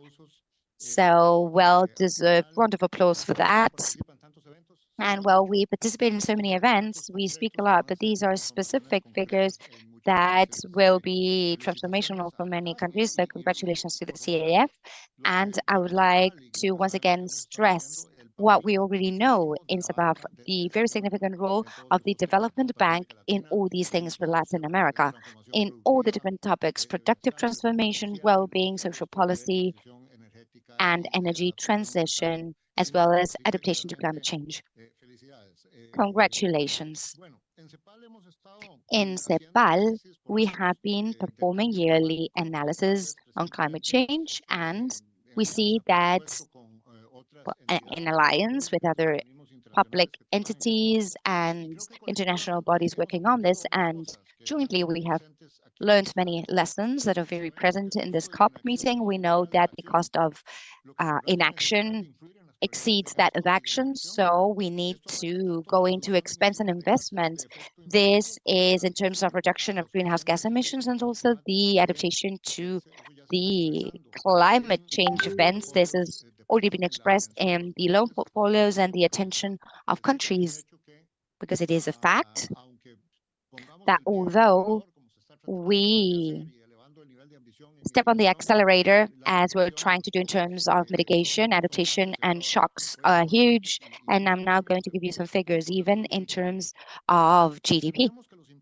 We understand that impacts are not linear. They grow more than proportionally with the rise of temperatures. We are aware that the combination of global warming and natural events such as El Niño, La Niña, or extreme weather events, especially in Central America and the Caribbean, will have and is having devastating consequences with very high cost. We understand that this has a significant impact in crucial sectors such as agriculture, energy, water, transportation, tourism, urban activities. We know of that these consequences are not limited to the financial field, also threatening lives and affecting livelihoods and the most vulnerable, especially worsening situations of poverty and vulnerability, even greater migration flows. We recognize that urgent transmission towards carbon neutral economies demands structural changes, and that's why the amounts of investments are so significant in each country and also worldwide, transforming our current models of production and consumption, because this is what is required, and this also must be done satisfying historical needs of better conditions of livelihood for everybody. We also know that even if emissions were reduced to zero tomorrow, temperatures will continue rising because of the gases that are present in the atmosphere. So once again, adaptation is something unavoidable and something very pressing. We are distributing a document in this meeting in COP, which is called The Economy of Climate Change, and we will be presenting on Monday, 4th of December at 10 in the morning in the Spain Pavilion, and you're all very welcome to come over.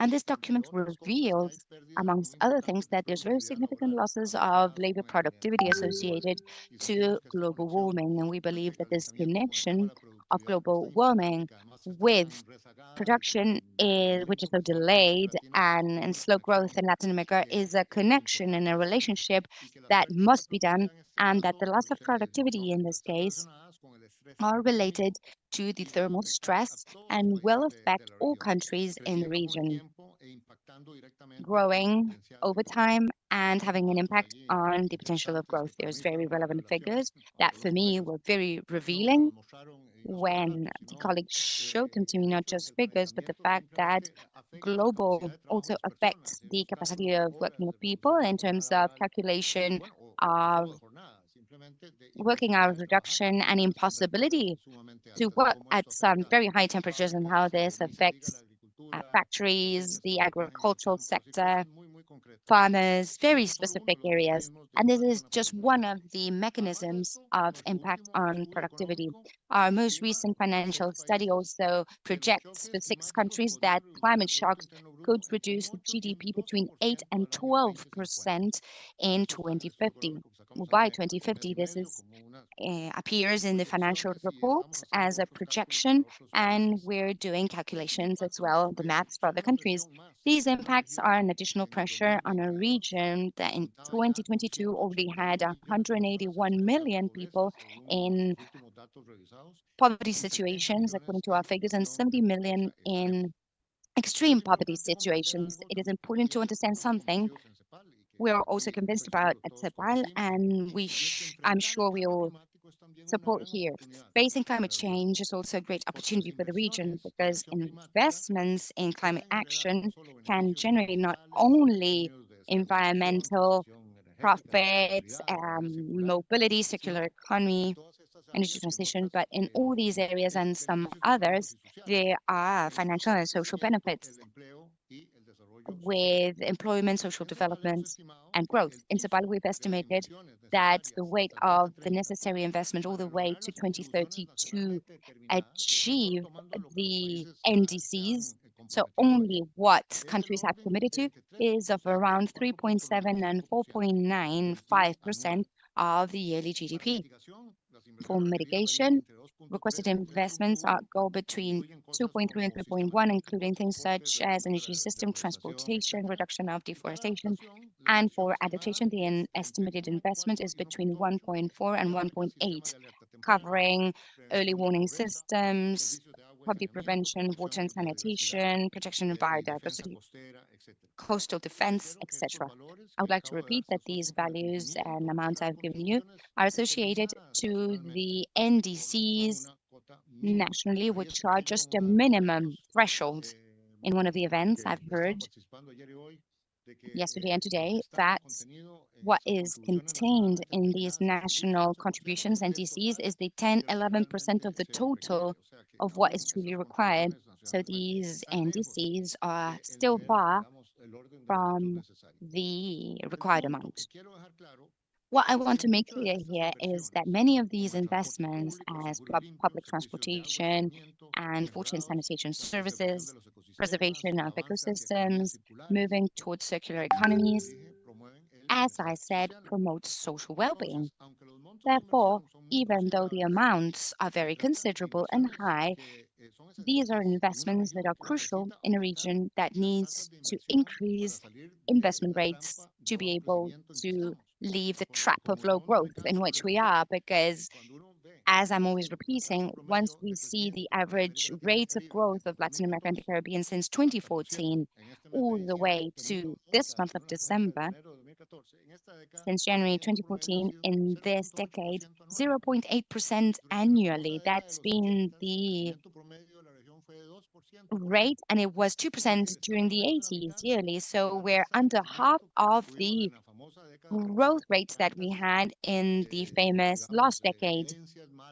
That's so many bad legacies left behind in terms of education, a drop in investment in infrastructure, etc., etc. Of course, this is not about growth per se. We're talking about sustainable growth. And this is the discussion in environmental activists. There's this movement of the degrowth or stop growing. Latin America is already an experiment, and it already stopped growing with 0.8. That's already a degrowth. But look at how the region is in terms of social lags, gaps, unhappiness of middle class, incapacity because there's no tax space to finance investments. So growth is important. It is important.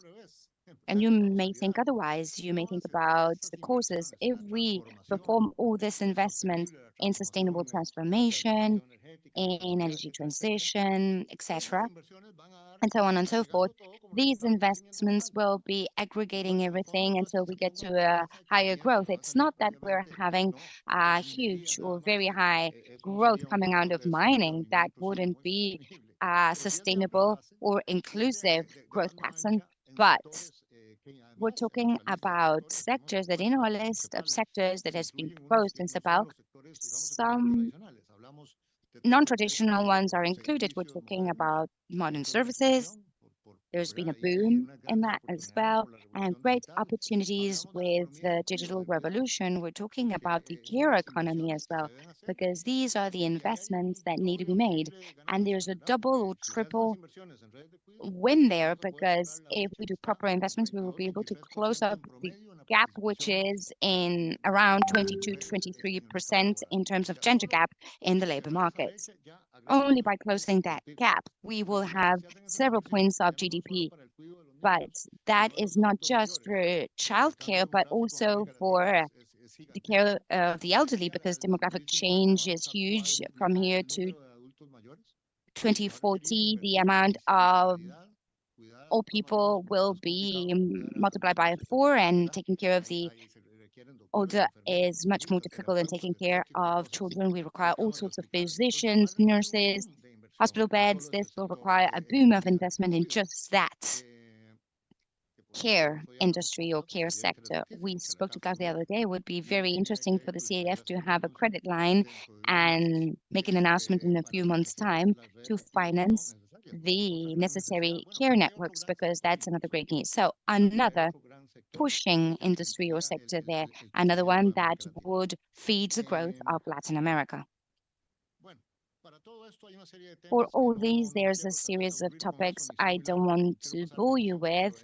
I don't want to go over my time, but particularly in this field, we have the investment taxonomies to redirect financial flows towards low carbon activities, and also the use of carbon prices, favoring projects with lower carbon footprints to sign the price in several countries. And one of the sections in the document is referring to this topic precisely. So there are some topics in which we need to align all incentives using all the necessary tools at our reach. So payment for services, green bonds, and being aware that international and national funds, we need to continue insisting on this.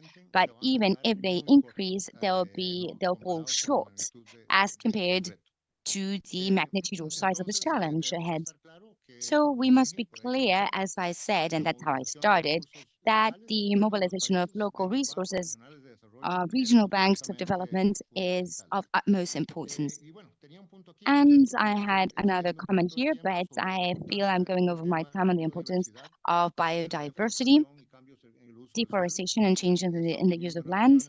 I've held meetings with some colleagues to talk precisely about this area. This is an area where there's a lot of work to do to see how we can value that as the economy of those resources and how to protect and have financial mechanisms to give value and make protection profitable.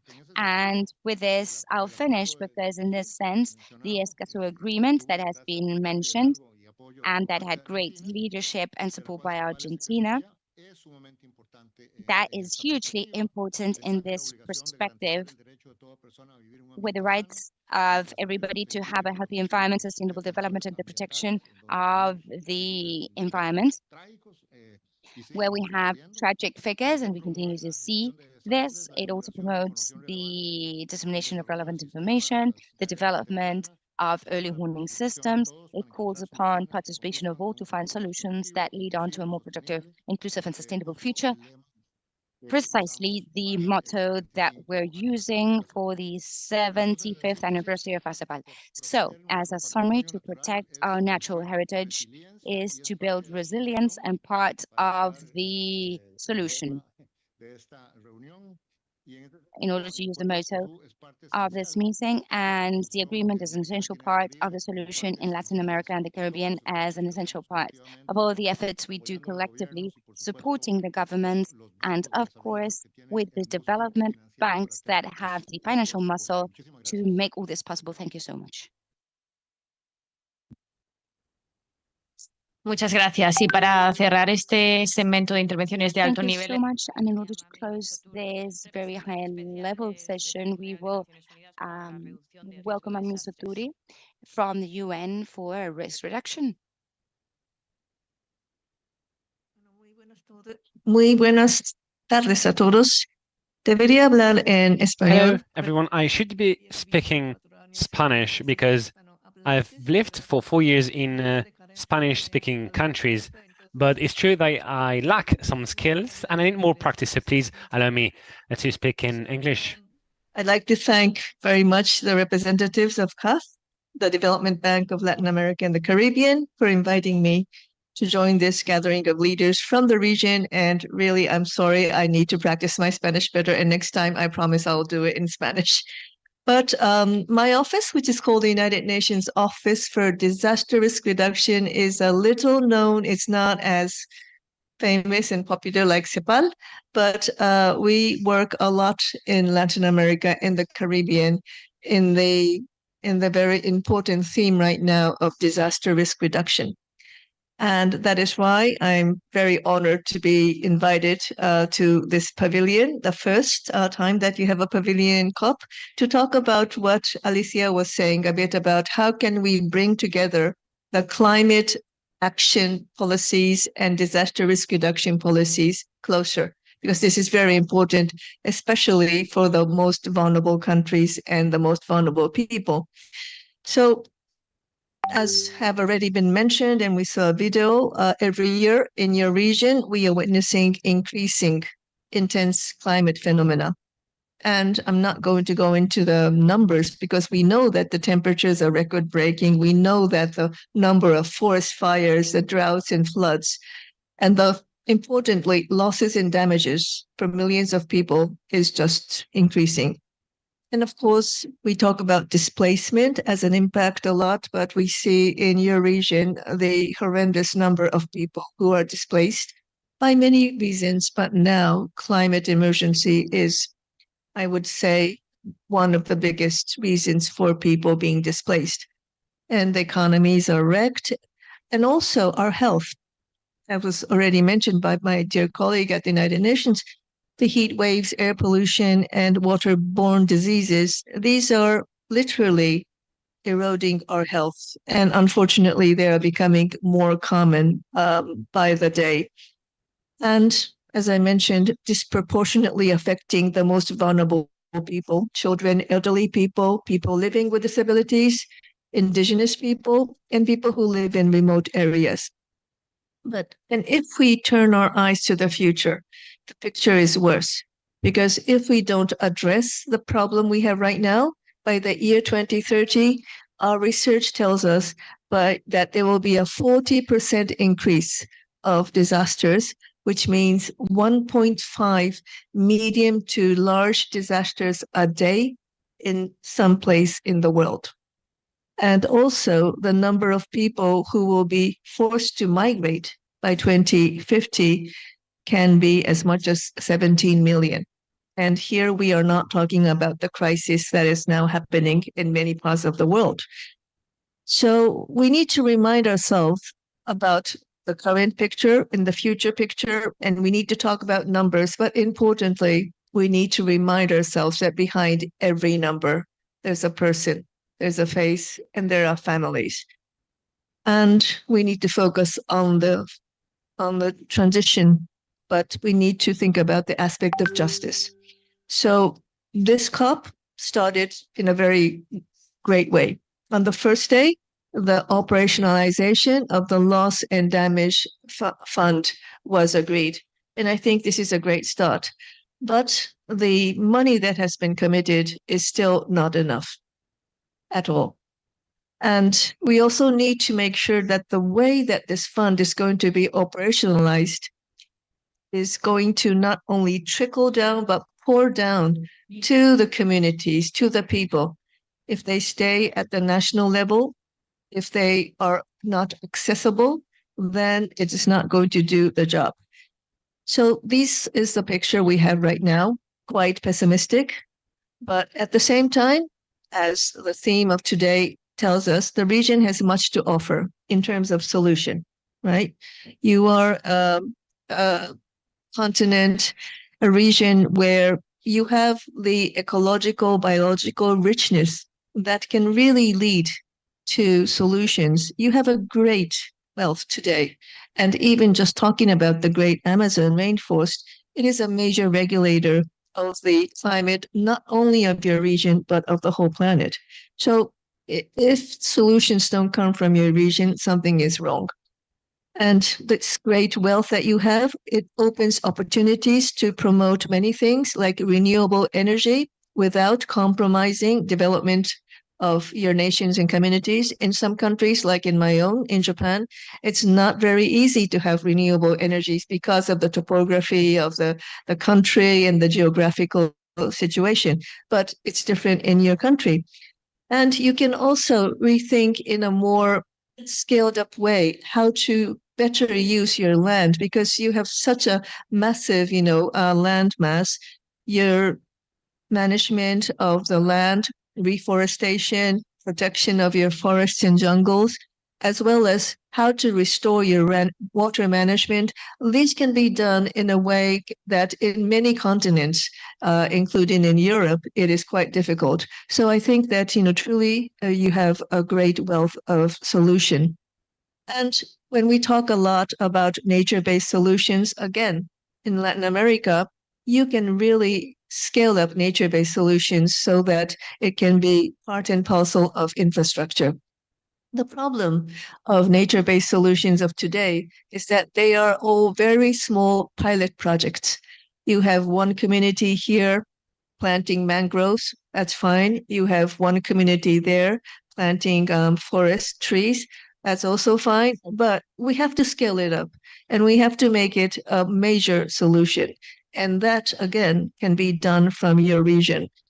Now, I would like to also talk a little bit about early warning and early action, because this is the best way in terms of climate adaptation to save lives and livelihoods. And it's also a disaster risk reduction offer. So you may have heard, I hope, that the Secretary General of the United Nations has launched an initiative which is called Early Warnings for All. And this is to cover the whole world, everybody on this planet, with effective, inclusive, end-to-end early warning system, which is also multi-hazard. And the multi-hazardness is very important because traditionally we have been only focusing on one hazard or another. earthquakes, like in the case of Japan, always earthquakes and tsunami. In other countries, maybe cyclones. But now we have everything and they come together. So early warning systems also need to be very much multi-hazard. And talking about solutions, you have a great opportunity to be the center of solutions because Brazil will host COP30. It will be held in Belém. I was in Brazil in September. I had meetings with the ministers and they said that there's a lot to do for Belém to be the host because just getting to Belém is not very easy. But I think it's a great challenge that Brazil has set itself to overcome. And I think the whole region will come together for that COP. Now, I talked about the devastating impacts of climate change, particularly on the most vulnerable people. And one thing that we always make sure to advocate from our organization is don't call them vulnerable people that need to be protected. Let's bring them to the table and make them the leaders. And we are doing this, for example, with women. We are also doing this with persons with disability. Better solutions. Because many times when we are thinking about solutions for women, for children, for vulnerable people, for the indigenous people, we're not listening to them or we're not bringing them to the table. So I hope that when Latin America becomes the motor of solution for all the climate disasters that we are facing, that you truly bring these people to the table and make them the leaders.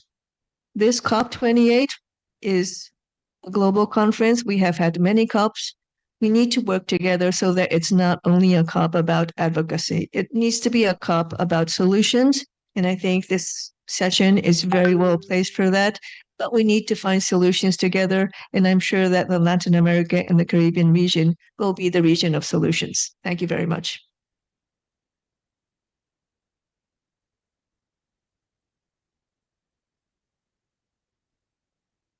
Muchas gracias. Con esto acabamos el segmento de alto nivel y vamos a Thank dar you very much. This is the end of this first part of the session. Now we move on to the debate. Resilient ecosystem, financial innovation in the context of the risk management and the damages and losses. So we have our colleague from the CAF who will be present, and we'll have the participation of Jason Spenceley, Lucas Di Pietro, and Karina Barrera.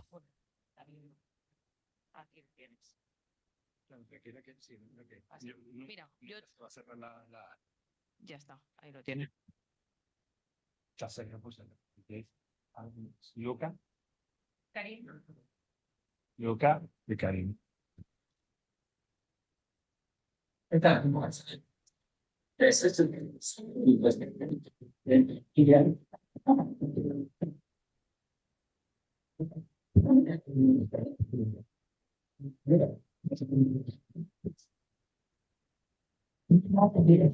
Buenas tardes.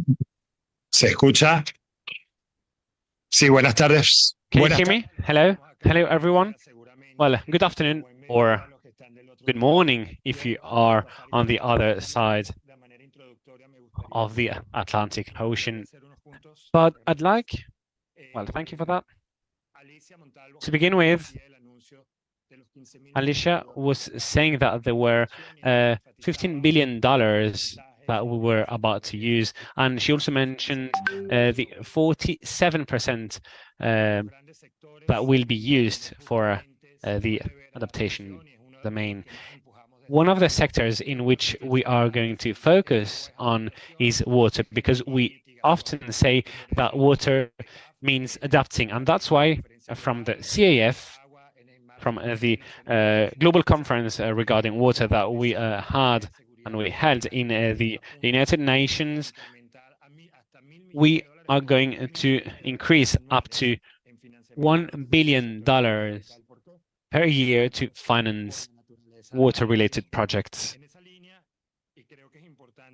In this sense, and I think this is very important for the panel that is about to start, we could ask ourselves, how can we have better infrastructure? How can we have a resilient infrastructure that can be appealing and that can generate benefits too, so that we have we can plan ahead everything that's going to take place and overcome the challenge of climate change. And this will be the cornerstone of everything I'm going to discuss with the panelists. So the question is, what are the funding mechanisms? And this is cross-function, of course. To begin with, we have to know how we can improve the cost of the funding projects, and also how we can generate better and more sophisticated infrastructure with banded finance, for example, or with vehicles that can increase the credit enhancements. And I think that's a big challenge for us. But again, I'm going to tackle the issue of private sector, because none of this will be possible if the private sector does not commit. So we know that water is essential, and we say often that water, the energy crisis and the climate crisis is the water crisis. And that's why there are two figures that I'd like to share with you: droughts and floods. Floods in Latin America during the last 20 years represent $20 billion, and these represent a fair share of the costs worldwide.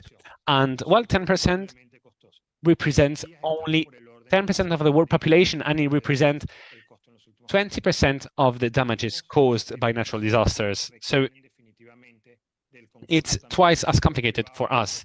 That's why we need the cooperation of a public and private sector to come up with solutions that allow us to improve these funding mechanisms. So if you allow me, I'm going to take a seat with you, and I can ask you the relevant questions.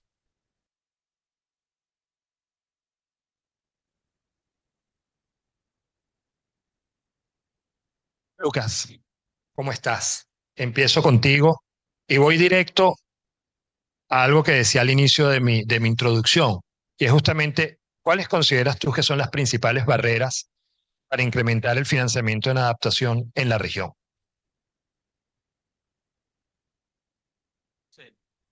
¿Qué tal? Buenas tardes. Muchas gracias por la invitación. Bueno, creo que nadie puede discutir, incluidos los últimos informes que se han publicado, incluso la Organización para la Cooperación y el Desarrollo Económico, pero también el informe del PNUMA, el Adaptation Gap Report, en donde queda muy claro que los flujos financieros a nivel multilateral están muy por debajo de las necesidades. Inclusive, digamos, tomando distintas fuentes de cuáles son esas necesidades, varían en orden, pero cualquiera sea la fuente, ya sea tanto, por eso mencionaba la OCDE, porque no suele ser afín a los países en desarrollo, la diferencia es notable. Incluso ese informe para el periodo 16-21 indica que el financiamiento para adaptación ha sido del 25%, en el mejor de los casos, con lo cual estamos muy lejos de cumplir con las metas que nos pusimos en París, en Glasgow, de llevar el financiamiento para adaptación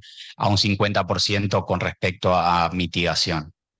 Después otra barrera que los países en desarrollo mencionan permanentemente en este foro, tanto a nivel de lo que tiene que ver con la planificación y la implementación de los planes nacionales de adaptación, como también en la negociación de la nueva meta global de adaptación que se está por finalizar aquí en Emiratos, tiene que ver con el acceso.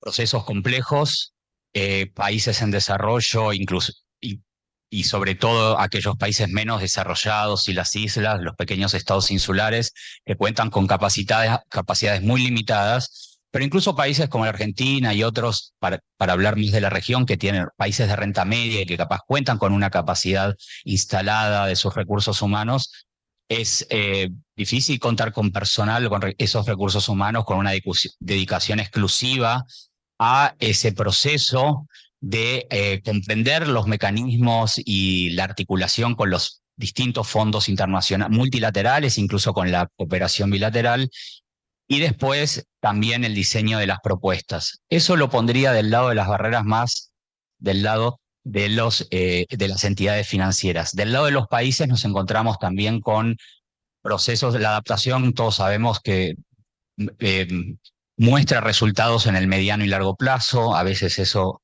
genera una discordancia con las urgencias de la gestión del día a día, de mostrar resultados. Entonces, sumado al proceso de aplicación, que es lento, que suele tomar 2 o 3 años en el mejor de los casos, para después implementar las medidas y empezar a ver los resultados, a veces no está muy de acorde con los tiempos de la gestión pública, ¿no? Entonces, eso también pierde un poco el interés.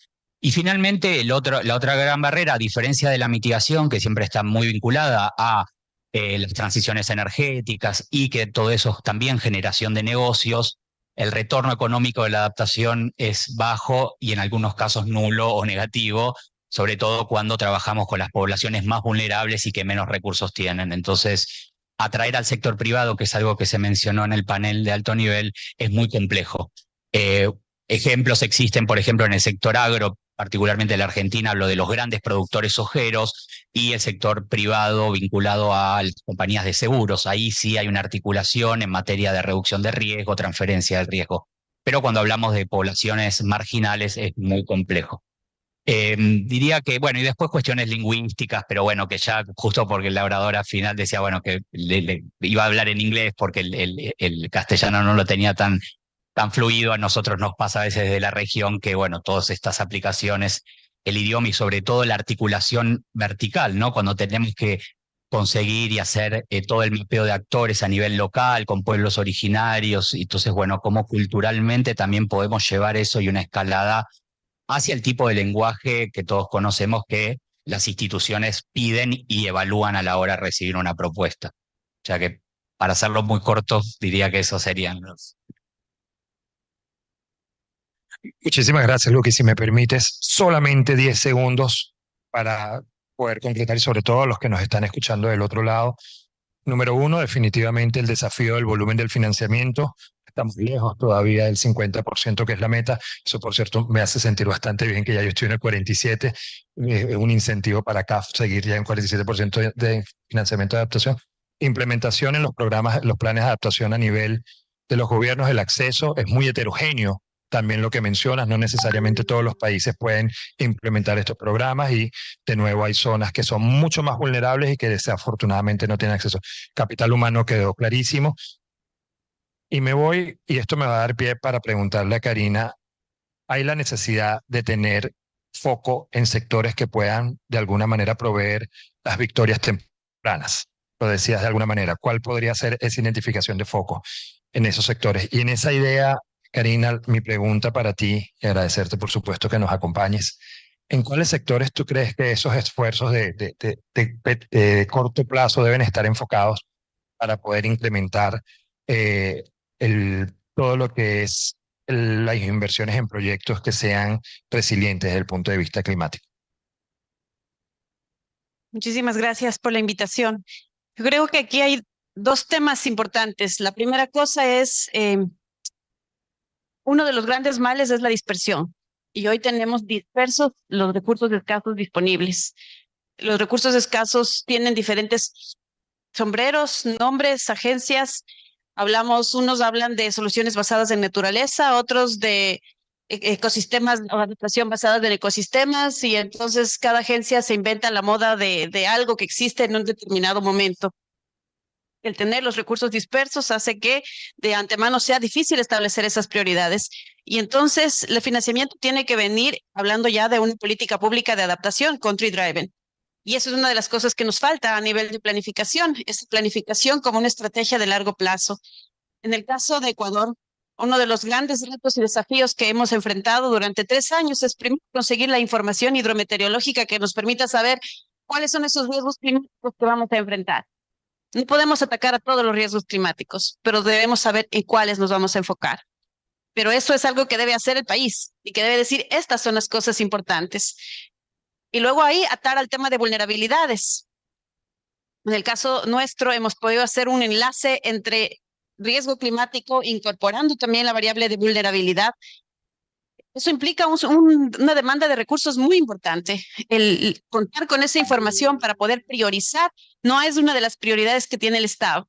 Y entonces ahí es cuando tenemos que saber a dónde recurrir, ¿no? Y los fondos internacionales han sido parte de ese apoyo, esa asistencia técnica. Lo importante también es saber construir. Nosotros podemos identificar los sitios, por ejemplo, donde tenemos una combinación de mayor vulnerabilidad.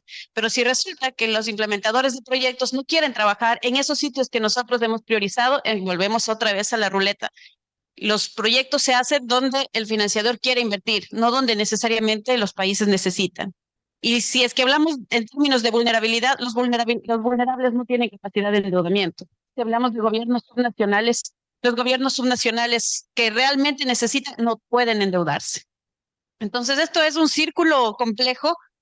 Y bueno, y claro, tal vez no poner la nube negra, pero es la realidad, lo que pasa, lo que sucede. Creo que hay varias oportunidades todavía. El sector privado hoy se está involucrando mucho, ya no porque puede ser esta una alternativa, sino porque es una necesidad. Que las pérdidas, por ejemplo, con el fenómeno del Niño se proyectan en 1.600 millones de dólares en mi país, donde el sector camaronero, que es uno de los sectores donde principalmente se genera el Producto Interno Bruto, del que dependemos en el Producto Interno Bruto, se va a ver afectado. Si la gente no empieza a prepararse y a entender, tiene que hacer inversiones de adaptación para mantener la resiliencia de su negocio, entonces no se involucra. Creo que hoy estamos entrando a una etapa más avanzada donde los sistemas de información, de toma de decisiones, están ya siendo posicionados en el sector privado. Y el sector privado está dispuesto a hacer sus propias inversiones. Hoy, en el caso del Ecuador, el sector privado está buscando la información que hemos generado en materia de adaptación al cambio climático. Y la adaptación es un tema de futuro. La adaptación no es un tema de mirar solamente la gestión del riesgo inmediato, sino es tener una visión prospectiva, poder construir una política de futuro que integre acciones del sector público, privado, la academia y de todos estos actores. Entonces, en términos de financiamiento, creo que hay oportunidades, mecanismos, por ejemplo, más allá de pensar en solamente préstamos, por ejemplo, en África se habla hoy de los créditos de adaptación. Así como hablamos de los créditos al carbono, hablamos también de créditos de adaptación. ¿Y por qué no utilizar otro mecanismo innovador que permita ya empezar a generar alternativas o generar en las mismas planillas de la luz, que nuestra luz depende de la hidroenergía, por ejemplo, algún tipo de impuesto que permita fondear un fondo de adaptación? Cosas como estas son las que debemos empezar a pensar ya en términos prácticos. Muchas gracias, Karina. Y además creo que me dio el pie excelente para preguntarle a Jason. Me quedo con varias reflexiones tuyas. Creo que la prioridad está en la gestión, tener foco a partir de los riesgos y la vulnerabilidad. Y pasa por la gestión de poder tener herramientas de información para definir en dónde gestionar estos recursos escasos. Pero, y aquí creo que es la pregunta provocativa para ti, Jason, pero esto se desafía mucho con esta gobernanza de aquellos proveedores de financiamiento de proyectos que terminan decidiendo en dónde es más adecuado y en ocasiones, y aquí cito a Karina, no necesariamente eso se contrasta con las realidades nacionales. Con lo cual mi pregunta es, ¿cómo ha de alguna manera evolucionado el rol de los fondos verdes con ese objetivo de reforzar las sinergias entre, de nuevo, alcanzar estos objetivos ambientales, medioambientales y climáticos, pero también con la visión de la colocación de inversiones en su portafolio, que es un poco la paradoja que plantea Karina?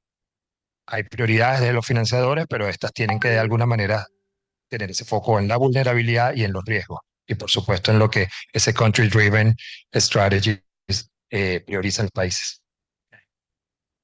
Muchas gracias y gracias por la invitación. Ante todo, quisiera agradecerles por su paciencia con mi castellano canadiense. Y además, felicitar a CAF por el anuncio que acaban de realizar por el Pavilion hermosa y por su visión de política de cambio climático junto con biodiversidad. La verdad es que es una visión muy bienvenida. Ok, mira, la inversión de los fondos multilaterales en adaptación y resiliencia ha ido aumentando bastante. Pero es una aumentación,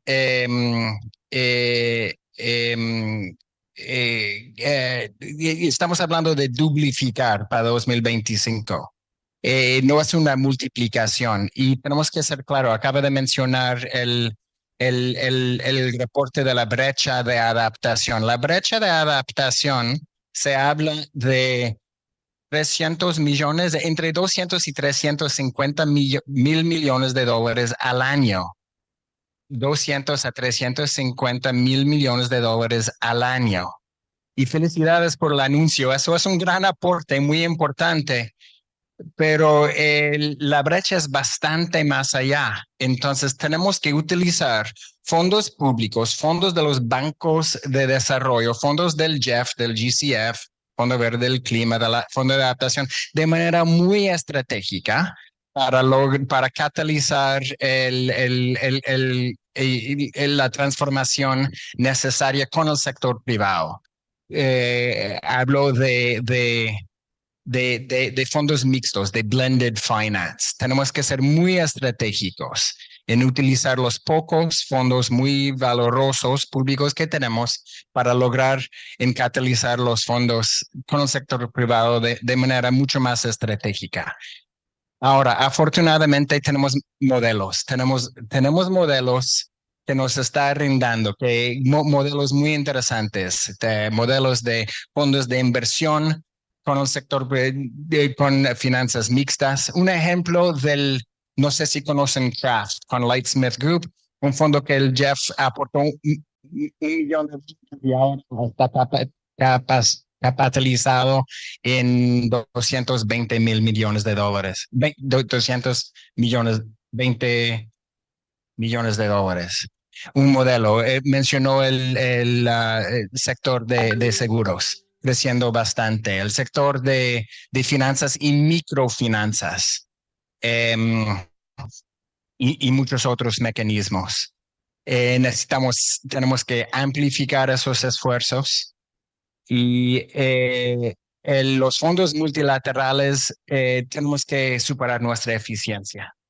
Tenemos que superar la eficiencia de tiempos y para que los fondos aterricen en el terreno de manera mucho más eficiente.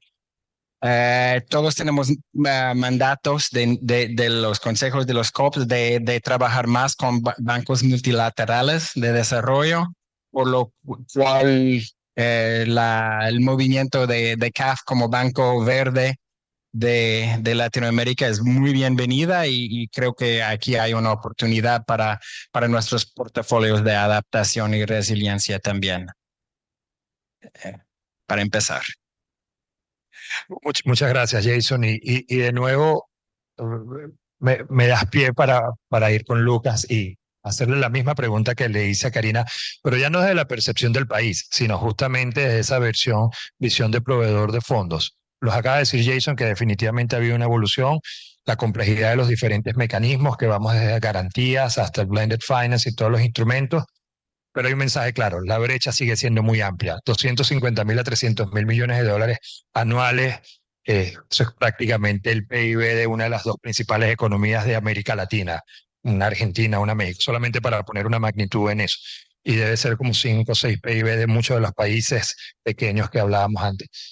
En el corto plazo, ¿cuáles pueden ser entonces los sectores prioritarios que tú verías, habiendo tenido ya las respuestas tanto de Karina como de Jason? Gracias. Bueno, acá me voy a poner el sombrero de vicepresidente del Fondo de Adaptación, que soy representando a los países en desarrollo, y lo que puedo comentar un poco es de la cartera propia del Fondo de Adaptación en América Latina y el Caribe. De los 30 y pico de proyectos, la gran mayoría están enfocados en el tema de seguridad alimentaria, seguido por enfoques multisectoriales donde se toma el agua, la reducción del riesgo, y recientemente también está creciendo la solicitud de fondos para la gestión de costas.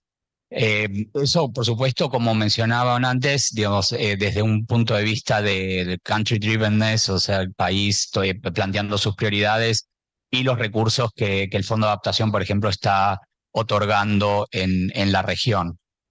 Así que diría que, bueno, esos serían los sectores principales, pero bueno, el acceso al agua y la reducción de la vulnerabilidad frente a desastres que se mencionó. Bueno, tú mencionaste en la apertura el tema de las inundaciones y sequías, que son los dos grandes problemas que tenemos tal vez en el cono sur principalmente, que no son grandes desastres con costos de vidas, pero sí, bueno, lo que mencionaba de las pérdidas del PBI en nuestros países. Así que creo que ahí va a haber un enfoque cada vez mayor y sobre todo, bueno, estamos empezando un niño que parece venir con una virulencia mayor de la deseada y esperada, ¿no? Así que bueno, un poco eso simplemente como refuerzo de la cartera del fondo.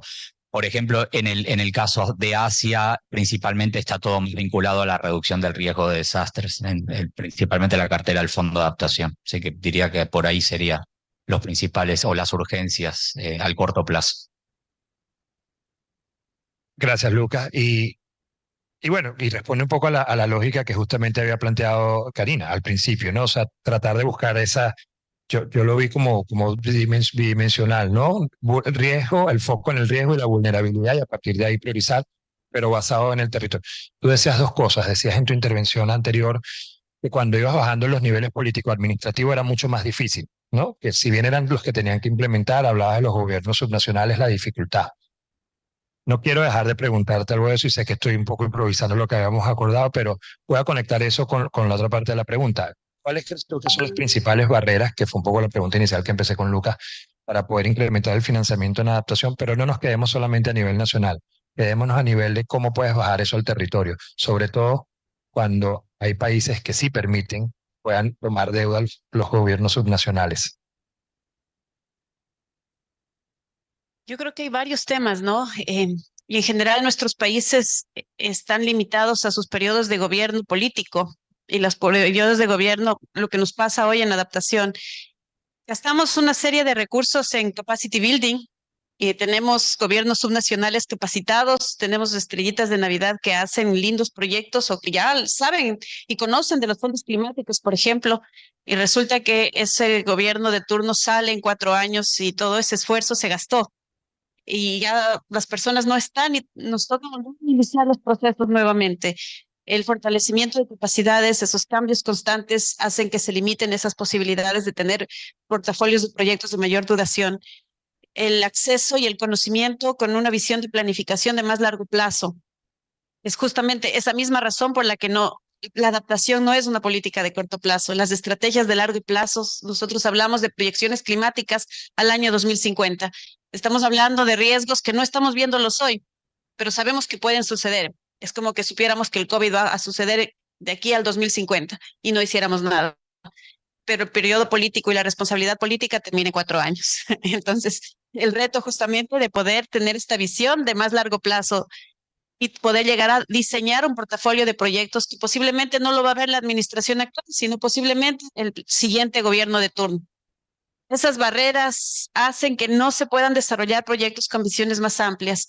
Hoy miramos en los fondos climáticos, la implementación de proyectos, el diseño de proyectos dura 2 años, la aprobación de proyectos 2 años más y ya la ejecución del proyecto va a una siguiente administración.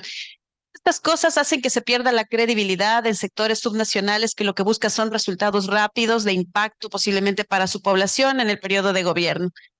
Esas cosas yo creo que hay que trabajar en una visión prospectiva más sostenida para poder generar instrumentos de más largo plazo con impactos que puedan ser atribuidos a las diferentes gestiones políticas que se van dando en los diferentes gobiernos. Y nuestros países tienen que jugar también con esa visión política, que no solamente es una visión económica, sino una visión política, y además de contar con información y capacidades que deben ser permanentes. Tratando de resumir, política de Estado descentralizada con esta visión de futuro. Wow. Jason, a ti pareciera que te tocan las preguntas difíciles, porque además vienes después de Karina. Ante ese escenario, en el corto plazo, ¿qué crees tú que los fondos verdes deben cambiar de manera operativa para poder atender todas estas demandas y sobre todo poder incrementar la ambición de financiamiento en adaptación? Bueno, ante todo, queda claro que los procesos de los fondos multilaterales tienen que ser alineados con la urgencia del crisis y con la realidad de los cambios en los países. Estamos viviendo una situación de alguna manera un poco disfuncional. con los plazos.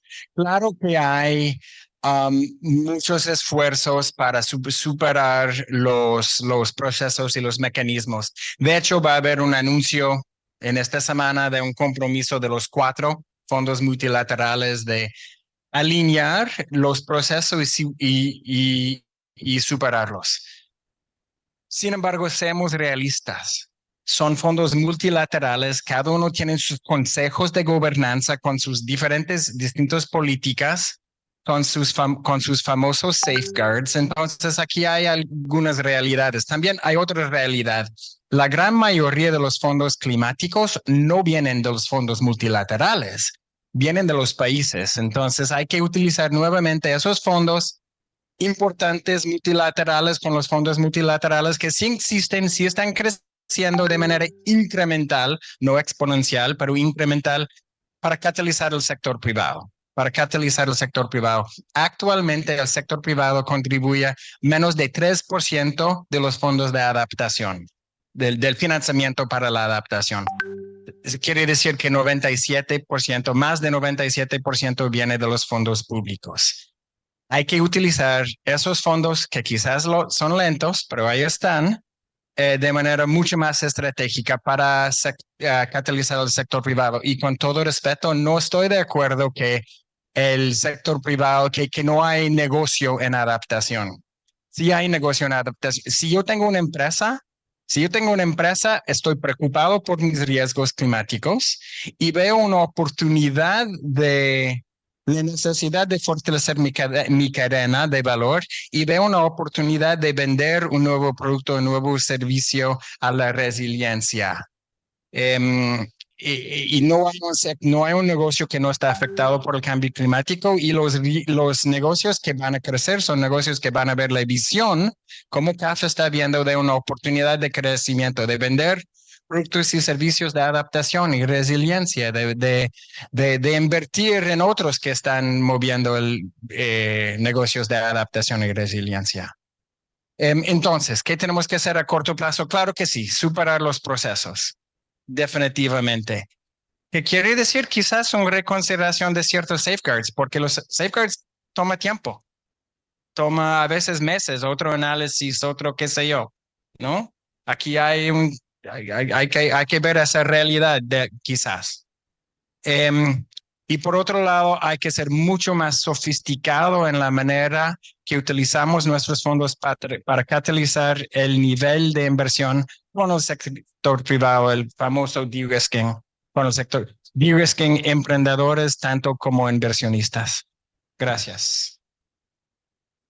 Muchísimas gracias. Yo solamente antes de despedir el panel y agradecerles, voy a tratar de resumir, creo que 3 o 4 grandes ideas que se dieron. Lo primero, foco en la gobernanza. La gobernanza, tener una visión de planificación, una visión de planificación multianual y multinivel. Creo que Karina lo habló muy bien, cuando no es solamente un desafío de los gobiernos nacionales, sino también bajar al territorio. Decíamos los efectos del niño, creo que Ecuador es una gran preocupación que hay en los GATS, en los gobiernos autónomos descentralizados, cuál va a ser las consecuencias que hay tanto en pérdidas de vidas y económicas al respecto. Y es un buen ejemplo donde hacerlo. Pero por eso esa visión de política de Estado multianual y comprometida.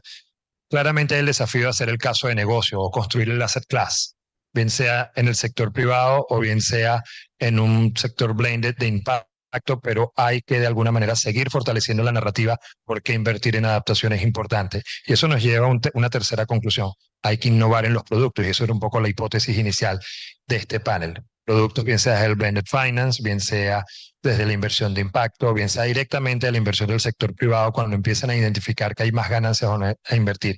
Pero para ello también en paralelo, también debemos evolucionar los multilaterales, bien sea en materia de gobernanza, safeguards, como decías tú bien, Jason, o bien sea en dónde poner el foco en nuestros recursos y ser mucho más oportunos, no solamente en colocarlos, sino en cómo catalizar más. Porque creo que la conclusión desafiante que dejó este panel es que hay 250.000 a 300.000 millones de dólares en necesidad de adaptación al año. Si no tenemos eso en cuenta, cualquier cosa que hagamos es una gotica de agua en el mar. Muchísimas gracias de nuevo y gracias a los que están conectados.